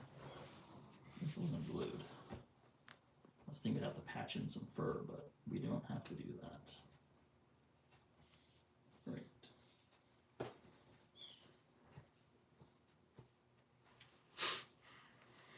After this, we'll do the neck, and then you could come in and talk about the nose. And how are we doing on time? It's 4 o'clock. Okay. We're going to try to wrap this up in the next hour.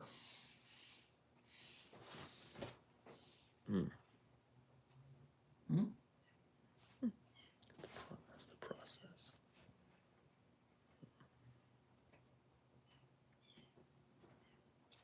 All right, almost ready here. Okay. Question is, do you sometimes use airbrush for painting fur to color it? Yes, we do. We do use airbrush. We just started doing that, and we're very, very pleased with the effect. Yes, airbrush. These eyebrows are going on sticky tape next time. They're not going to be. I'm just going to fluff this fur out, and I'm trying to get rid of some of these stitches. Maybe as you do the neck, I can demonstrate the nose. Oh, the neck's going to be fast. Oh, great. All right, so Sean's just doing a little cleanup there, as you can see. That's one of the nice things about this particular fur is because it has this texture to it, it can hide some of these problem spots. Just a little bit of thread in here from the old eyebrows. Yeah, for people wondering, like, why are the old eyebrows on here? This was an old puppet, 13 years old, that we made many years ago, and we're remaking him using the techniques that we've gained over the last decade or more. Just kind of scrubbing out where the nose used to be. That's not where the nose is going to be, and these holes are not going to be there. I'm going to stitch those up really fast. Put a neck on, and then we'll keep going from there.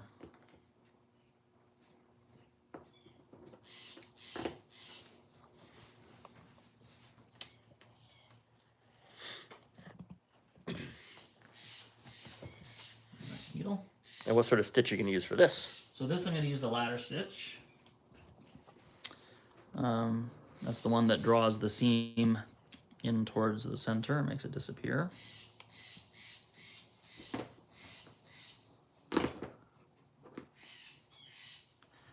All right, so I'm just going to stitch up these holes. Not sure why we have big holes here, but it doesn't matter. They're going bye-bye. All right.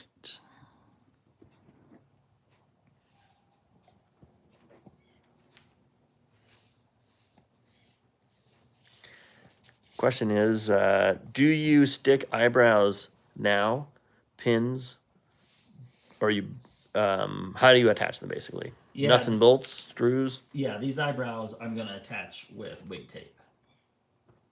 and we just stick them on the fur, and wig tape is surprisingly robust. It really lasts.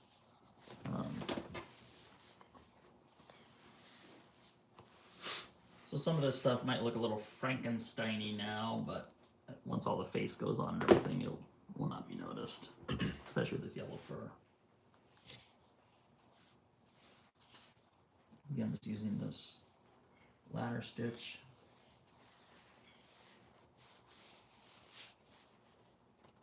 Sew up these old eye holes.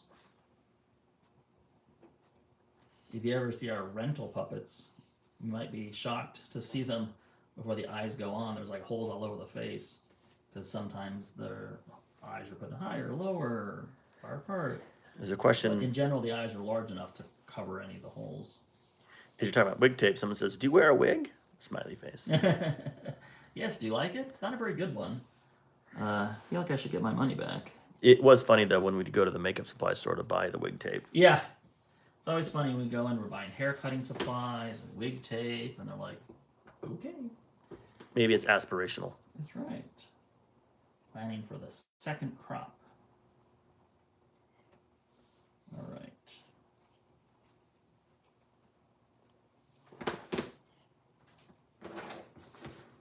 Okay.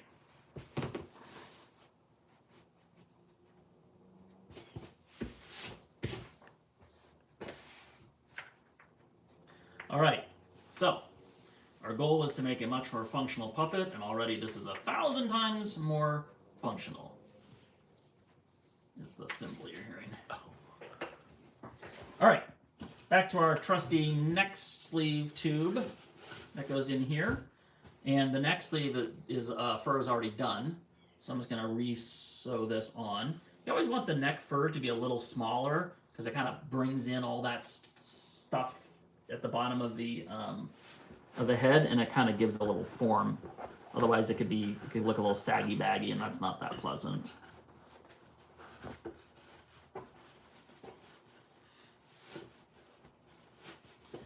So there's a center seam. It's rather snug. It's the stretch. Okay. Sure, it'll be fine. Let's find the center seam and line those up. Tugging this on here. I'm going to use 2 stitches for this.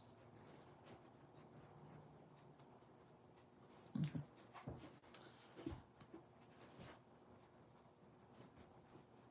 Okay. Myself some material to work with. And again, I'm going to use a ladder stitch. And a ladder stitch around. I feel like this could be a Sneetch in the Dr. Seuss story. All right.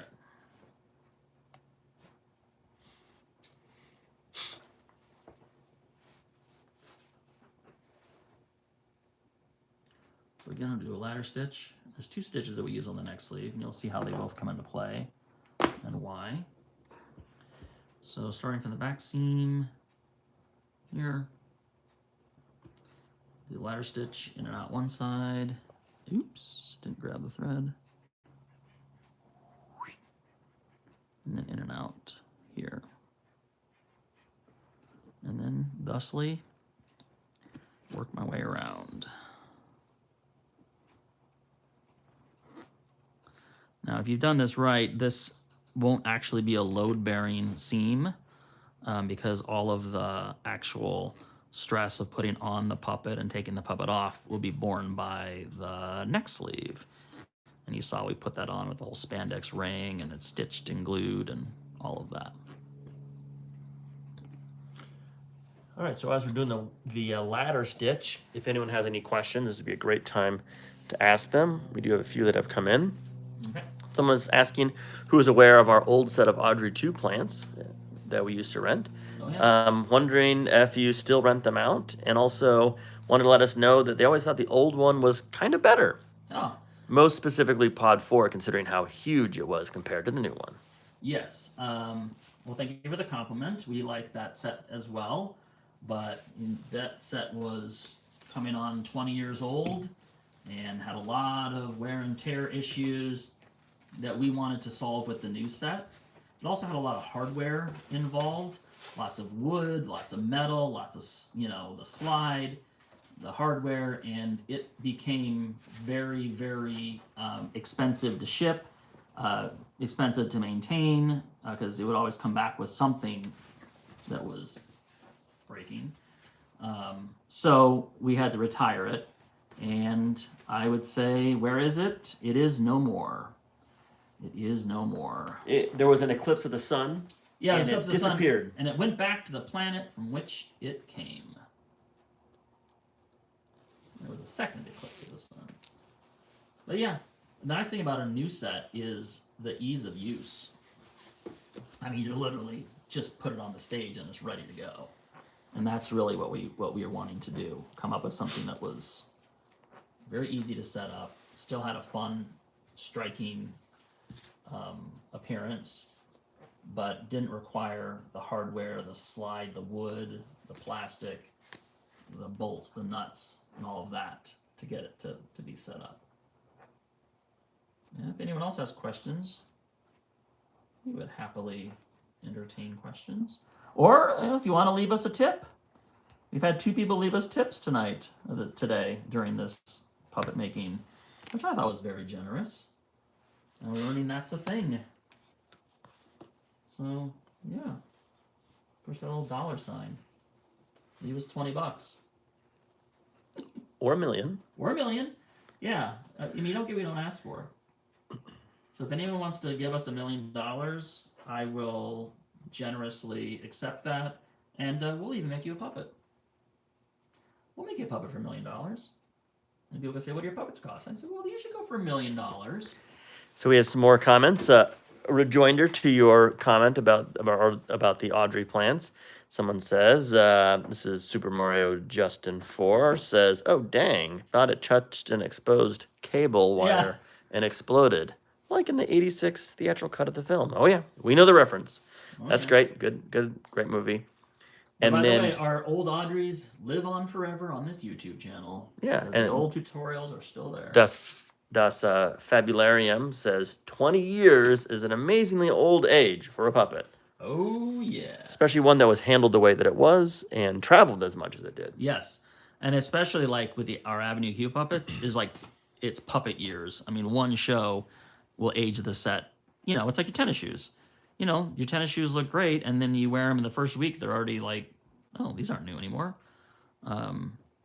Because puppets, especially in a show like Avenue Q, they get a lot of use. Which is good. It's always fun to see the puppets come back knowing that they're used, because that those performers were out there using those puppets, doing the show, and that's really cool. Audiences got to see them.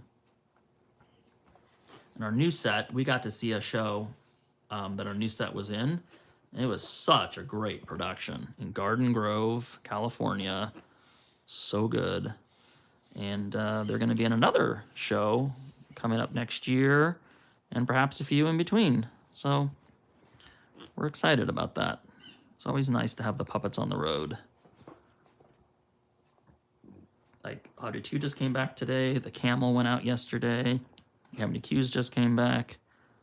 So we finally have all these puppets out on the road, making a little money for us and bringing smiles to the people in the audience. All right, almost done with this stitch. We're going to get down to it, ladies and gentlemen, and everyone watching. We're going to get down to it here. All right, little stitch here. Tie that off. Okay. Now, we have this. Next thing we're going to do is we're going to stitch the neck sleeve to the this neck material to the neck sleeve. Now, the first time we did it like a whip stitch. This time we're going to do that cross stitch, because there's a lot of flex in that cross stitch, and you definitely want to myself enough. I'm going to try to do it in one. Hope I got enough thread for that. But you do not want this part of the puppet that far down to cause any sort of restriction for the performer putting it on. The most important thing is that they can put the puppet on. Because you can't put it on, there's not much you can do. Okay. Start from the back here. Find that seam. Where's that seam? There it is. And there's the center seam. Okay. And the way you do is cross stitch or back stitch, I think it's called. Maybe people can confirm. Is go in and out. And you go in and out instead of moving forward. You move backwards. It's called a back stitch. I don't know. Again, we don't really always know the names of the stitches, but you know how to use them. All right, so. Question is, what's the neck sleeve made of? The black part. It's sort of a stretchy polyester material. Liza Dally, who makes all of our costumes, and she's awesome. She makes these neck sleeves for us. I mean, we pay her to do it, but we'll have her make like, 50 at a time. And yeah, it's just a. And the benefit of the material that we use, whatever material you use for a neck sleeve, what you want to look for is a material that has one-way stretch. Yeah. So this material only stretches one way, and that is widthwise. It stretches left and right, not up and down. And it's not terribly stretchy, which is Right. fine. You don't want it to be like a spandex where it just you're pulling the puppet on, it keeps stretching and stretching and stretching and stretching. You're like, am I ever going to get the puppet on? So it needs to be sturdy, but have enough stretch. And it's we go for a black because it's neutral. It tends to disappear if it shows. All right, so I'm doing this cross stitch or back stitch. Someone can Google that.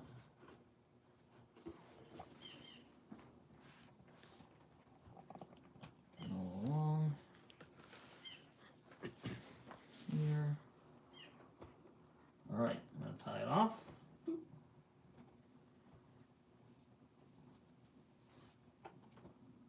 Okay.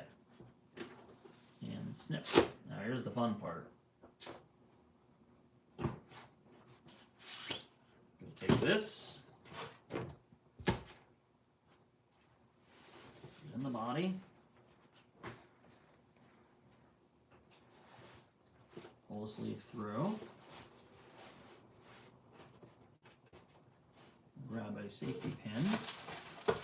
It's all around here somewhere. Safety pin it in the back. I'm going to make sure that I go around that boning and along the center seam here, so everything's kind of lined up and centered. I'm pinning it kind of low. And the nice thing about safety pinning the head on is it makes it easy to take on and off for costume changes, but also you can adjust the length of the neck. I think that's pretty good, but it can turn it all around like this. So you can see, let's go around this really fast. How we're coming together here with the Cameron puppet.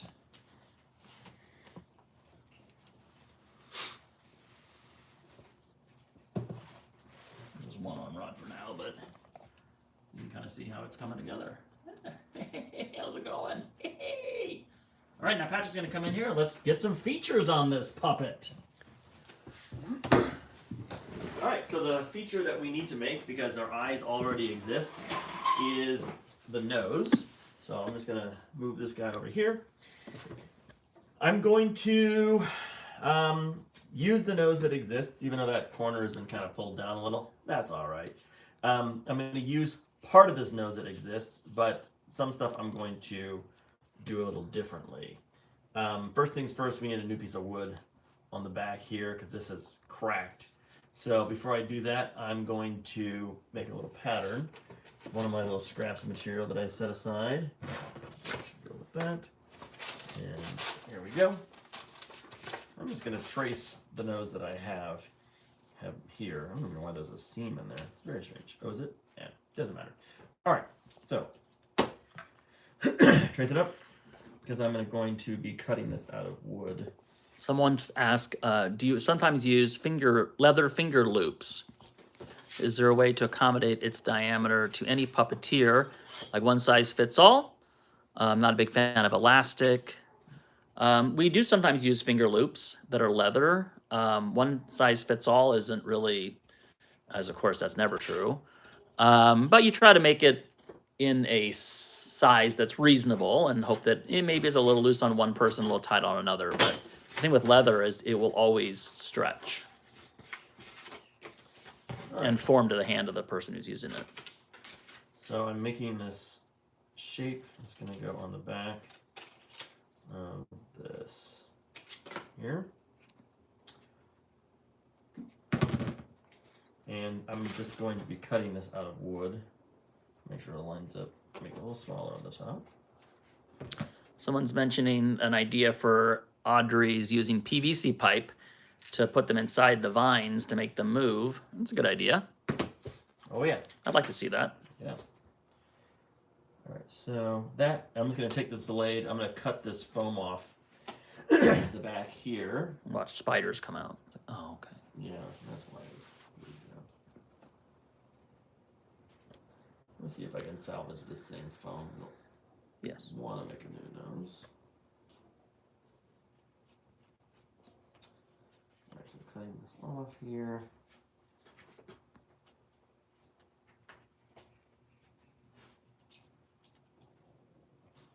Great. All right. So that goes away. This is going to get glued to a piece of wood. So I'm going to go grab a piece of wood and I'm going to cut it out. We have a piece of wood right here. Great. I'm going to trace it up here.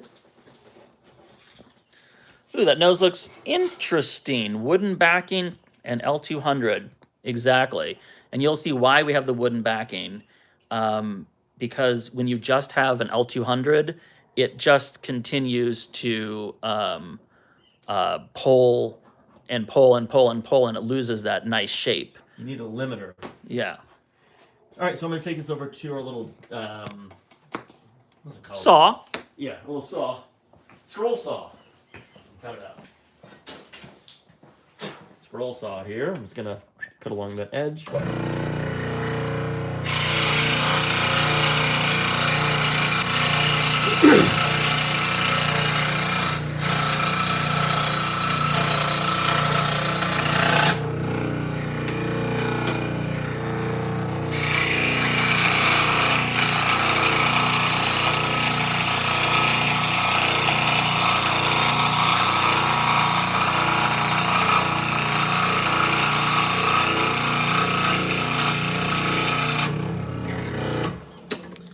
And we'll use a belt sander to kind of take some of that corner off, but sharp.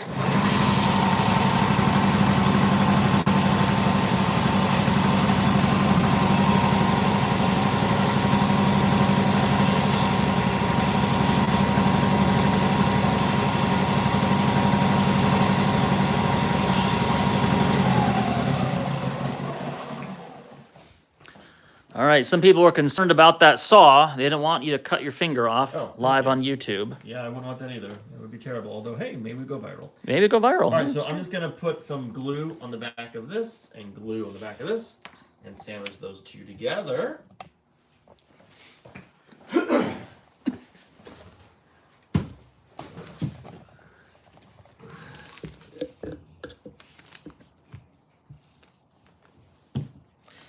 So a little glue here. Just using the applicator. And can a Dremel sander work as well? It can. Sandpaper will also work. A little glue on the back of the foam there.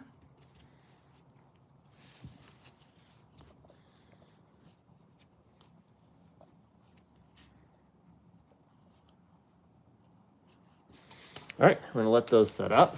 Let those two set up right there. Yeah, going viral wouldn't be worth it. All right. All right, so those are going to set up. Meantime, let's take a look over here at our eye options. Because once that dries, I'm going to be able to put that in place. We also have a tongue here, by the way. In fact, might as well put the tongue in. Already made. This was cut with our laser cutter. And the way we put a puppet tongue in place is we use wig tape. And I'm going to go grab some wig tape. I think I have some over here. Top Stick is the preferred brand over here. It is made specifically for toupees and such. What we like about it is it's sticky and very low profile. This is what it looks like when you purchase it. It comes in boxes like this. You buy the straight strips, not the curved strips. And I'm just going to cut a little piece to go on the back of that. That's an alternative. People asking, what about some of these alternatives to saws? Maybe a coping saw? Is that what it's called? I don't know. Remember a coping saw from Scouts? The thing like this, the C? Oh, Yeah, I don't know. Yeah, security measures when working with glue. You didn't get a break, guys. Incredible performance. Thank you. all right, so now I'm gonna take them out, the tongue in the mouth. Just gonna go right in here. Puppet dentist Mm-hmm. or cosmetic surgeon?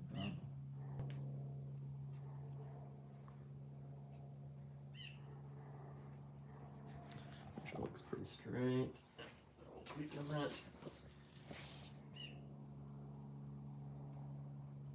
All right, someone says, hi. Welcome. We're making a puppet. And you came for the fun part. I mean, it's all been fun. But we got some real diehards here that have seen the whole process. All right, tongue is in place like that. Nice. And the eyes, these are the original eyes, and we're gonna see if we can use these again, because why not? Except this time we're gonna try to snap them through the entire operation. I see where the eyebrows were. Those are off. Use the center seam. I'm not gonna use, I just wanna use it for height. So the eyes were about here. They do have to be in these glasses. Oof, and we also have ears. All right, No pin the ears on for today. All right, we'll pin the ears on for today. I like that. We'll do a little video about how to attach ears, and you can follow us. The eyes are going to go about here. Someone's asking about teeth. L200 makes great puppet teeth. Yeah. So I'm going to snap these in place. Although, let me see if we have backs for these. I might have to replace the eyes with a new set of eyes. So we have a bin here of puppet eyes that are useful for this sort of thing, as you can see. And whether we have some black ones that are the right size, I don't know, but I do have some other options over there I can grab. So I'm not seeing, we do have some backs that might work. So let's see if I have any backs that'll snap that one in place. Let's see, will these metal ones work? These work. I think these will. Yeah. Will work. That one's too big. This one here. All right, we'll try these. You can't test them unless you can actually put them in place. So all right, so let's see. Ideally, we can put the original eyes back on. That's going to be our best case scenario. All right, so, but before I attach them permanently, I want to get the nose going so I know exactly where it's all going to land. So I'm going to bring the nose back over here, or glue it back together. So this is all set up now, and I'm just going to glue this down to the surface here, like so.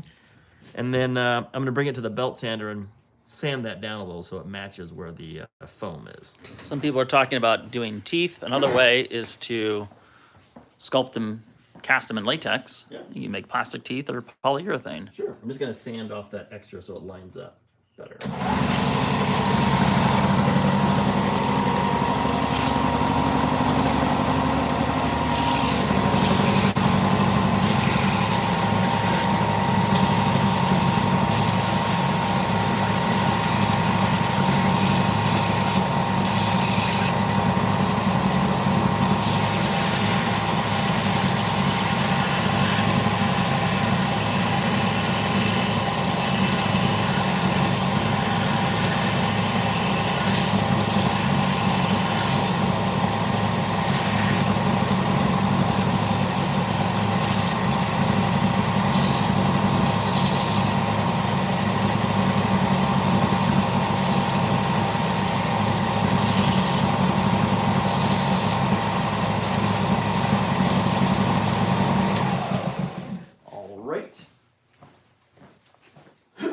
Now we had this fleece that was pulled on. it was just a piece of material that was just stretched over the form. I'm gonna do a little quick pattern for this instead of that. I'm just gonna use a little bit of polar fleece here.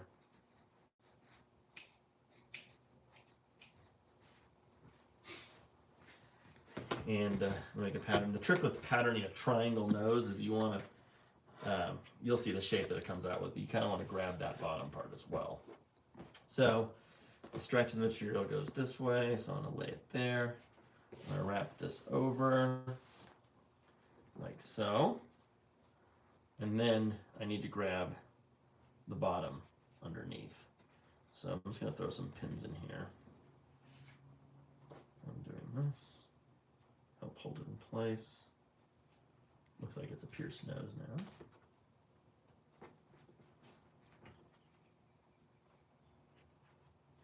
And we will be able to pull and stretch as well, but this is just going to help us. So there's that.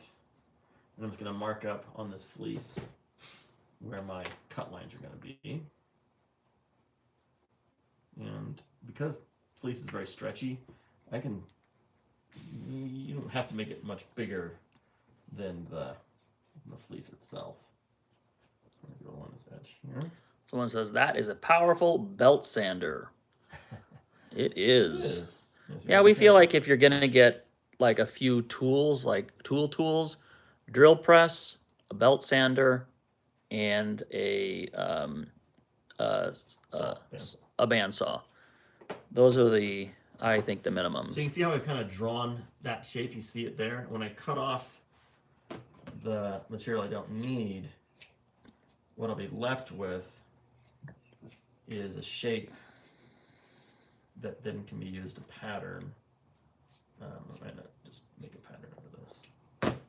So this is the triangle nose pattern shape. Boom, because that's going to go underneath. I'm just going to take this off. That.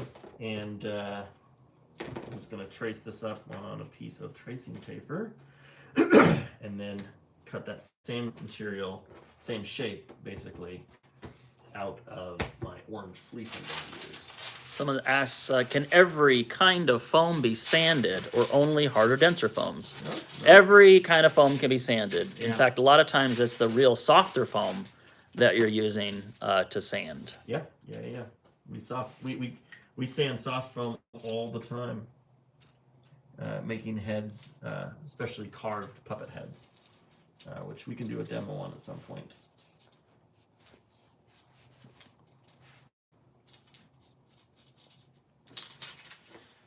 All right, so that's your basic pattern there. I'm just gonna give myself a clue. This is the center is here. And then I'm gonna label it fleece nose.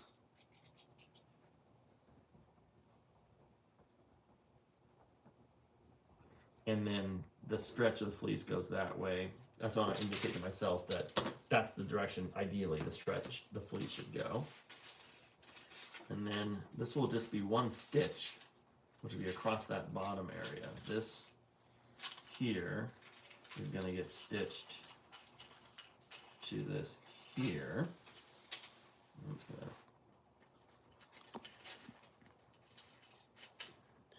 Yes, we, for the comment, yes, we do have a reel all about sanding soft foam. Okay, so hopefully I've made this pattern big enough. I might give myself a little, I don't know if I need seam allowance, but I'm gonna trace it up here.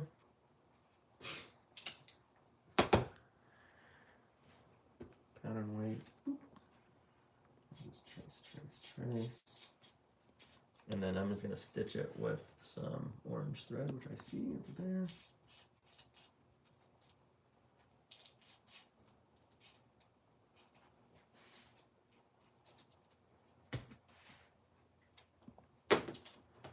All right, cut this out. And for cutting out fleece, we use scissors. You don't use a blade. There's no reason to use a blade when you're cutting out fleece. In fact, using a blade to cut out fleece will make the seam more apparent, not less apparent. There you go. Cut that. That. And again, these are the two pieces that I'm going to be stitching together. Some orange thread. I'll be doing a whip stitch. Same as before, sewing from the back. And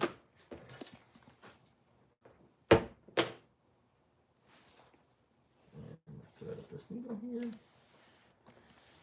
And then I'll be pulling this around the foam nose using a technique to sew around the back, which we'll show you, where you basically create a little bag using upholstery thread as a way to cinch the nose up and around. Come on, you can. There you go. Nothing more fun than trying to thread a needle. All right, so that and that, and tie this off here. Do a little whip stitch.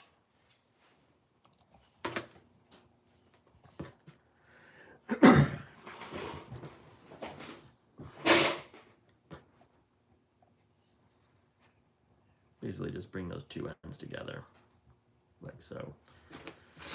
I should do it on the form, might make it a little easier. Have an edge to work with.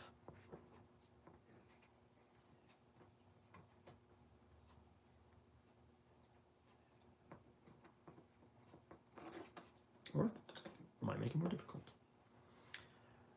All right. While Patrick is starting in with the stitching, if anyone has questions, now's a good time. Yeah, we're coming down. We're coming down to the end here. We're gonna try to be off in 30 minutes. Or even sooner. Or sooner. Potentially sooner. I mean, just so we have time to process the video. 5 o'clock Pacific Standard Time. All right, so I'm just sewing these materials together here.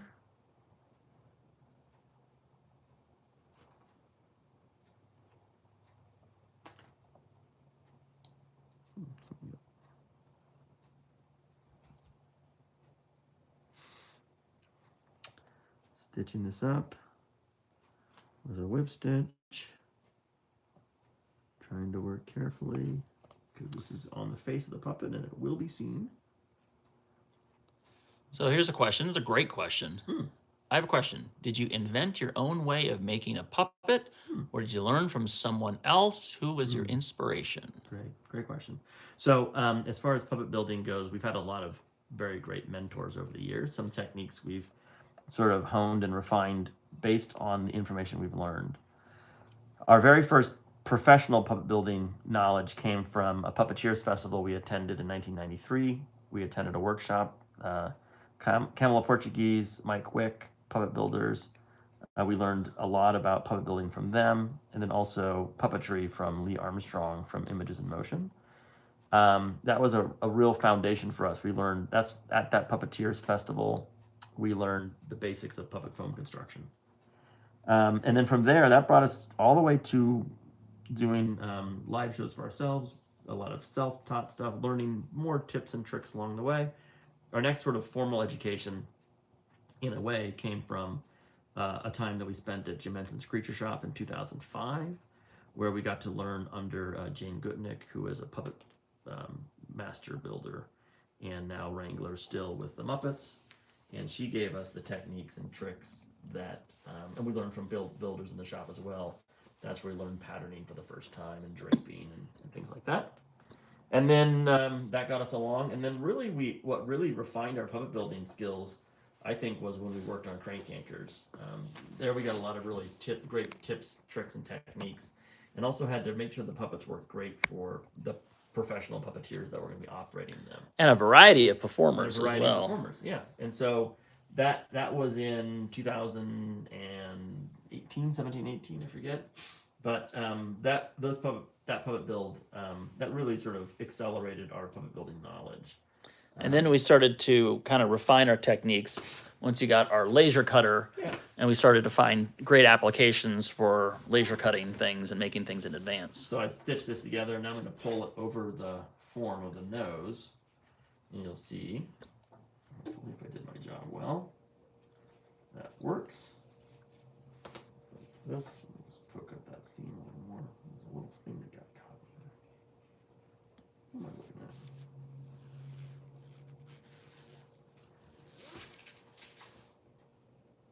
I think some of the blue fiber from the polar fleece ended up in that stitch. There we go, got it out. Great. So now I'm going to pull it over the nose like this. And in order to secure it in place, I hope I've provided myself enough. You have. All right, Sean says I have. I'm going to use upholstery thread here, and I'm going to do a stitch around the back, and I'm sure this stitch also has a name. But I'm gonna do this right now. Someone says you're going to pick the nose as well. Good one. You can pick your friends, you can pick your nose, but you can't pick your friend's nose. Nope. But honestly, you could. Yeah, no matter what Alf says. Does Alf say that? He has said it. Famous puppet quote. Whether he originated it or not, I don't know. Well, I've heard Alf isn't a puppet, he's a real alien. That's true too. All right, so hopefully I have enough. This material will be forgiving enough.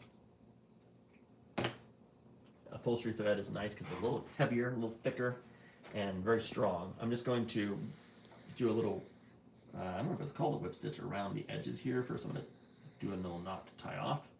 That way I don't lose my stitching. And then I'm going to just go in and out, and I'm basically making like a little, imagine like a little coin purse, a little bag. Oh, bummer, I got a knot right at the very top of that, but I'm just gonna muscle through.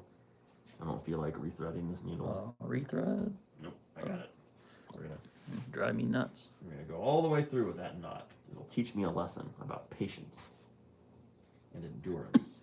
We're just stitching along here, and then we're gonna put this on top of the form that we have here, and we're gonna be pulling it tight from the back and kind of really cinching it up all around to kind of keep that nose to give it a nice wrap look. So we're stitching around here like a little coin purse. You think of it that way, a little drawstring bag. We're making a drawstring bag. And when you do this technique with round noses, you can just have a circle of fleece.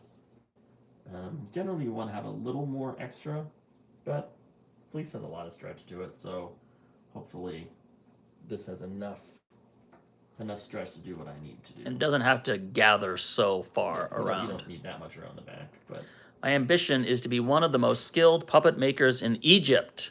awesome. We have a few makers of this art. Well, I really want to check out your puppets. Yeah, we wrote a handle down, I think. Yes, we did. All right, so I'm going to put the nose on here, and then we're going to cinch it up. There we go. Try to get her on the top. Hope I have enough material. Ugh. Someone says, I wish you all the best. You are on the right way. And I feel it. Great. I think that was a comment to our Egyptian puppet maker. Hey, we just got $5. Oh, thank you so much. Thank you, Starberry. Appreciate it. Yeah, as we're coming down to the end here, if anyone wants to drop a tip in the tip jar, we'll accept it. All right, so I'm pulling this fabric around. I don't know if I did enough. It's great, you guys. The struggle's real. Struggle is real. That's what they say. Sean's enjoying watching this. Yeah, very authentic. Mm-hmm. He knows that I'm either 5 minutes away from either redoing this or just making it work. If you made that not work, you can make this work. Just trying to pull this fleece around as much as possible. Use that stretch as much as possible. All right, I'm just going to try to make it work, and the way I'm going to do that is by pulling the material from the side. So I'll see if I can do this. I really should have had a little more extra when I pattern that nose out to be able to pull it around more effectively. But I'm just going to crisscross. I'm going to go to this corner here. I'm going to grab this material, and I'm going to pull that up like that. Come on, Nose Fleece. Here we go. Work with We me. believe in you, Nose Fleece. We believe in you. All right, and then I'm going to go back to the top. I'm just basically trying to draw this in as much as possible using the stretch of the material to my advantage. If I can. Yeah, someone says, still $999,970 to go Oh, yeah. to pay for our community trip to Egypt. Oh, yeah, that's right. We're all going to go if we get $1 million. Yeah, I'll make that happen. There we go. It's one of my dreams to visit Egypt. One of my dreams is to go back in time and wish I had More fleece. enough fleece on this thing here. I might just have to do it again. Uh-oh, don't do that. Sean says don't do it. We'll take a poll. No. You think it'll happen? I think I don't have enough. Let's see if I can pull this. Someone said, I just thought the thread just snapped. Uh. No, that's Patrick's pesky knot he gave him to start this whole process. Yeah. Someone says, I'm tense. It's like watching Patrick parallel park. It's gonna work. It's gonna work, everybody. I believe in it. I believe in the process. Oh, that knot. He's really teaching himself a lesson with that knot. Not what I wanted. Okay. Cinch this thing up. Don't break the thread now. That'd be terrible. No. That'd be a disappointment. You'd hear a collective, ugh, groan. Yeah, from The across groan world. Hurt the groan across the world. All right, here we go. So These now- last 20 minutes, I can't bear to think. I can't bear it. Yeah, it's looking great. Let's cheer 'em on, everybody. Hey, we just got $15 from WetaCraft 8. Thanks so you. much. Thanks for the Wow, tip. this is awesome. If anyone else wants to contribute a little tip and encourage Patrick to finish this puppet nose before our 5 o'clock deadline, But I'll learn the wrong lesson. he'll learn to be rewarded for his. For screwing up. This is. Oh, don't break the thread. Don't break the thread. Look, it's working. It's working, everybody. Here we go. There we are. Look, I see success around the corner. Just around. The whole world's pulling for you. All right, you're right. We got Madrid. I know we got Spain. We got Mexico. We got Egypt. Where else are people from? Even places in America. Georgia. I saw Georgia pop up. All right, here we go. All right. Having some success here. Secure, secure, secure, someone says. They're rooting you on. All right, here we go. Here he was. Oh, he was No, doubting. I'm getting ambitious. I remember when he was doubting. Going back through. Now, obviously, it would have made it easier if it was about 1/8 of an inch. Oh, yeah, with Yeah. Saudi Arabia checking in. Who else you got here? Awesome. Where around the globe? We're coming to you from California in the USA. Clock is ticking. That's what they just said. Clock is ticking. I know. We are going to finish this puppet by 5 o'clock. Now, some of these All right. features will be pinned in place. I'm gonna tie this thing off now. He's tying it off, everybody. This is success. This is what looks like. success looks like. Now, don't break the thread now. He did that with a knot at the top of the thread the whole time. How did they not get in there in the first place? Someone wants to know. Oh, I don't know. Magic. It magicked its way in. Someone says, all right. are you guys on the West Coast? Yes, we're on the West Coast. We're in California. All right, so I did it. Puppet There you go. nose! And that's the back that you look like there. There you woo! Yeah, I was really pulling that material to its Huh. length. This nose can be attached different ways. it can be stuck on. I think for now we're just gonna wig tape it in place. Yeah, just for the appearance. Yep. And then, all right. That was Applause, applause, applause for the thank puppet you. nose. Thank you. Cheers. All right, so the nose is gonna go on here, and we're going to just stick it in place for starters for now, and eventually you might be sewing it in place. But at least that way we have this satisfaction. Someone says F3. Maybe F3 fleece. F3 fleece is great. Yeah. Good for noses. We just use this is the other fleece. I don't know what they Yeah, call well, this this. stuff is great because it's so stretchy. Yeah, sometimes F3 is not as stretchy, but I like the look of it though. Yeah, F3 is a beautiful material. We've really enjoyed working with it. Lots of different fleeces come and go, and that's one that's around right now. All right, so nose.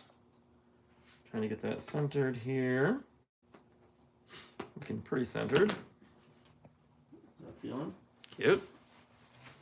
I'm just gonna push it on from the back.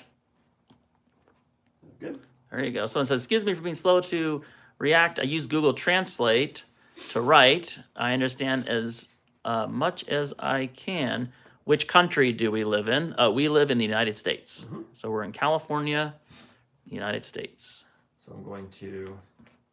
Oh, we didn't put a brain inside. We'll have to do a special video about the brain.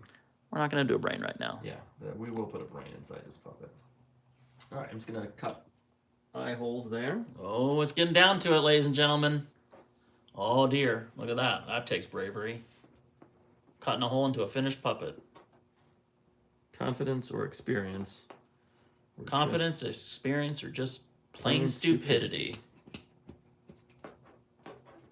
They all kind of look the same. Yeah, this is not F3. Oh, someone said I thought it was F3 because it wasn't as stretchy. Right, but great job. All right, eyes are going in, and I'm actually not going to. Almost 8 p.m. here in North Carolina due to Wow. the time difference. Thanks for watching. I've already seen the completed puppet. Haha. They're ahead of us. You're in the future.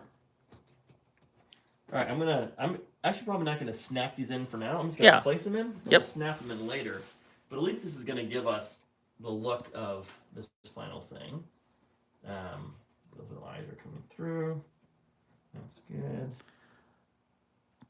Someone says, I don't have a brain anymore. 5 hours.